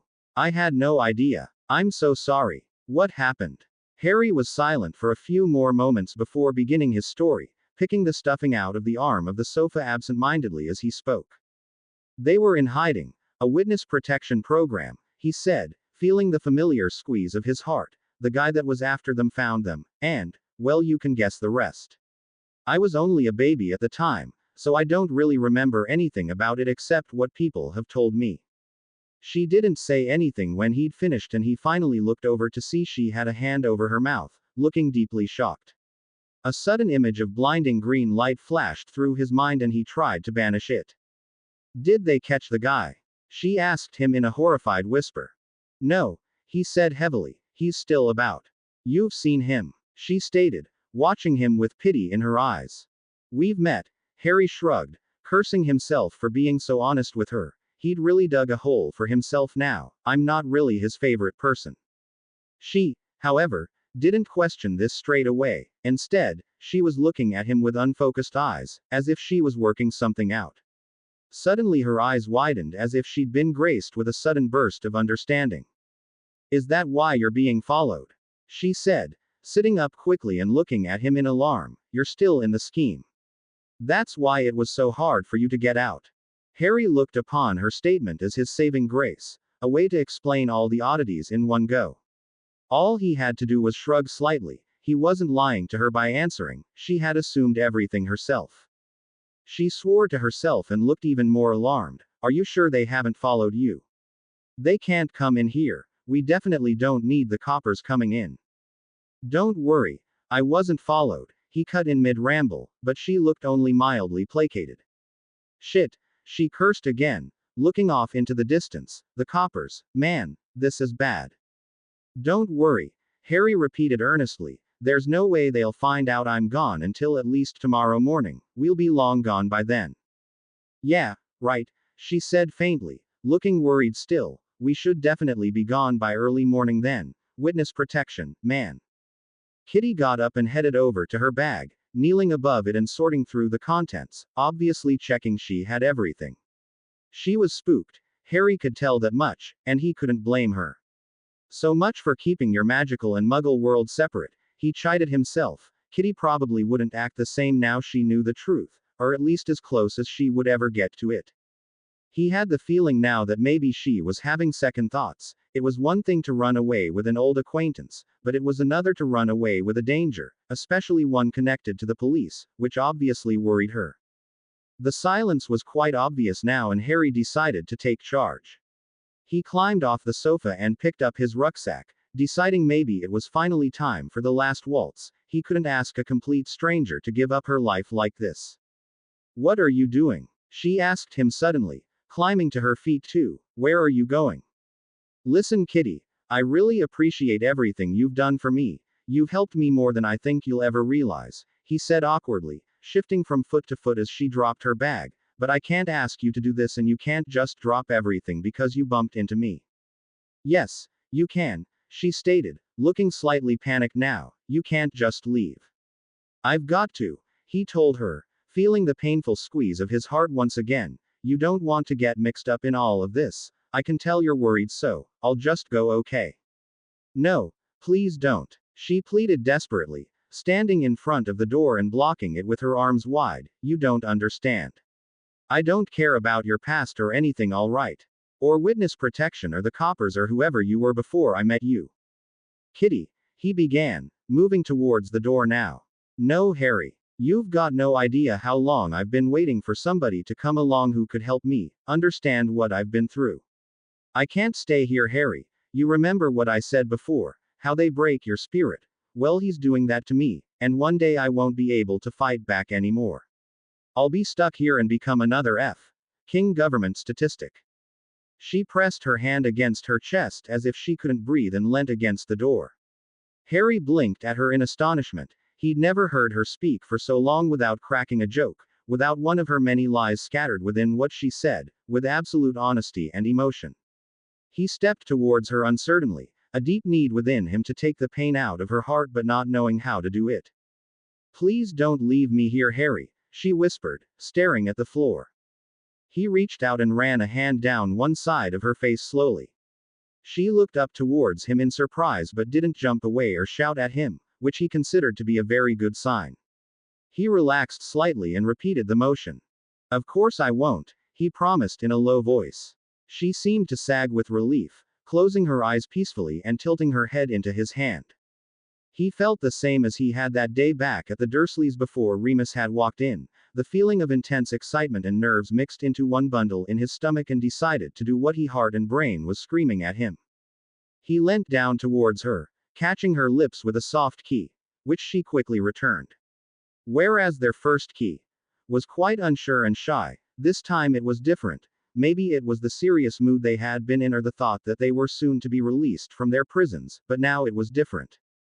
The key became deeper and Harry dropped his hands to her waist, pulling her closer as she wrapped her arms around his neck loosely. He didn't know how long the key lasted, but he became aware his head was beginning to spin and he broke away, breathing deeply. She leaned her forehead against his, small smile playing on her lips. "What's a good guy like you doing with a bad girl like me?" She whispered, and Harry got the feeling she was speaking for her own benefit rather than his. "Who said I'm a good guy?" Harry asked her in a low voice, giving her the slightest key on the lips. She gave a small laugh, and Harry could feel the vibration of it all the way through his body. "And who says you're a bad girl?" he said, raising his hand and brushing a fallen braid off the side of her face. "What makes you think I'm not?" she asked, looking deep into his eyes. Harry could tell that the answer was very important to her, even though she sounded like she was keeping up the banter. "Because I can see right through you," he whispered. She stared at him as if he'd just said the one thing she'd been waiting for her whole life for, and didn't laugh or grin at it. Instead, she searched his eyes, as if looking for the cruelty of a joke. "And you're the best thing that's ever happened to me," he told her, knowing that he had never meant anything more in his whole life. She seemed to be left breathless by his statement, but still leant forward quickly, catching his mouth with an intense key. He was taken aback by the amount of emotion that could be felt in the key.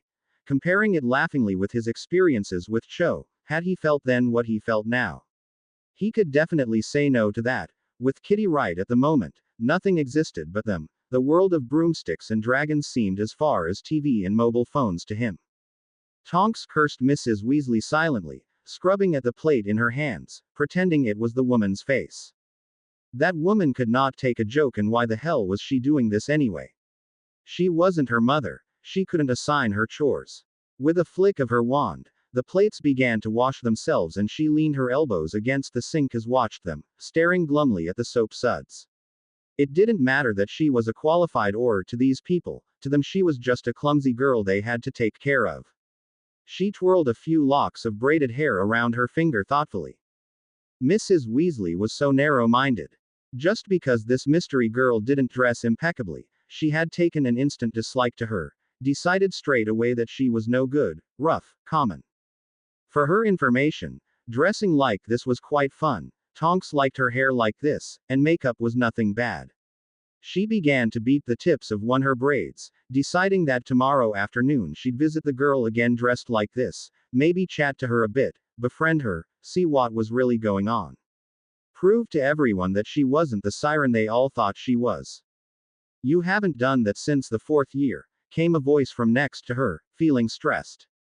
She straightened up instantly, pulling the hair from out of her mouth and regarding Charlie steadily. "Old habits die hard," she said awkwardly, turning back to the sink and beginning to wash the plates by hand, "and I'm surprised you remembered." "It was me that told you to stop, remember?" he reminded her, picking up the towel and beginning to dry the crockery. "Yeah, I remember," she replied. "I seem to recall you told me it'd make a ball of my own hair in my stomach and strangle me in the night." He gave a happy chuckle. "Oh yeah, that's right, you were petrified for weeks." "Yeah, that was brilliant, wasn't it?" she said sarcastically. Charlie stopped laughing and Tonks glared at the soap bubbles again.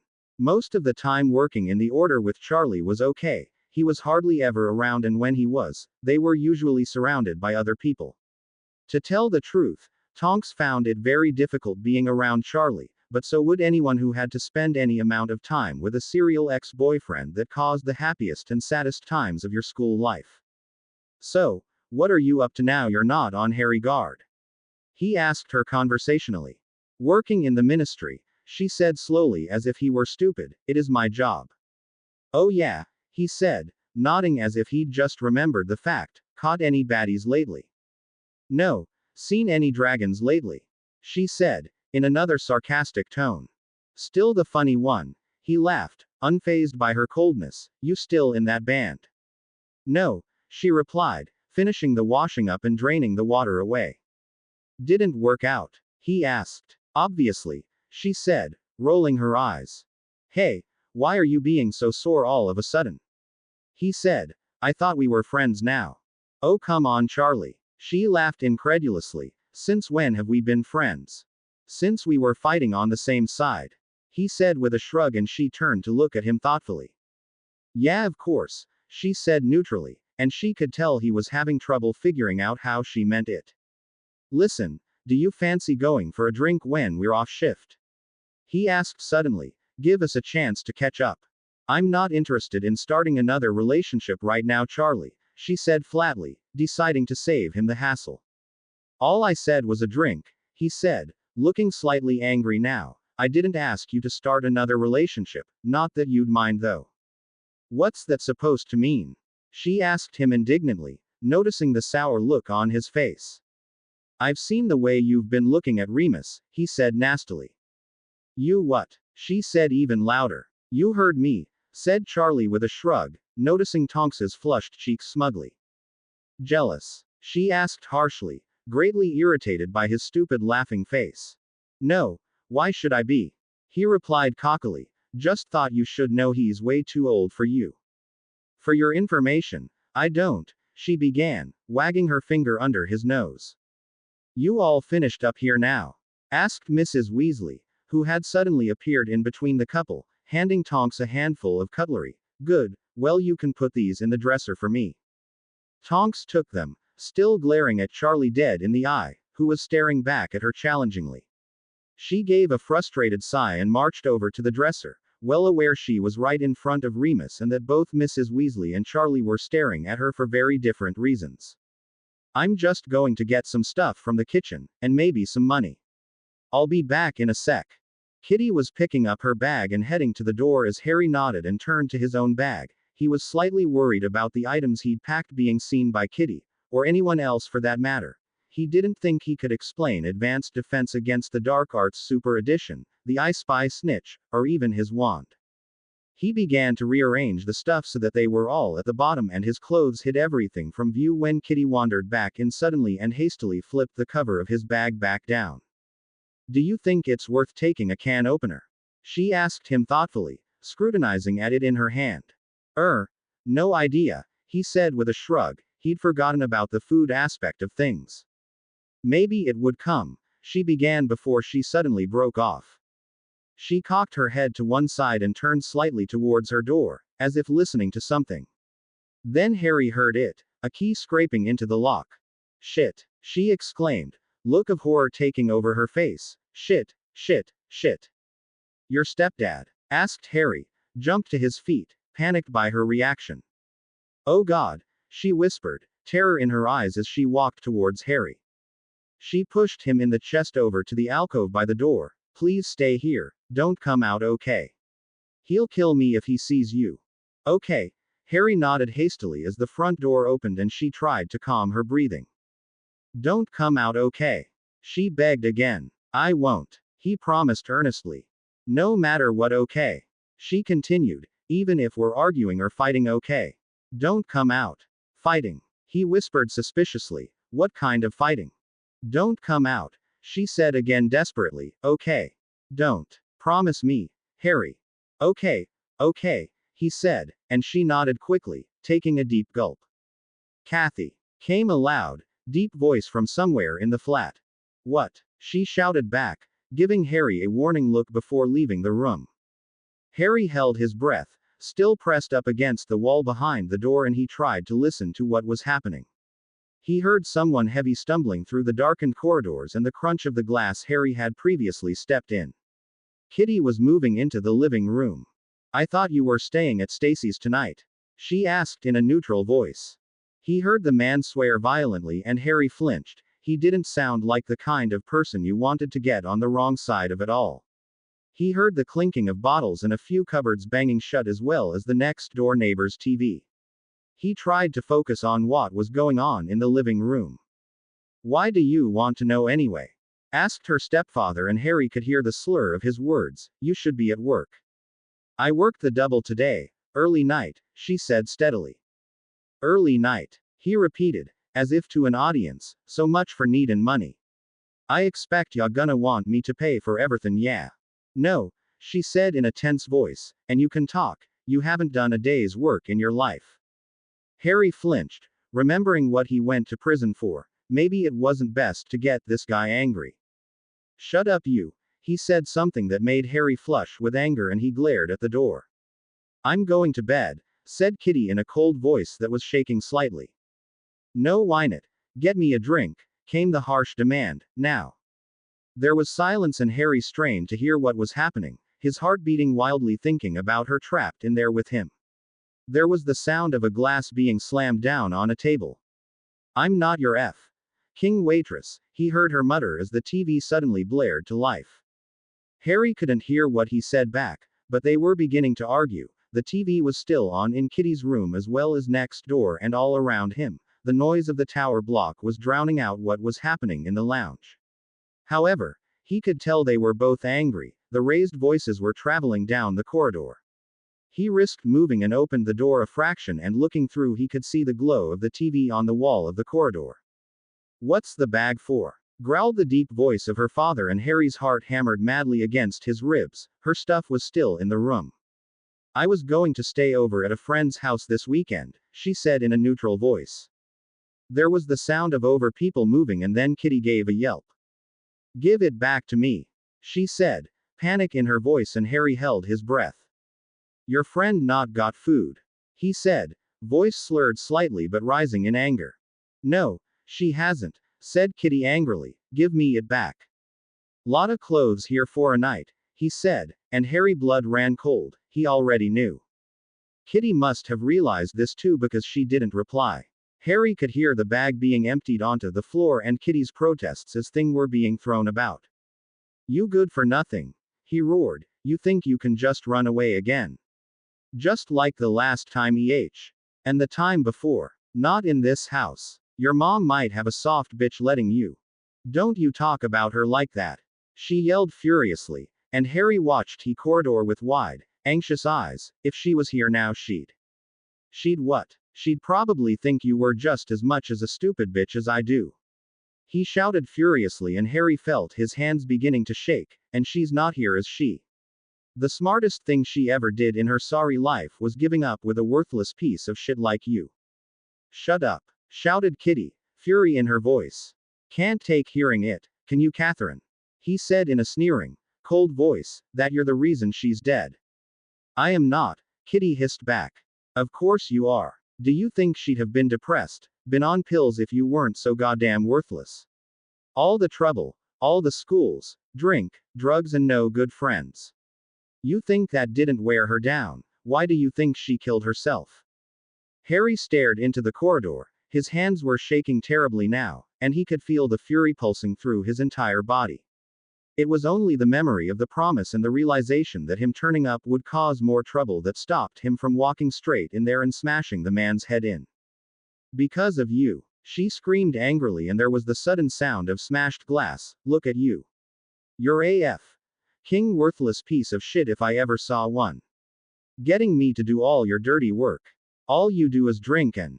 She cut off mid-sentence, and there was the sound of movement Harry couldn't decipher in the noise. It sounded as it was made by a sudden movement. What had happened? As far as he could tell, there was silence in the living room. You bastard, came her low voice suddenly, shaking with rage.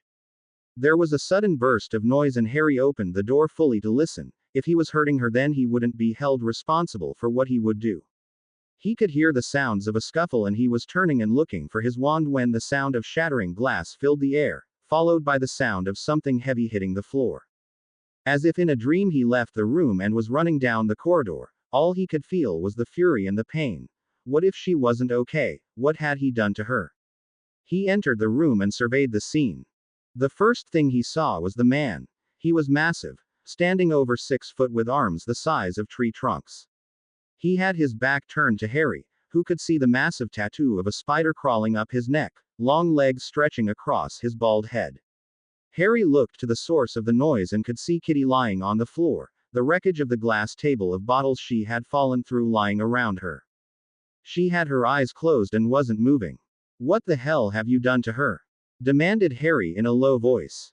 The man turned around and regarded him at first with shock, then anger. Harry could see there was blood on his clenched fist. Who the K are you? Growled the man harshly. Get out of my house. No, Harry spat, moving towards Kitty before the man blocked his way. Move out of the way. Harry demanded, hearing his voice from a long way away. The man drew himself to his full height and stared at him. Harry realized he should have been frightened of this guy, who could probably knock him out in one punch, but the fury that was coursing through his veins masked everything. Harry moved forward anyway, intent on getting to Kitty when the guy threw an arm out, which collided with Harry's chest, blocking his path again.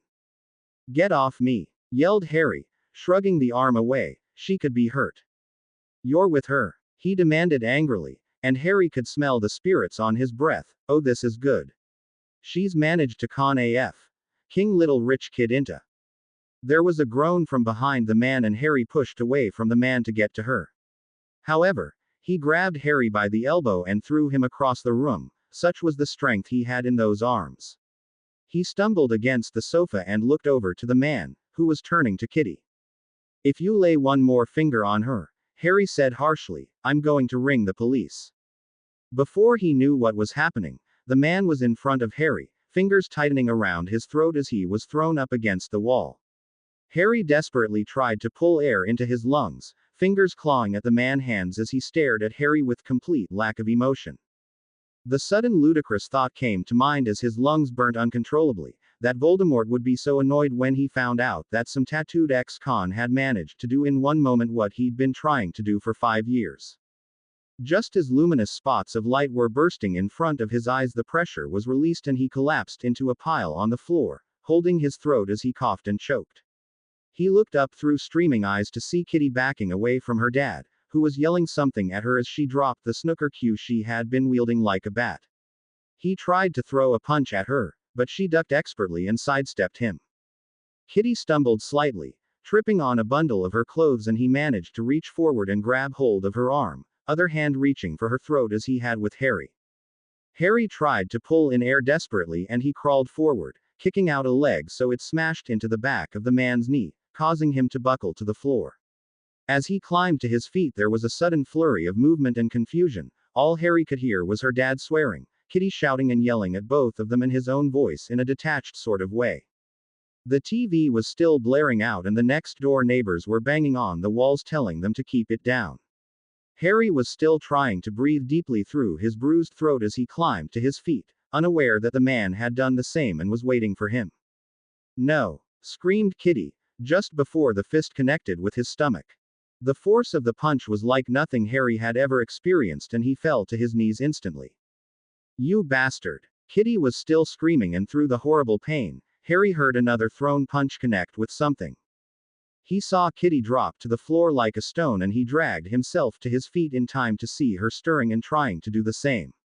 The man was in between them now, staring down at Harry with a murderous look in his eyes. Harry drew himself up as much as he could and tried to throw his own punch, but the man dodged and threw his own, which connected with Harry's jaw. The pain shot through the whole side of his face and Harry could do nothing but yell out as he fell against the wall, determined to keep on his feet this time. Through the noise and confusion, a sudden sound shot through, clearly and ominously. The swish of a switchblade. Harry looked up with real fear in his heart this time to see her father reaching towards him with one hand, the other grasping a long, vicious-looking blade. Time slowed down and Harry could see the future unwinding before his eyes. He'd be stabbed, Kitty would be too, he'd die here in this grotty hellhole and no one would know for days. Then there came a second noise, one that rang even louder than all others and commanded silence. Click. The man whipped around and Harry also turned to stare at the source of the noise. It came from Kitty, who was now back on her feet, hands shaking uncontrollably as they held onto something she was pointing at her father. Harry tried to focus his eyes, hoping against hope she wasn't holding what he thought she was. "Don't you dare touch him," she choked out, trying to keep a steady voice even though tears were pouring down her face, "or I'll shoot you." Her father did make a sound, merely stood, arms raised slightly now. There was absolute silence in the room as all eyes were turned to Kitty, who still hadn't made another move. Harry stared at her fearfully, taking in her wild appearance. There was blood all over her face and an ugly yellow bruise was already rising underneath both her eyes as her nose poured with blood freely. Far from trying not to cry, she had the strangest look of calm on her face as she pointed the gun at her father's head, hands shaking so much her aim was weaving within a foot of her target, taking in Harry's own head behind the man at times. Move away from him, she commanded, her voice beginning to crack. The man began to shuffle sideways, stumbling over the wreckage of the lounge, eyeing the barrel of the small gun with wide eyes. Who's scared now, huh? She asked him, voice breaking suddenly. Who's scared of what's going to happen? Who's worried of things that go bump in the night? She kicked aside the wreckage of the table and stumbled forwards, glass crunching underfoot. Kitty, Harry tried in a would-be calming voice if his wasn't shaking too, please don't do this. No, Harry, she cried, eyes still fixed on her father's, you don't understand what I've had to put up with these past 6 months. Terrified every time the front door went, every time my door handle turned to my room at night. Scared every time that this time the bruise wouldn't be somewhere someone would see. Well, not anymore. It's my turn now. This time, you can pray for your life, beg to be saved. There was a ringing silence and Harry felt his heart hammering madly. Would she do it? She couldn't do it, he knew she couldn't, but she had been pushed so far. Harry watched her trembling form, wondering what was going on inside her head. However, the time would never come that Kitty would be pushed to a choice as her father made a sudden, darting movement and knocked the gun to the floor, where it skittered towards Harry, stopping a meter away from him. Her father reached forward and grabbed Kitty by the throat, who screamed in fury as they both went careering to the floor. Harry glanced down to the gun as her father straddled over her, both hands squeezing at her throat as she choked. There was only seconds. He could see the life being squeezed out of her as she kicked her legs against him as Harry decided desperate times called for desperate measures. He reached towards the gun, but did not pick it up. Instead, he picked up the full bottle of vodka that was lying next to it by the side of the couch. Hefting it up, he swung it round as hard as he could until it hit the man on the side of the head. It shattered in a rain of glass and liquid, and her father was knocked sideways by the force of the blow and slumped down instantly, like a puppet whose strings had just been cut. And he didn't move again. Kitty was trapped underneath and began shouting to Harry, who darted forward and pulled her out. They stumbled backwards away from his still body, falling into a heap, breathing deeply as both their hearts beat uncontrollably. For a few moments, they just sat there shaking, unable to do anything else, completely shell-shocked by what had just happened. Kitty made a noise and raised a shaking hand to her mouth, and Harry looked across to her before looking all around the room. Everything had gone silent, even next door had stopped complaining. Is he? She began, looking from Harry to her father. Harry swallowed deeply and crawled over to her father, placing a shaking finger on his neck. For a few seconds, he could feel nothing, and the icy dread and terror began to creep upon him, but then he felt it. A steady beat pulsing away under his fingers. He's fine, Harry said blankly, unable to process the emotion, just knocked out. Kitty merely nodded. He couldn't know or understand how she might be feeling now. We have to get out of here, said Harry suddenly, his voice sounding gravely through his bruised throat. Now, come on, Kitty, get your stuff. She nodded mutely and began collecting things up from the floor, stumbling around as the blood streamed down her face as she stared at her father. Harry ran into her room and picked up his bag, throwing it over his shoulders and pulling her jacket off the bed, running back into the living room to find Kitty looking ready to go, hood pulled up over her face from her jacket. She was pulling a wad of money out of a chocolate tin that was under the couch. Harry took hold of her hand quickly and walked briskly out of the room. They hurried down the corridor, bursting out into the main corridor of the building, which was empty and quiet. They ran down the corridor, taking the stairs two at a time until they reached the ground floor and went out onto the street. They began to run in one random direction, desperate to get away from the horror of the night, and didn't stop until they could breathe no more. They were walking down some dark street full of boarded-up shops and tatty cars before they spoke to each other. Harry had stopped walking and she had too, turning to look at him with swollen eyes. He dropped her hand and placed his on either side of her face, tilting it from one side to the other in the light, taking in the bruises and mass of tiny cuts from the flying glass. You went through the table, he said, his voice was still very rough from the sore throat. You've hurt your jaw, she replied, lifting her own hand and feeling the tender swollen part of his cheek. He ran a thumb across one particularly free-flowing cut, marveling at the brave face she had plastered onto her own. Are you hurt anywhere else? My nose. She shrugged, then winced. Oh, and my back. Harry nodded. They'd have to find somewhere to get cleaned up and perhaps a place to sleep. Tomorrow morning he'd go to Diagon Alley and get his tracker taken off, then they would travel to find the letter writer, and the truth about Sirius. He took her hand silently again and they began to walk down the street, avoiding the path of other people, mostly those who had been out clubbing and were staggering their way home. As they turned onto a busier street, he felt his forehead give a stab of pain, and it was with a sinking heart that he contemplated what must be happening back in the magical world to get Voldemort so happy. Here, let's get cleaned up, said Kitty, breaking him out of his reverie, pointing to a brightly lit takeaway. They walked in and headed for the toilets, and while the staff weren't looking, Harry slipped into the ladies with Kitty. Sit up here, he said, patting the surface next to the sinks before walking over to the toilet stall and pulling out a huge handful of toilet paper. He ran it under the tap and stood in front of Kitty, noticing the way she was avoiding his eyes as he pressed the paper against the cut above her eyebrow. She flinched slightly and he tried to be more gentle, wishing he could whip out his wand and perform a quick healing charm. 2 seconds and they could be as good as new. He tried to wipe most of the blood from the tiny cuts away and she closed her eyes peacefully.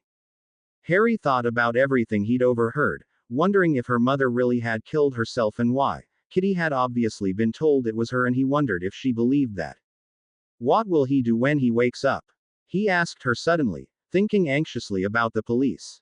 Probably go to the pub, she said angrily. There's no way he'd ever ring the police. There's too much stuff in the house he could get in trouble about. Like guns, Harry said offhandedly, and her body tensed, though her eyes remained shut. Yeah, was all she said, among other things. He rinsed another piece of tissue under the tap and pressed it to her cheek, which was red raw and burning hot under his fingers. Would you have done it? He asked her in the same way she would have, upfront and unashamed. She gave this a few seconds thought before finally answering, maybe, probably. He didn't say anything, trying to figure out how he felt about that. Do you think I'm a bad person now? She asked, opening her eyes and fixing him with an interested, if not challenging, look. He decided he didn't really care that she could have shot him, and found himself surprised at that. A few days ago would that answer have been the same? I considered it, he said, following the tissue with his eyes instead of meeting her intense stare. I'm not going to think you're a bad person for trying to stop someone trying to kill you. He wouldn't have killed me, she said, features darkening slightly. It didn't look like that to me, said Harry shortly, or feel like that. He tried to strangle you.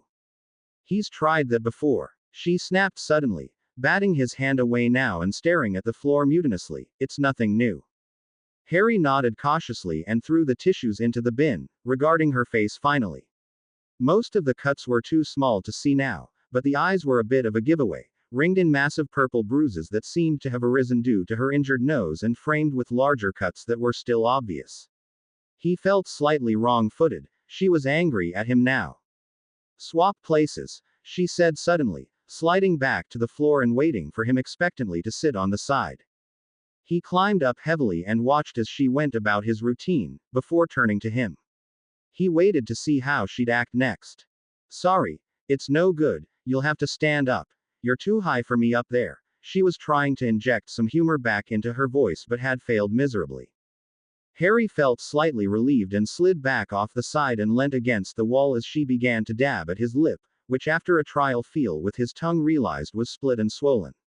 He frowned slightly before flinching as she examined his jaw with light fingers. It felt painfully tender to the touch and ached constantly. He began to watch Kitty instead, trying to ignore the pain as he studied her every move, committed every detail of her once beautiful face to memory, watched the eyes follow her fingers. He finally understood what she had said to him back in the park, that she only had to look into his eyes to know he was unhappy, that he wanted out. Now when he looked into her eyes, he could see the pain she tried to keep hidden, the hope she carried around for a better future, the broken spirit. How could he not have seen it before? As if sensing his thoughts, she paused and looked up at him. You're staring, she stated. He looked away but didn't say anything. He wondered what her story was. There was so much he didn't know about her. He wondered how he could feel so intensely linked to her. Their total time spent together spanned about 3 hours before that evening, but here they were, on the run together. He gave a half smile, wondering if she'd realized their odd situation as well. What's that grin for? She asked him, smiling as well now.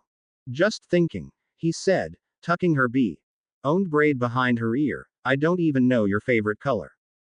She gave a small, incredulous laugh. That's the one thing you want to ask me above all else. For starters, he shrugged, moving closer to her slowly. Well, right about now it feels like green, she said in a low voice as Harry leaned down towards her. He caught her mouth with a tender key, intent in pushing the horrors of the night out of his head when he was painfully reminded of it. His lip stung terribly and pulled back slightly, feeling it with his upper lip, thinking it had split again. Kitty regarded him with a saddened look in her eyes and ran her hand softly down the side of his face. It'll be gone in a few days, she said with a brave smile on her face. A few days, Harry thought to himself laughingly. A few seconds in Madame Pomfrey's care and they'd look like new. Why did everything in the Muggle world take so long? I could key it better for you, she suggested, eyes alight with mischief now.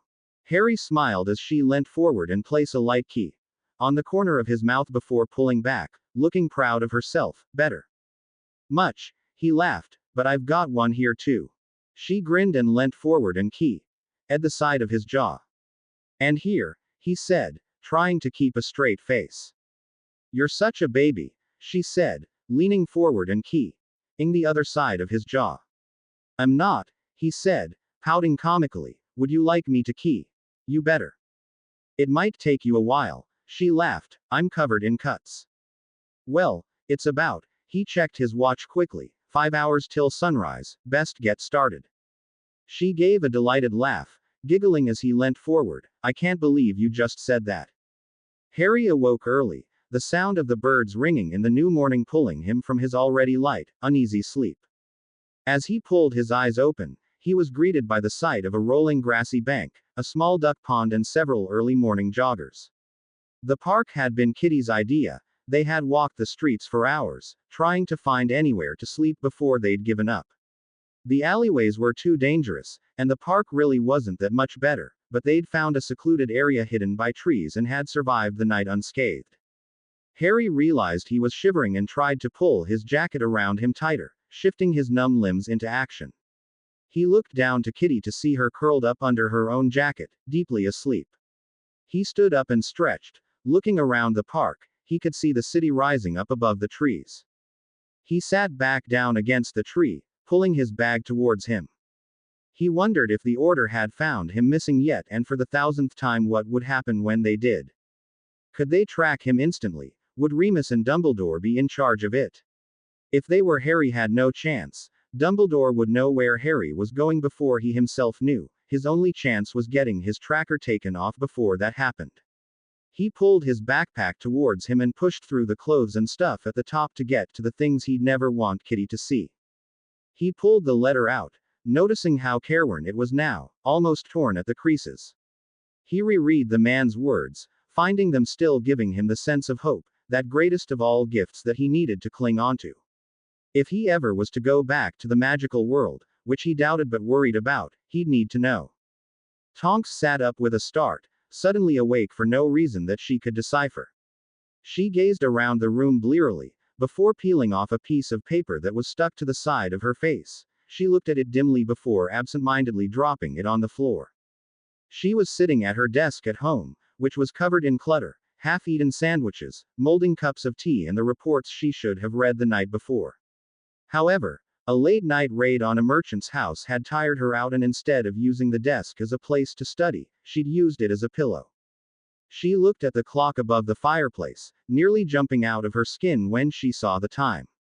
She had to be on Harry duty in an hour, and she desperately needed to see Gringotts about her bank account, which had been shut down for no possible reason. Except maybe the lack of funds within it, a nasty part of her brain told herself. She practically threw herself out of her chair, congratulating herself on falling asleep in her robes, meaning she wouldn't need to waste time getting changed, and magicked herself a cup of tea. After Harry duty, she had a 7-hour shift in the ministry before she could come home and catch up on her missed work, meals and sleep. Typical that sleep should come at the bottom of the list, she thought grimly, giving herself long brown hair for the day and pulling it into a ponytail. She checked the time again and created a plate of toast, placing it on her desk and picking up one of the reports. Maybe she had time to get the general gist of it. Tonks! Came a voice from over her shoulder, and she gave a start, spinning around brandishing her wand and a sheaf of parchment. However, she saw the clearly bemused face of Remus Lupin looking out from her fireplace. "Watch her, Remus," she said blankly, not sure why she was so surprised to see him. "Good morning," he said cheerfully before nodding to the report. She was still pointing at him. "What were you going to do with that?" "Bore you to death," she laughed before giving him her best wide-eyed, "I've been awake for ages" smile. He gave a chuckle which caused her to grin even more, this time for an entirely different reason, and she self-consciously checked her appearance. The out-of-bed look wasn't that becoming on her, and she was regretting her severe, plain hairdo for the day. "Just wondering if you've got time to do a little favor for me?" he asked, reverting back to his serious face. "Sure, anything," she said at once.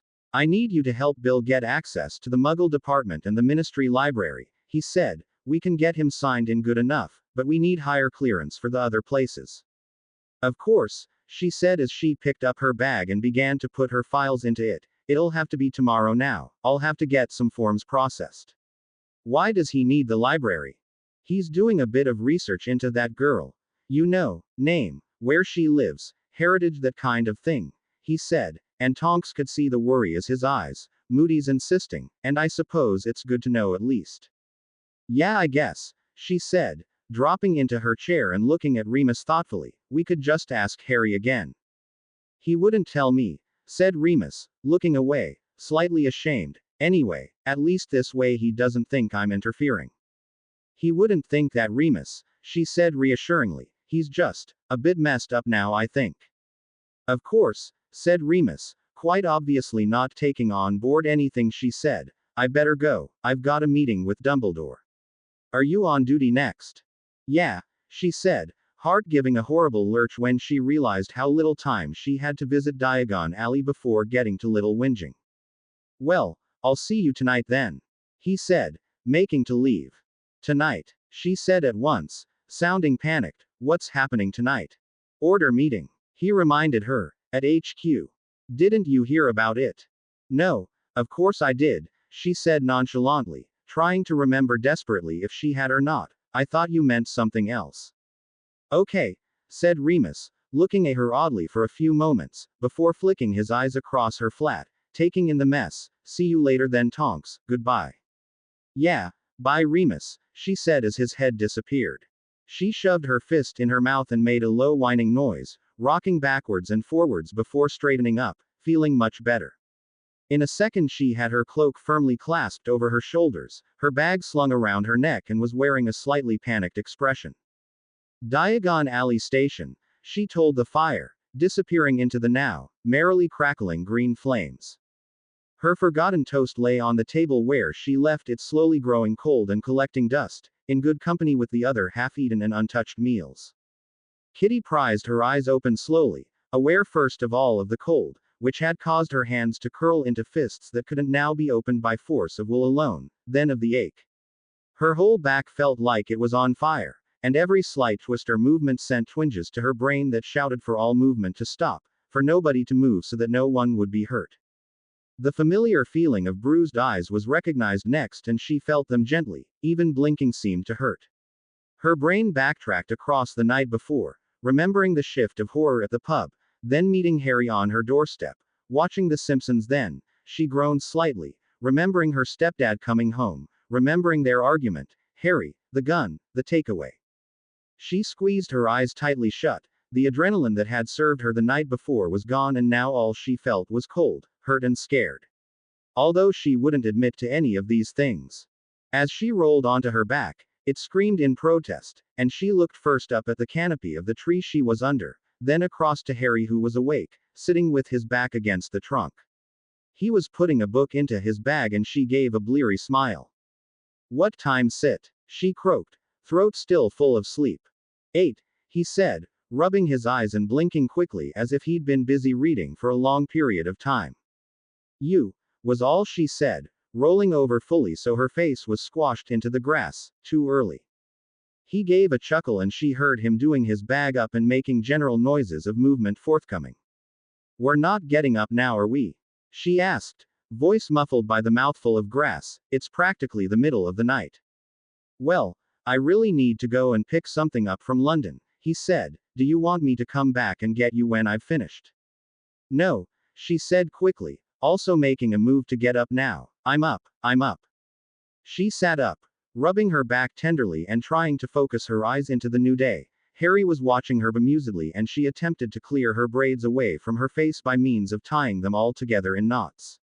"Not a morning person," she said, giving a huge yawn and looking around for her own bag. "I guessed," he said, leaning forward and pulling some grass from her hair. "Did you say London?" she asked suddenly, looking across to him and squinting slightly. "Yeah," he nodded, squirming slightly, which aroused her suspicions more. "What for?" she asked, studying his eyes intently.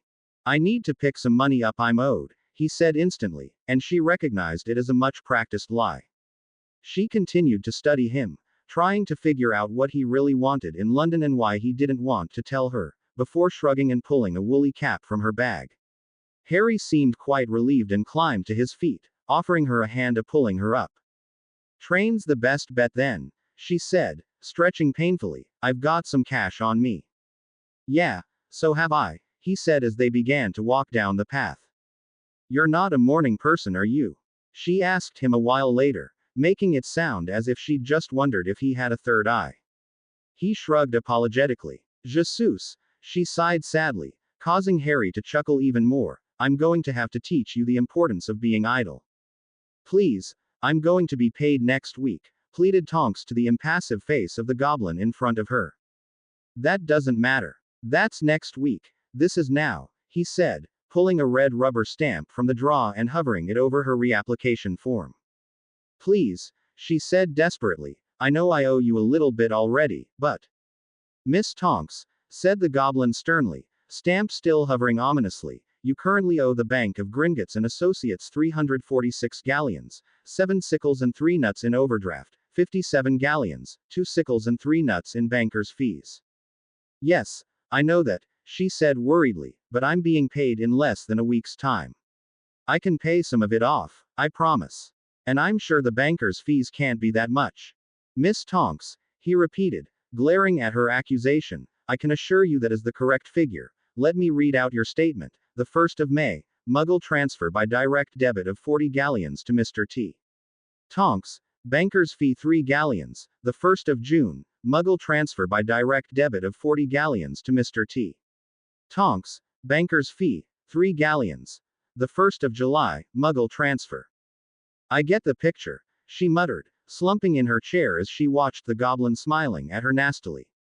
"Yes, I believe you have," he said happily. "Now I have 2 years' worth of direct debit and banker's fees here which you have never attempted to pay. So, we ask for prompt payment now." "But how can I pay you if I haven't got a bank account?" she declared, throwing her hands up at the injustice of the world. "Well, Miss Tonks, there are several ways. Firstly, we can give you contact details of several of our associate loans companies. Secondly, we can repossess property amounting to your debt and associated fees. And thirdly, you can work for us." He sniggered evilly at his own joke and Tonks covered her face with her hands, unable to think of what to do next. "Reapplication for Vault 1975 denied," he said gleefully, smacking the parchment a little harder than necessary with the stamp. "Associated fees and overdrafts to be paid off within 2 days. Repossession and reclamation to take place on the 3rd day, if the agreement has not been met."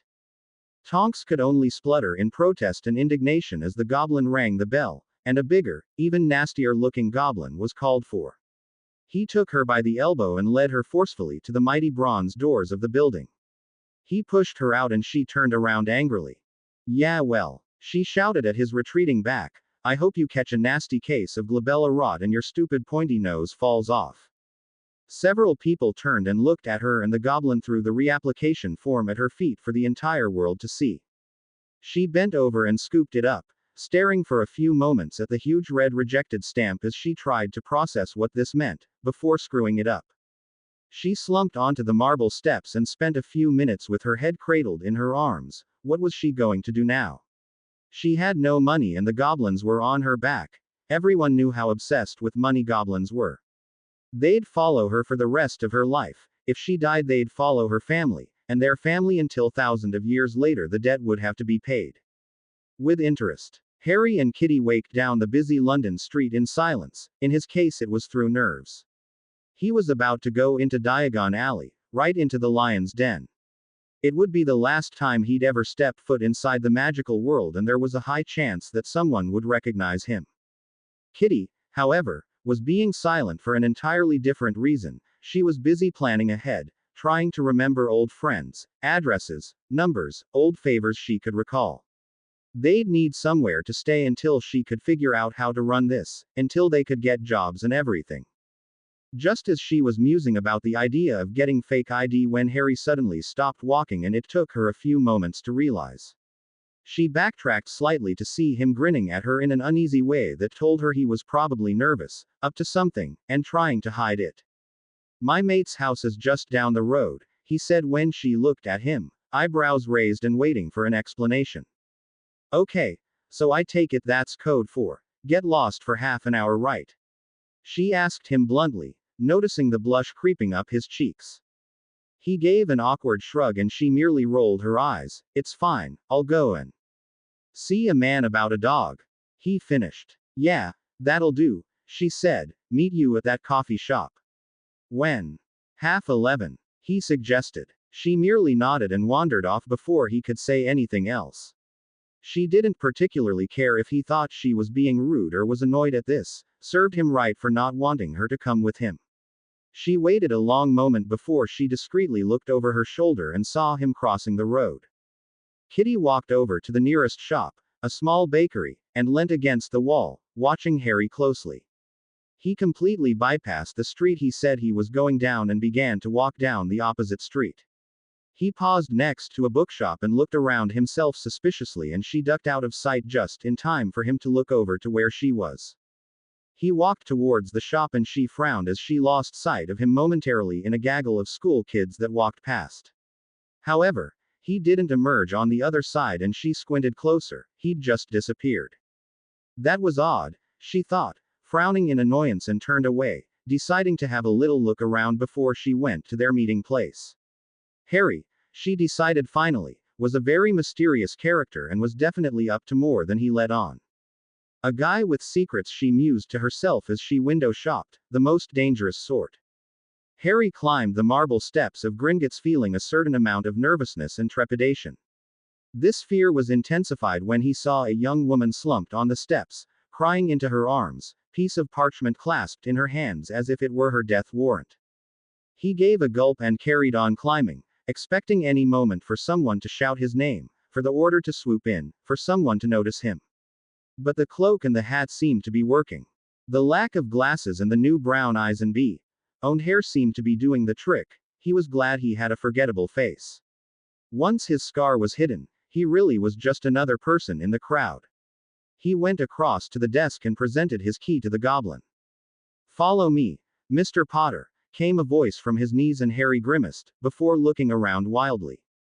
No one seemed to have noticed or care, and the goblin looked supremely uninterested in the celebrity he was escorting down the bowels of the bank.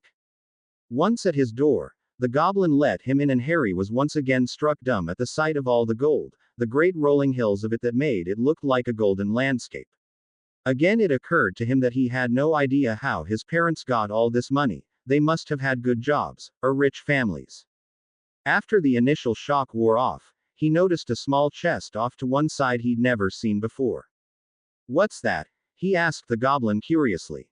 The goblin gave him a withering look as if to say, don't you even know? And handed him a piece of parchment that was in a frame on the door. It was a list of transfers in and out of his bank account, and he studied the dates, that familiar feeling of sorrow squeezing at his heart when saw the dates going back before his birth, transferring money into bank accounts of people Harry didn't recognize, shops, Muggle accounts. A whole history immortalized on one piece of parchment. It's a page from your account book, said the goblin, feeling slightly charitable and pointing to a heavy leather book that stood by the door on a pedestal. Harry had never seen either before, and searched his memory for a clue, but figured it wasn't really important. The chest is a transfer from Vault 711 to your own, read out the goblin, snatching back to parchment and hanging it eventually back on the door. Vault 711? Asked Harry, feeling his throat tightening. Yes, the Black Family Vault, said the goblin, sounded disinterested. You see this symbol next, the transfer date. That means this was an instant direct debit transfer. They usually take place on special occasions, coming of age grants or inheritance mainly. In this case, I believe it was the product of a will, dated the. But Harry didn't hear the rest. He was too busy staring at the chest, thoughts a million miles away. He was back in the Department of Mysteries. He could see the veil, hear it talking to him, whispering in Sirius's voice. Inheritance. Sirius is dead, so you get a nice pile of cash. What a lovely replacement. Could you tell me how much is in there? Asked Harry in a faraway voice.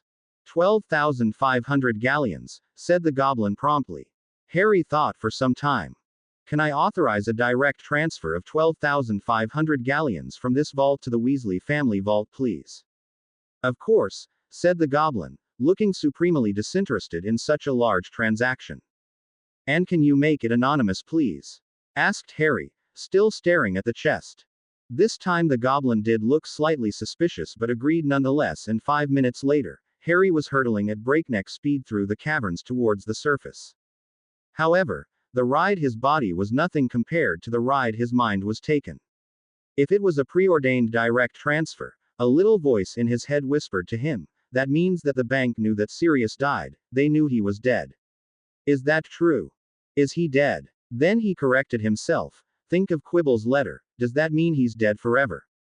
As he emerged into the bright light of the outside world, Harry felt like he wanted to crumble onto the steps as the sobbing woman before him had, and although his pockets were now full of Muggle money, his head was full of cotton wool, he couldn't think straight.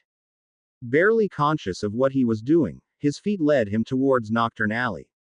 Kitty leant against the glass of the phone box, idling picking at the stickers that covered the inside of the booth as the phone rang in her ear.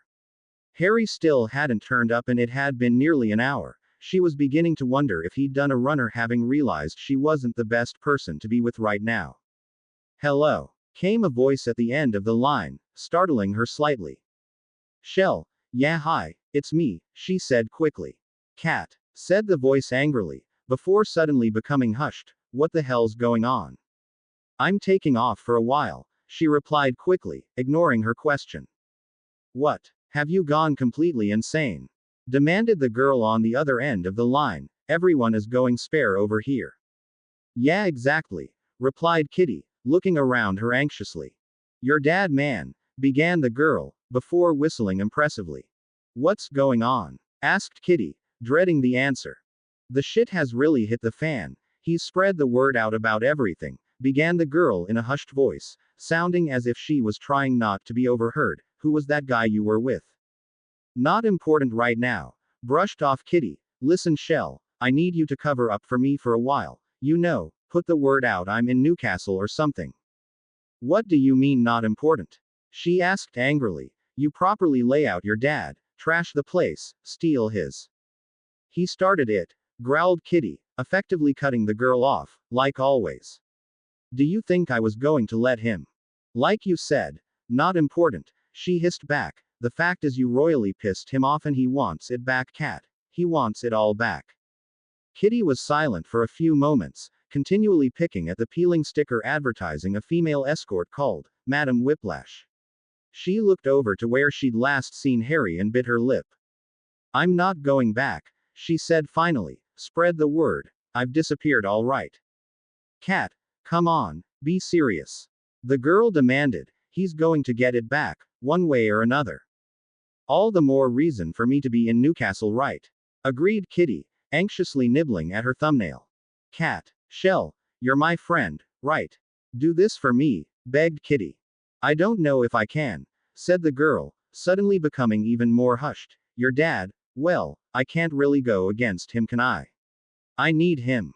Get your stuff off someone else, said Kitty angrily. Do this one thing for me. I can't. So, drugs are more important than our friendship, she accused furiously. Do you know what he's going to do to me if he catches up?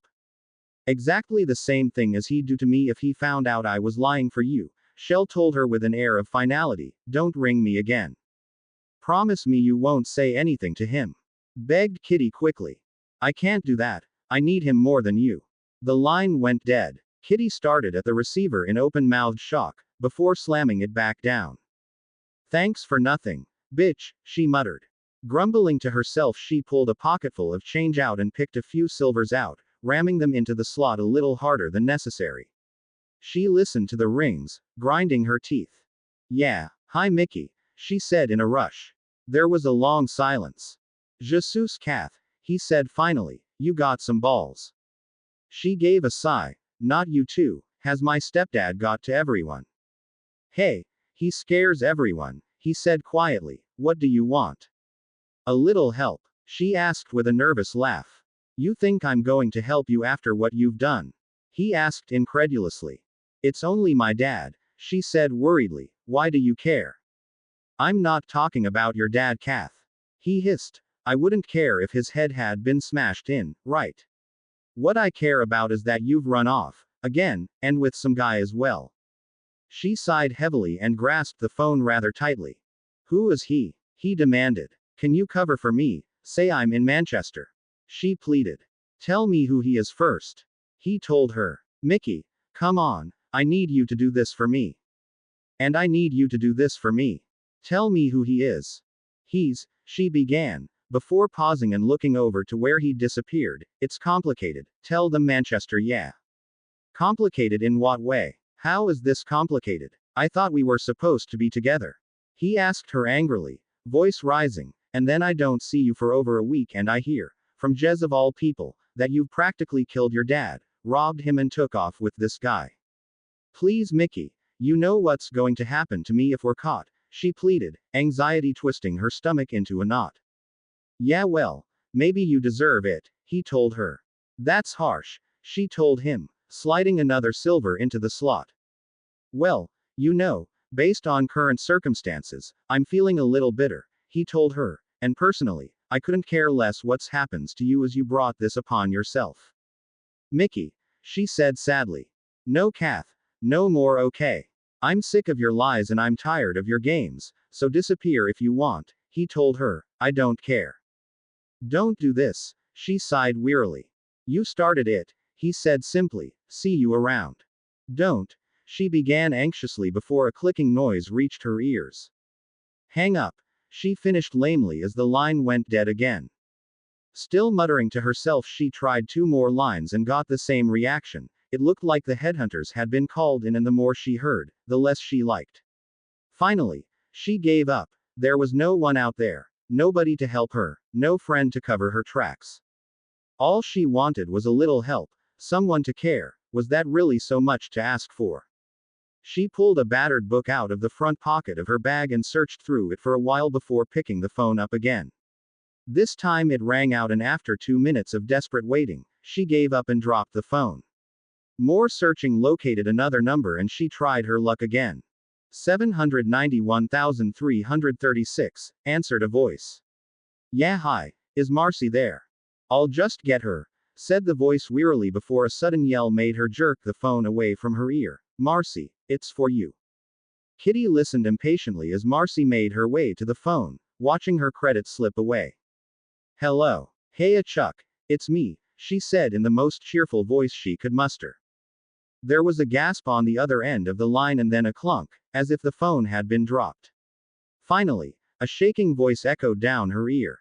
Where the bloody hell have you been? Nice to speak to you too, she joked, stomach still writhing.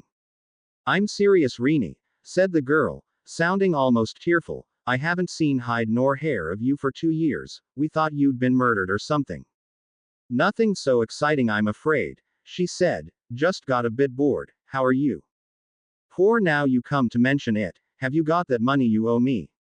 Kitty took a steadying breath. Why was nothing going right for her? What money? She asked idly. The money that you borrowed from me the day before you disappeared. Jesus Christ. Did you even think that maybe I needed that?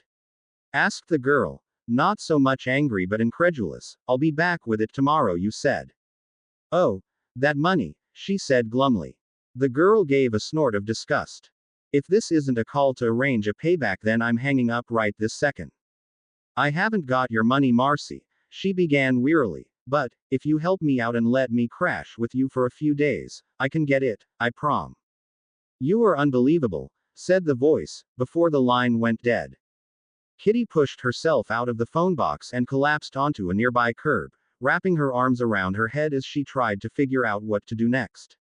She thought about the way everyone had reacted and then thought about Harry for a long time. Eventually, she climbed to her feet and meandered her way to where she promised to meet him. When she walked into the cafe, she ordered a large black coffee and chose a seat furthest to the back, suddenly fearful of sitting out by the window, just in case someone recognized her. Mind still very much on her phone calls, she laid her head on the table and wrapped her arms around it again. Sometime later her coffee arrived, but she ignored the waitress, trying to figure out what she could possibly do now. Hey, sorry I took so long. She took her face out of her hands and looked up at the shadow that had fallen across her. Harry, hey, she said, rubbing her face quickly and trying to appear more collected. What's going on? He asked her, worried look on his face. Oh, nothing really, she told him, mind still very much focused on what had just happened.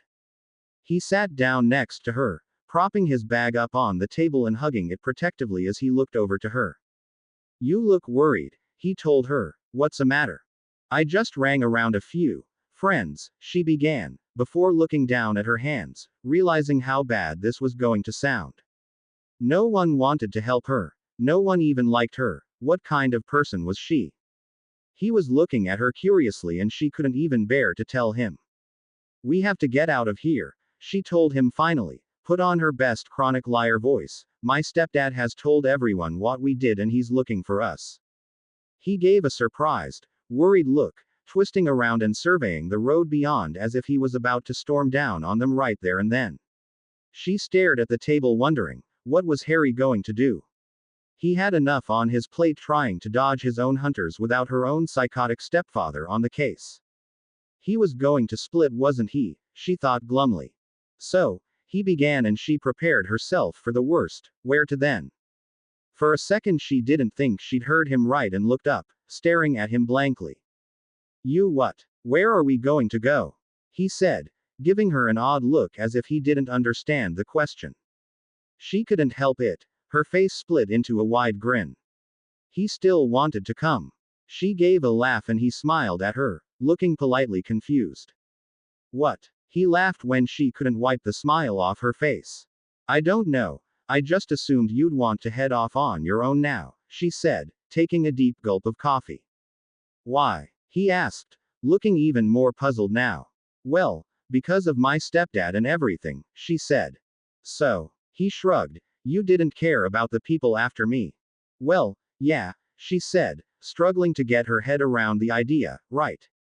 In that case, I've got a few friends in the Midlands, we could stay with them. I hope, she added to herself worriedly.